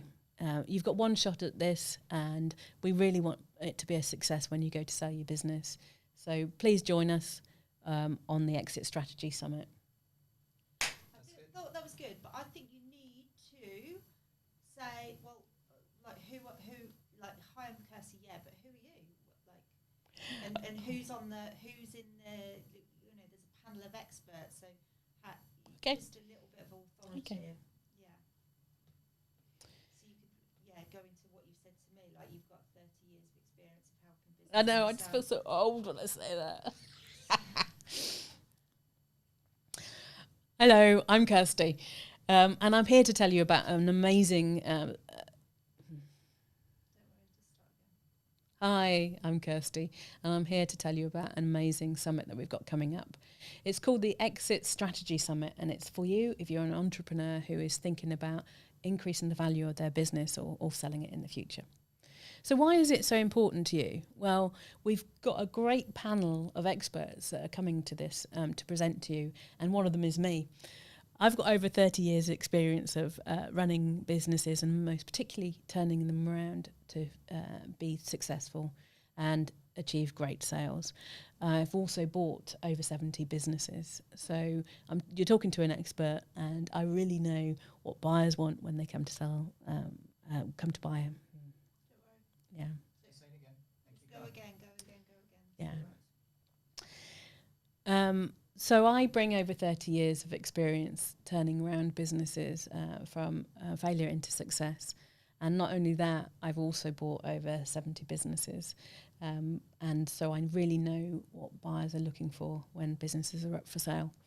We've also got a fantastic panel of investors as well who are business buyers, and they'll be ripe to look at the opportunities that they might have in the summit for buying your business.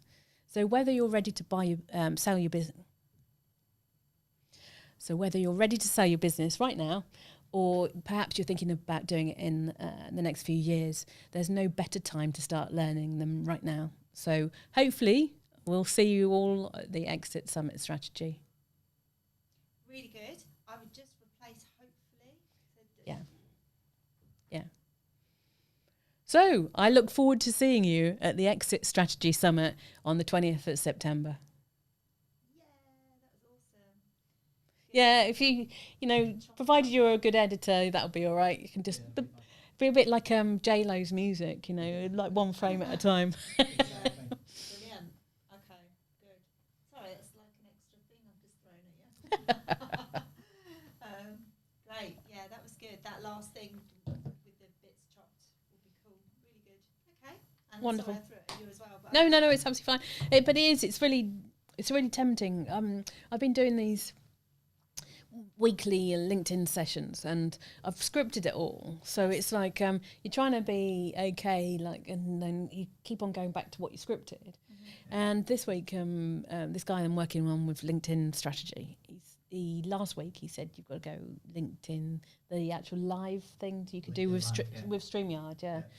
So I thought, oh great. So I I've left all my stuff at Harry's. So I had all the scripting all printed out, because I print out everything, and all my stuff printed out for this presentation. So I did it at midday, and I was going to do it from my car, but I ended up at my mate's house. And I thought, well, I haven't got it, and I can't see it on StreamYard, any of my notes, so I just have to wing it. And of course, it flows much better, doesn't it? yeah. It's about realising and having. I've been doing this for 30 years. I should have the confidence not to have to work on a script. Yeah, it's like a safety thing, isn't it? Yeah. Because you know then that you've got. But the best advice I've found for myself is to write the script, read it out, listen to it on audio, and then you get to, if you can do, if it's something important, and that's what you do, and you do it enough to the point that you just don't need the words and you can just flow. Because I did that once, and then I was like so nervous about speaking, and I put bullet point notes, and I got them all because I felt like I couldn't do it without. And then I just got so into the flow. I just put them down, and I was like, this is great, because I've already kind of like practiced it in my mind. But you can't always do that, if it's something that's. And the other thing is if you're reading, you're tempted to do it word for word, aren't you? And that slows you down. Whereas it's so like with my TED talk, I've got 12 minutes, and I can give you the speech now, but it won't be what I've written down. But I want to add in that sort of humour, and I want to make sure I have the particular ways of saying things. So, it's going to have to be quite a bit of memory as much as anything else. And to connect with the audience and do off-the-cuff things, and do it with a little bit of a heart as well, because that will just come across as like, oh, okay, that's not scripted, that's good. So to get into that flow For me state. personally, it makes me really appreciate what good voice actors and what actors do, because then you actually realize how hard it is to be given a set of words and actually make that sound natural. Is actually really difficult. And it's just like you had said something about having a teleprompter, and I was kind of like it takes massive amounts of hours of practice with a teleprompter to be able to read one without it completely just throwing you off, because you have to match the speed. So you kind of have to get the speed right so that it's at the speed that you want to speak, but then sometimes it's pushing you. So it's like pulling you along, and you feel like you have to then rush, and it's a whole, like, I've practiced with mine for hours, and I'm still not confident at actually using it to do anything yet. But I was like, okay, we'll give it a try. It's a funny one. My other half is a performer, and so he leads a group, and he is a personality. So you've got to come and see him. He's just amazing. But we should have a 45 social going to see Harry. Yeah, absolutely. But he he will just ad lib in between, and he'll really take the piss out of people in the audience, and he just has people laughing, he has people crying. He's just, and my family have all gone to see him say they thought he would be a good singer and he was fantastic, but it's his personality that really gets it.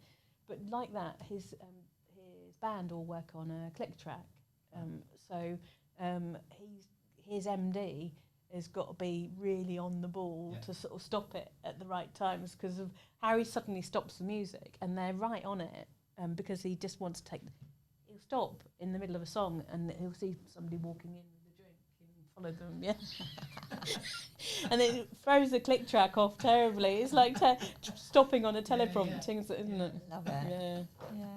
Oh, good. Yeah, that'd be a fun outing. So yeah, cool. Fantastic. Oh, well, thank you. You made it very easy for me today. Good. Glad to hear it. Yeah. How long will it take you to drive back now? Oh, hours. Hours? Well, I don't know. It's the M25, isn't it? Yeah. What time is it? It's 4:30. Yeah. 2.5 hours. I was like travelling around this morning, and I left after 9. Yeah. So it wasn't as bad, but I know going the other way around it can be a nightmare. I'm kind of half thinking about escaping around the south. Oh, okay, so thanks a lot. I think we've got some good content there, and we'll get that process really quick. Then we'll get the webinar stuff done as well, because that's on my mind that we need to do that. Because we've set ourselves a date. Absolutely. So what do you need me to do on that? Do you want my headshots and a bit about me? Do you? Yeah. I think so.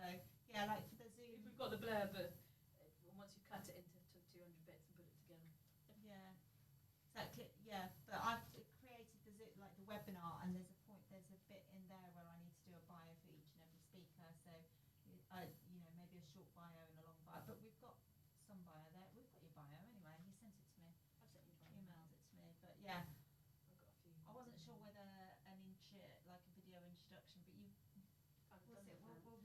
We'll See what you end up with that, and if you want me to do another one, I will do, and I'll try and put the music. Watch the delay. Watch the screen. Yeah. No, that is to do with the actual TV, Right. rather than the recording. Okay. We're going to test something in a minute. We'll test. Well, thank you very much for today. Is it easy for me to get out, or do I'll you have to take see you me out? downstairs, Okay, yeah. thank you. All right. See you on Monday. Thanks. Take care. Oh yes, I've got to write up a load of stuff for my other meeting. Have you got all your stuff? Is that Jess's bag? Yeah, that's just Okay. okay. That's not my bag. That must be Callum's. Oh, maybe it's Callum's bag. Yeah. Okay. So now Callum's eating food. That sounds really nice. Well, they both realised Angus hadn't eaten either. Oh, okay. Oh man. So they were both like, shit, we're starving. Yeah. Oh, Angus is nice, isn't he? Yeah. Yeah, super helpful as well. Often to go and run and get coffees and stuff. God, I felt like an actress or something. That's what he's used to do. And you stopped him. Yeah, I don't want him going and getting coffee. I know. I hear you. Yeah. What should I ask Callum? I haven't done any research. Ask him a story. Tell us a story. What's, how did, you can start off. You can say, we're sitting in your studio. How did this come about? Yes. You know, Well, that's what I was planning to do. Just go with the flow. But and he knows, networking is important for him. He's got, loads of- podcasting is a great form of networking. Yeah. I'm starving. Is there anything in his special box down there? Oh, it's all right. Have a chocolate or something. Yeah, good idea. Where? Oh, yeah.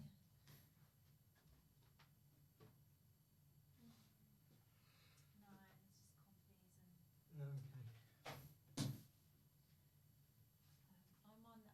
Okay.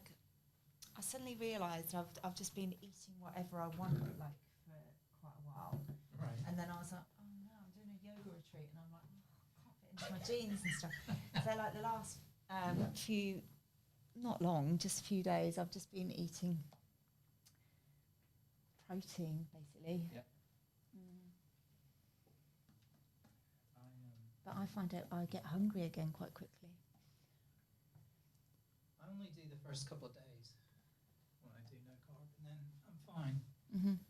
But I did did carnivore diet really hardcore for about 6 months, and then sort of fell off the wagon. And I'm basically working like 3 jobs at the minute. And so with all that, I just get super busy, and I'm so knackered at the end of the day. I'm just like, I just can't be asked, and then I'm stressed. Not stressed, but and then I'm just tired, and I don't have the willpower to kind of do it. And what do you turn to when you're tired? I just go home and sit and stare at the TV. No, like food wise, because for me, like if I'm just like on the go and stuff, I would just have pieces of toast all the time. That's my thing, either toast or crisps. And so that's what I've decided to cut. And I think for a woman of my age, it's actually a really good idea to cut gluten and sugar. And I've noticed a difference immediately from doing it. So I'm like, right, this is the way forward. The other thing my wife has found is she's cut out caffeine. Oh no, I can't do that. And I mean, I did it for a while, several months. I did it and I actually felt way better. Now I only have caffeine in the morning. So I get up and I have caffeinated coffee in the morning, and then that's it. The rest of the day I have decaf, everything. So I still sort of tick on, and I rely on it just once. I might have to get a coffee on the way back. Seriously, after I smelt that coffee earlier, so I sleep way better now. I find it really off-putting. I like to focus, so any of the noise around that's going on, it like totally puts me off. And that constant all the time, just like, why are they all knocking on the door?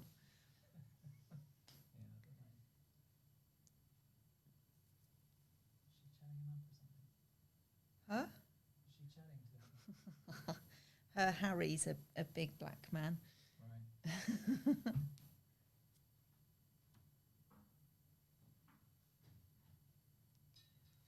I actually feel like just stuffing this though and doing it next time. Can do. I mean, we're at 40 already. So.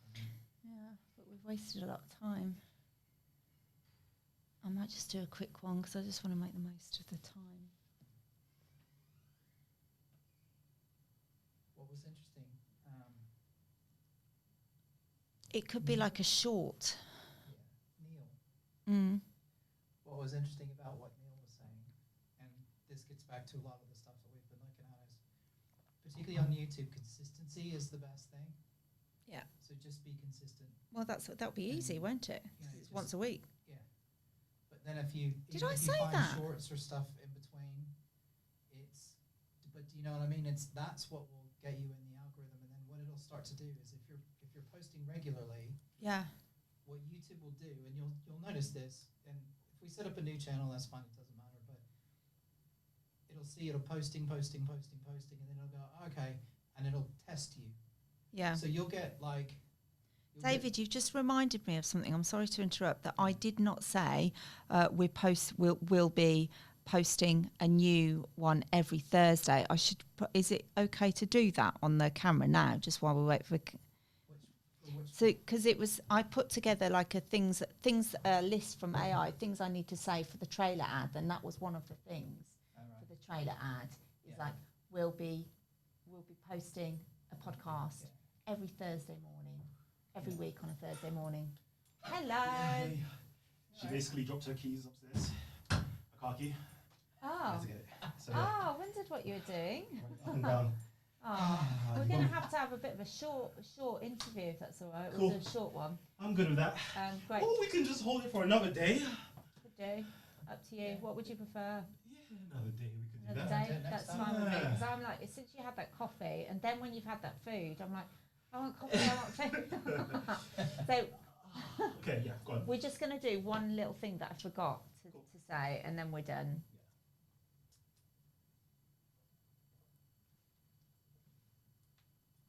Ready? Should be good.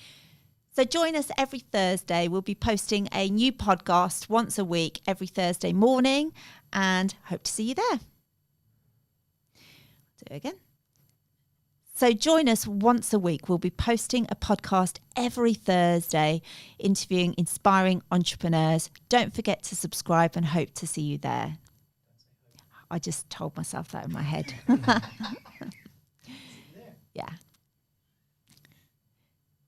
So we'll be posting a podcast interview once a week, every Thursday morning. See you there. So we'll be posting a podcast interview every single week on a Thursday morning. I'll be posting a podcast interview once a week every Thursday morning. Look forward to seeing you there. Cool. All right, that's done. So that's Anything it. else? That's it. Just need to go and grab a coffee. Okay. That's it. Okay. Right. Yeah. I think Stopping that's the it. recording, and then stopping the recording, and then we're going to transfer, and then we're going to test it as well. Oh my gosh. And now I've got to go and pack to go to Whitstable. Do you mind if I run? If I get going? Or shall I wait? You won't be long, will you? If you wait just a couple minutes Okay. while we copy these over, because I'm parked in front of you anyway, it might be a bit tight. Is there a coffee machine out there? There is. Am I allowed to use it? Of course. Dying for a coffee. I am. Let me give you the coffee pods. Oh, great. Now Shall I which grab one's one? which? Are they box? I think the Oh, that's my water. Brilliant. Thank you. Thanks, Callum. Figure it out. I need to put a label on it. Basically, you may need to just plug it in, and then just tap it. Do you know how to use that, the coffee machine? Yeah, I think so. I'll figure it out. Thank you. So, I had one of them in my mouth. Don't know. I think this one is mine. Well, you can tell as soon How as many you plug terabytes it is in. yours? 2. That's yours. Okay. Why is yours different? 1 terabyte for this one. Ah, right, okay. So,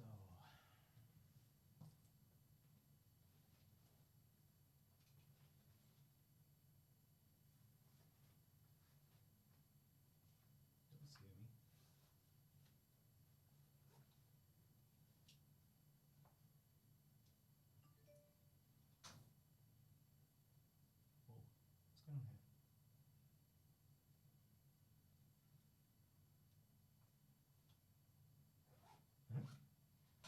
I always get scared, and I am scared.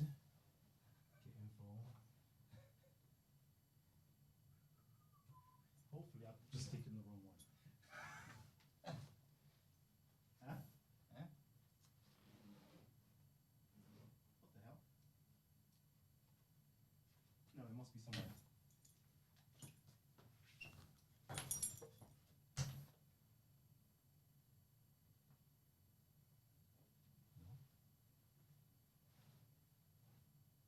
What? Huh? What we didn't. Something's wrong. Because it's not on here.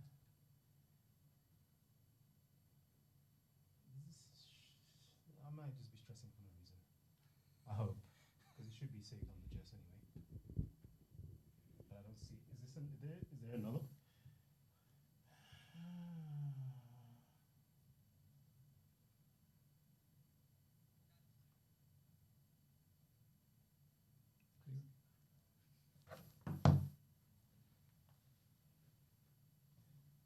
Yeah, it's clearly recording. So,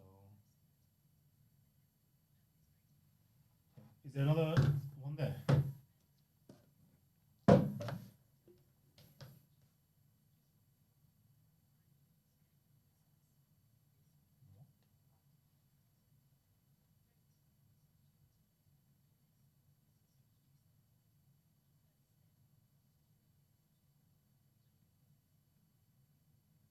Huh? Something's wrong. What am I looking at? Am I doing something wrong here? What's going on? I don't know.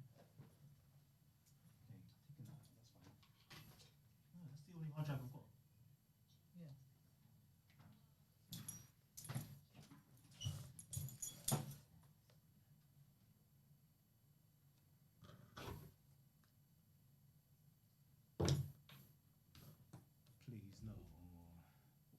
This is impossible. Why? Come on.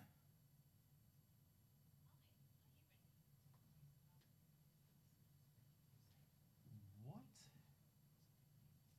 There's nothing else here. This was earlier on today. You sure it hasn't just added it to what was in there? No, because this is the video ISO files. That's the only two cameras. Audio. This is their audio. It's not there. Everything else is not there. And it clearly was recording. What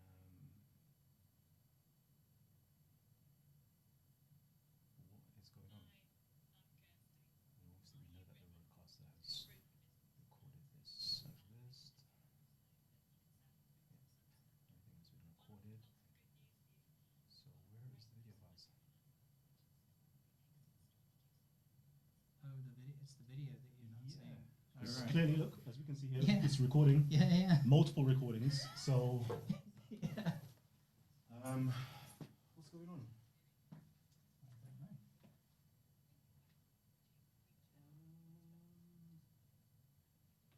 Okay, let me eject.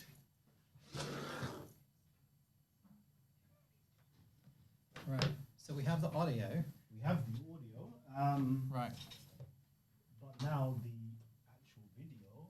Right. We've done so many different.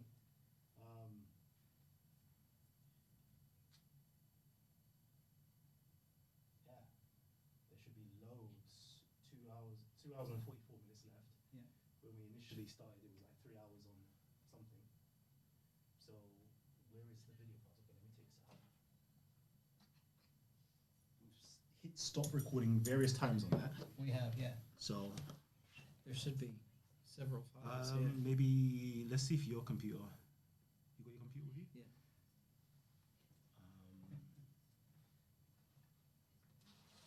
Sometimes they have hidden files. I don't know.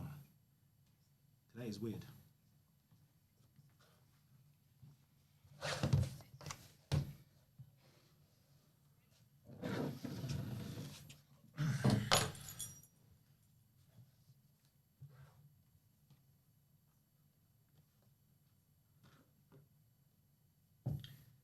Let me transfer this to this anyway from now.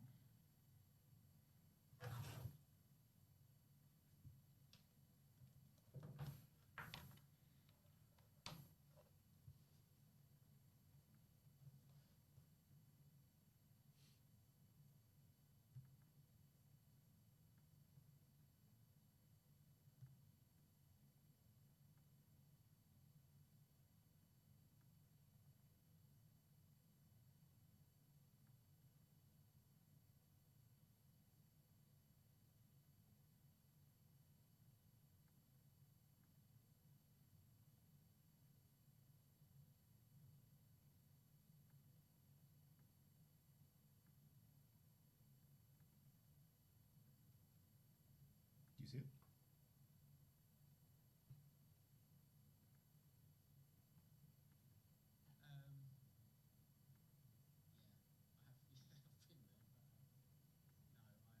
I'm just looking at some of the other ones to make sure it didn't go in somewhere else. Because last time it was gash tack or whatever. So sometimes it seems to record under weird places. But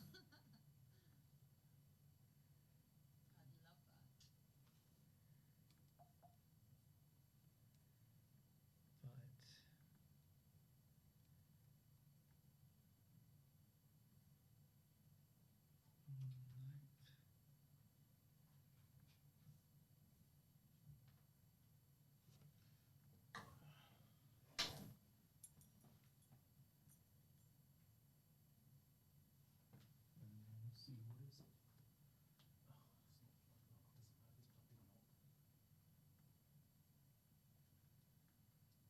Yes, file name should be on the Jess.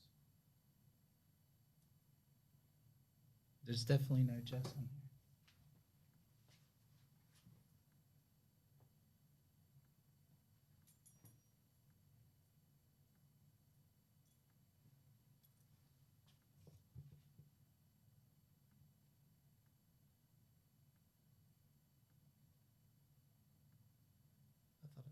shove them somewhere weird, like in a subfolder somewhere or something, but it doesn't seem to. That's what they were listed as last time.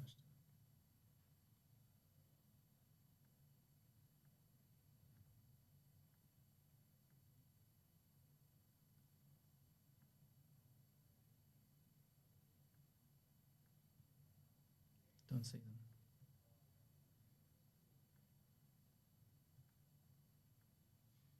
This is odd. That's the same. I know I have several different hard drives, but I haven't used any other hard drive.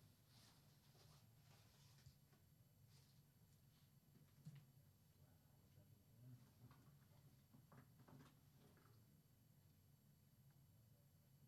and put it? You never know. Just in case. Just in case. You never know if I've done something stupid like that, but I don't know why I would. But how?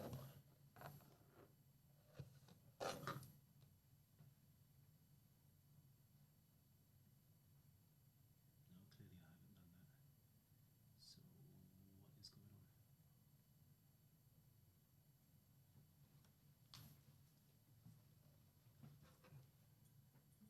Did you get a copy?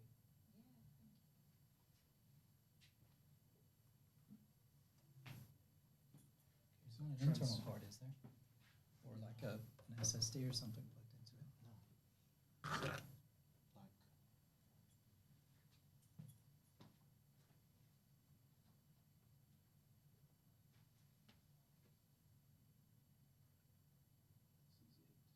really here.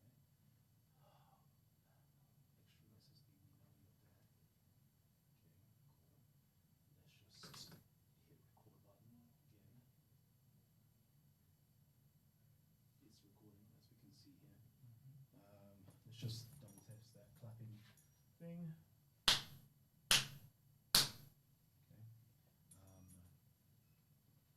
Drive one is recording. Everything is recording.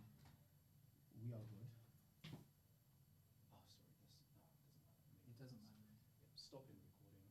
Yeah. That stops there. Let's just know. Let's unplug this. Let's just know that's been taken out.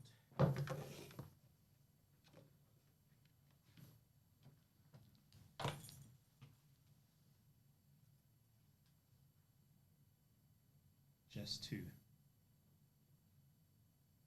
What's in there?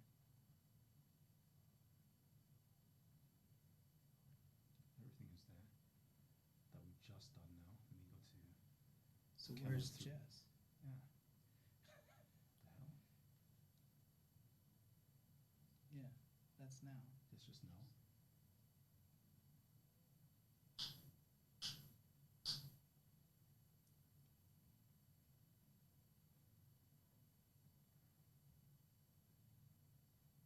So if there is a Jess 2, there must be a Jess 1. But there should be more than just a Jess 1 or Jess 2, because you've done various different stopping and Yeah. starting That's right. There throughout should the be time. about 5. 5 different clips. Yeah. Let's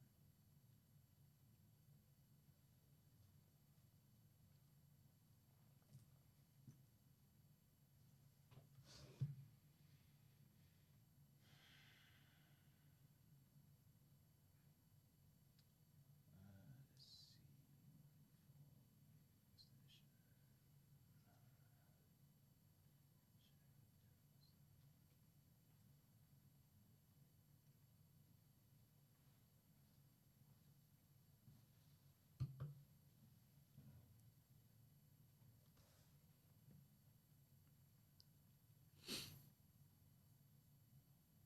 For those audio files.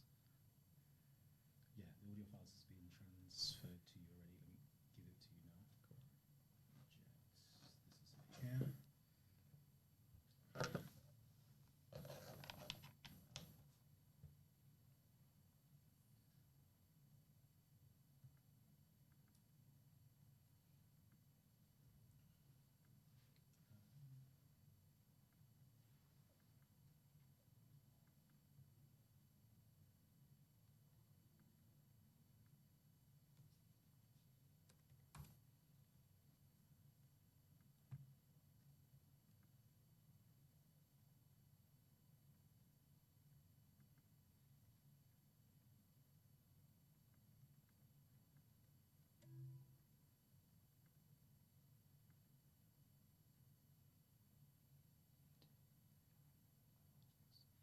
7.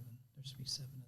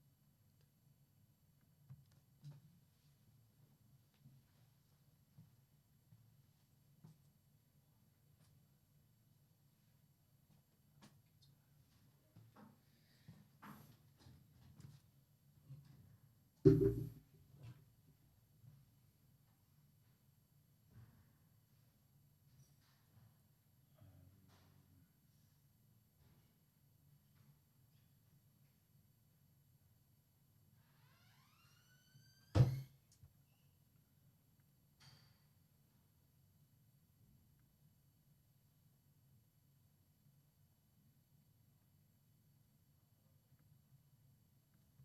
Hi, Bernice. I've just noticed on the members on the website you've still got Faye Gibson underneath Viking Heating.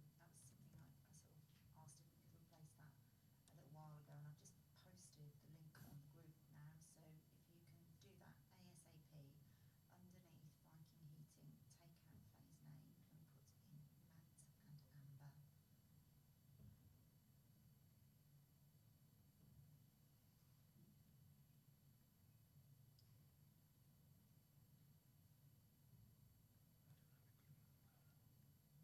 What's happened here? I've just got to make a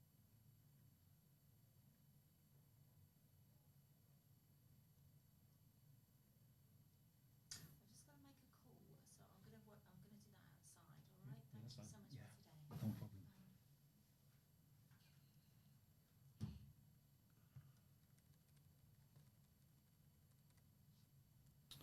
Um,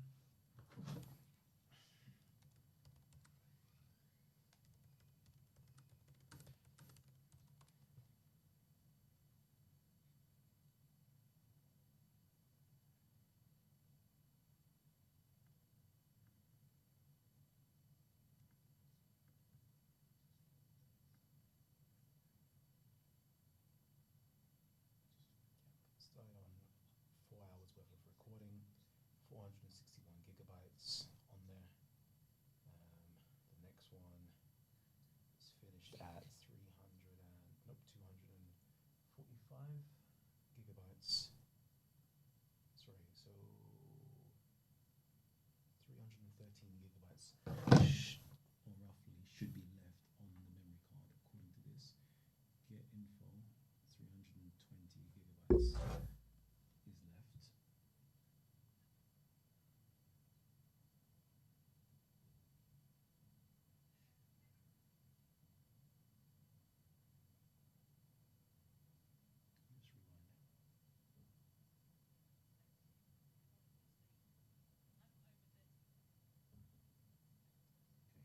Okay, so 313 gigabytes. So it's been used. So therefore, if it has been used, that means it has to be on here. Yeah, I'm looking for.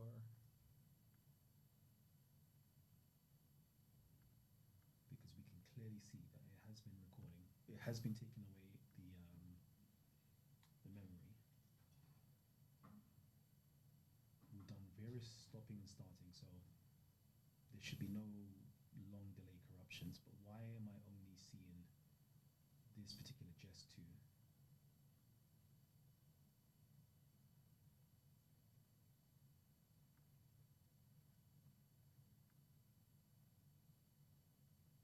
It has to be somewhere.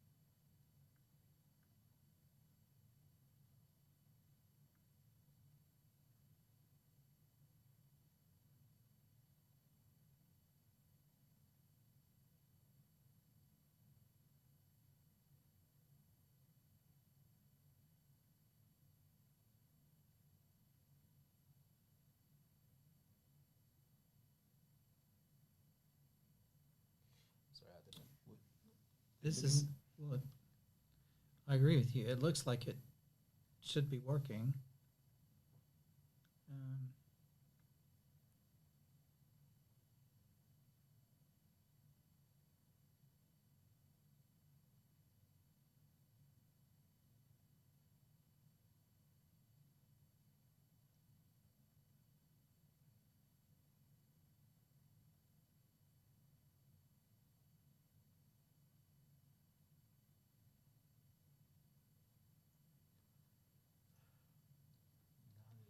There are other people who've had the same issue, but there's no.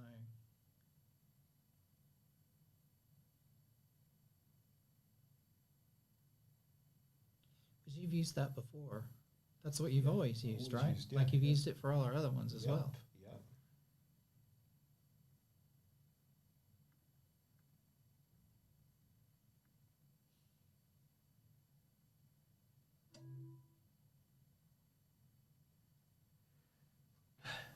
And I've literally just used it this morning. Client literally just before you. Yeah. And it was And then fine. we've also just used it now as well, just to test it. Yeah, and it's not like it should have got at least one, Yeah. right? Because the short one that she did by herself. So, Do you know what I mean? yeah. Like you would think that one of them would have Will shown show. up, Yeah. but it's like it didn't get any of them.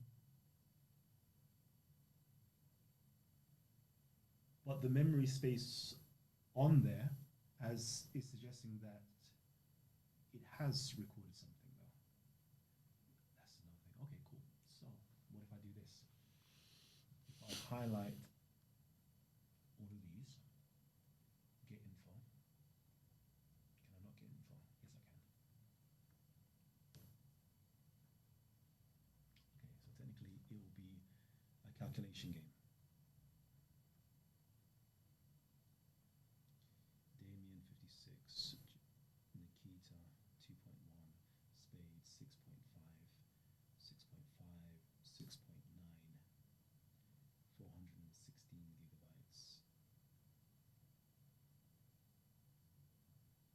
Let's just say if all of that is about 500 gigabytes maybe.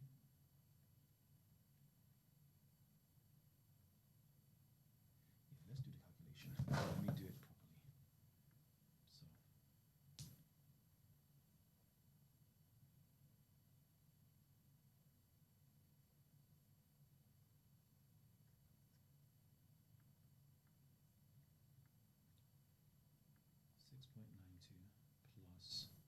Six point 92 plus 6.84 plus 6.65 plus 2.1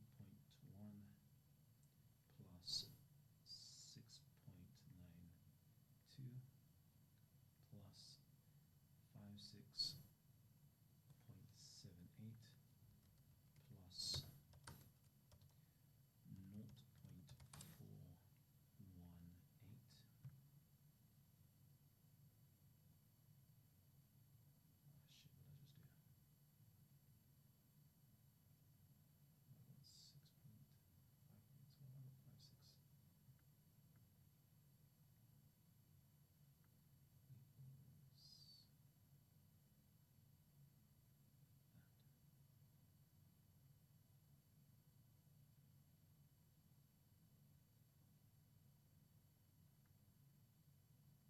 that. So technically, I should have 86 gigabytes used. That's not right.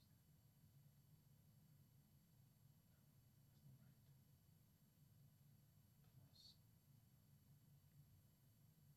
Disk drill. 400. So somebody said. So I did a long show recording last week. Total time was 5 hours 52 minutes. This broken into 5 segments, each with a distinct title. Of the 5, 2 didn't appear to have recorded. No folders, nothing. The other 3 appeared as usual, folders with the names I gave them and all the associated media.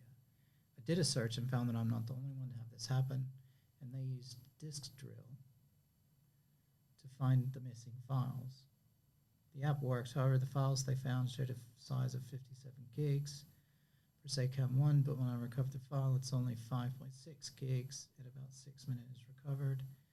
Has anyone used this app? And then there's an update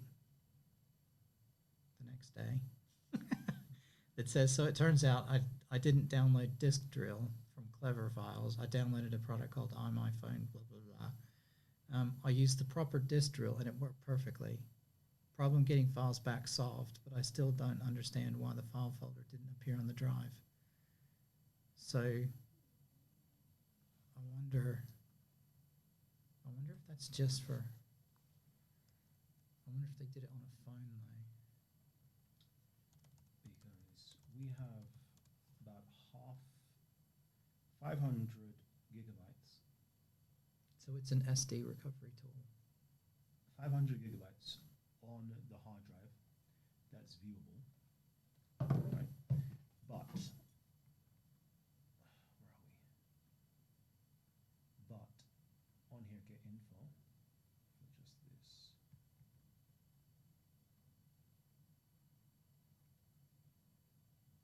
There is only 320, so that means 679 gigabytes has been used since the time of the recording. So there's 579 gigabytes available. I mean, 679 gigabytes been used. There's only 500, so there's 179 gigabytes should be unviewable. Okay, let me make that make sense in my head first. 179 gigabytes. There's 320 gigabytes available now. 179 gigabytes. Cool. So how much is one episode?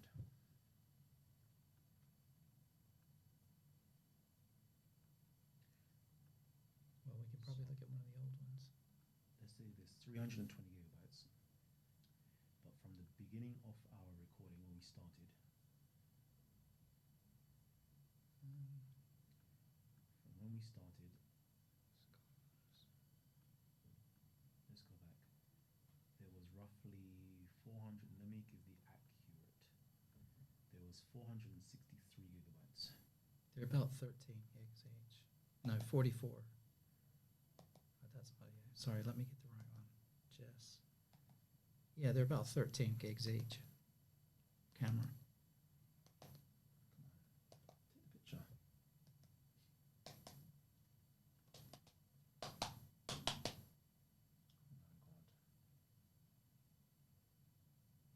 Cancel that.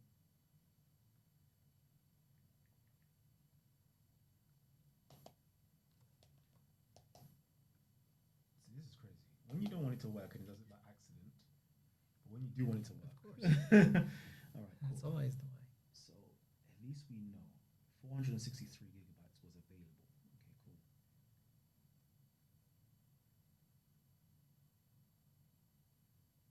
When we finished recording,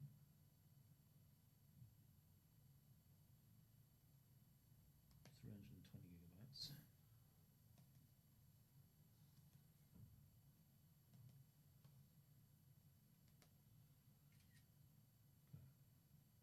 So let's do the mathematics then.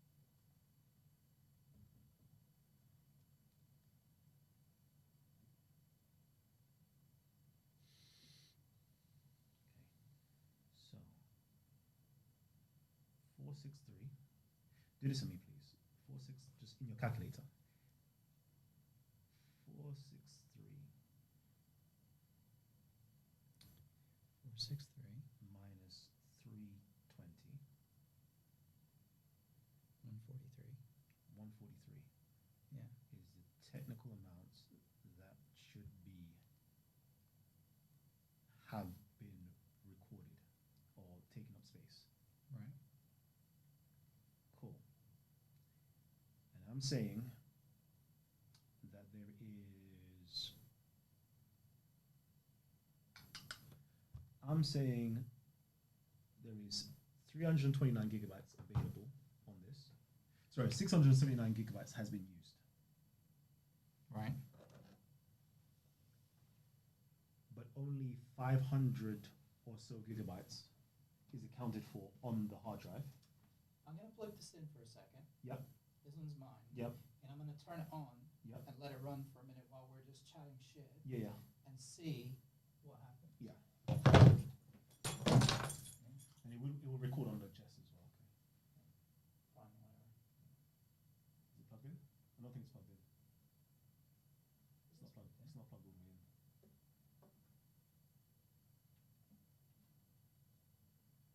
Move back a little bit because it will show me on the. Yeah, it's not plugged in. Something wrong.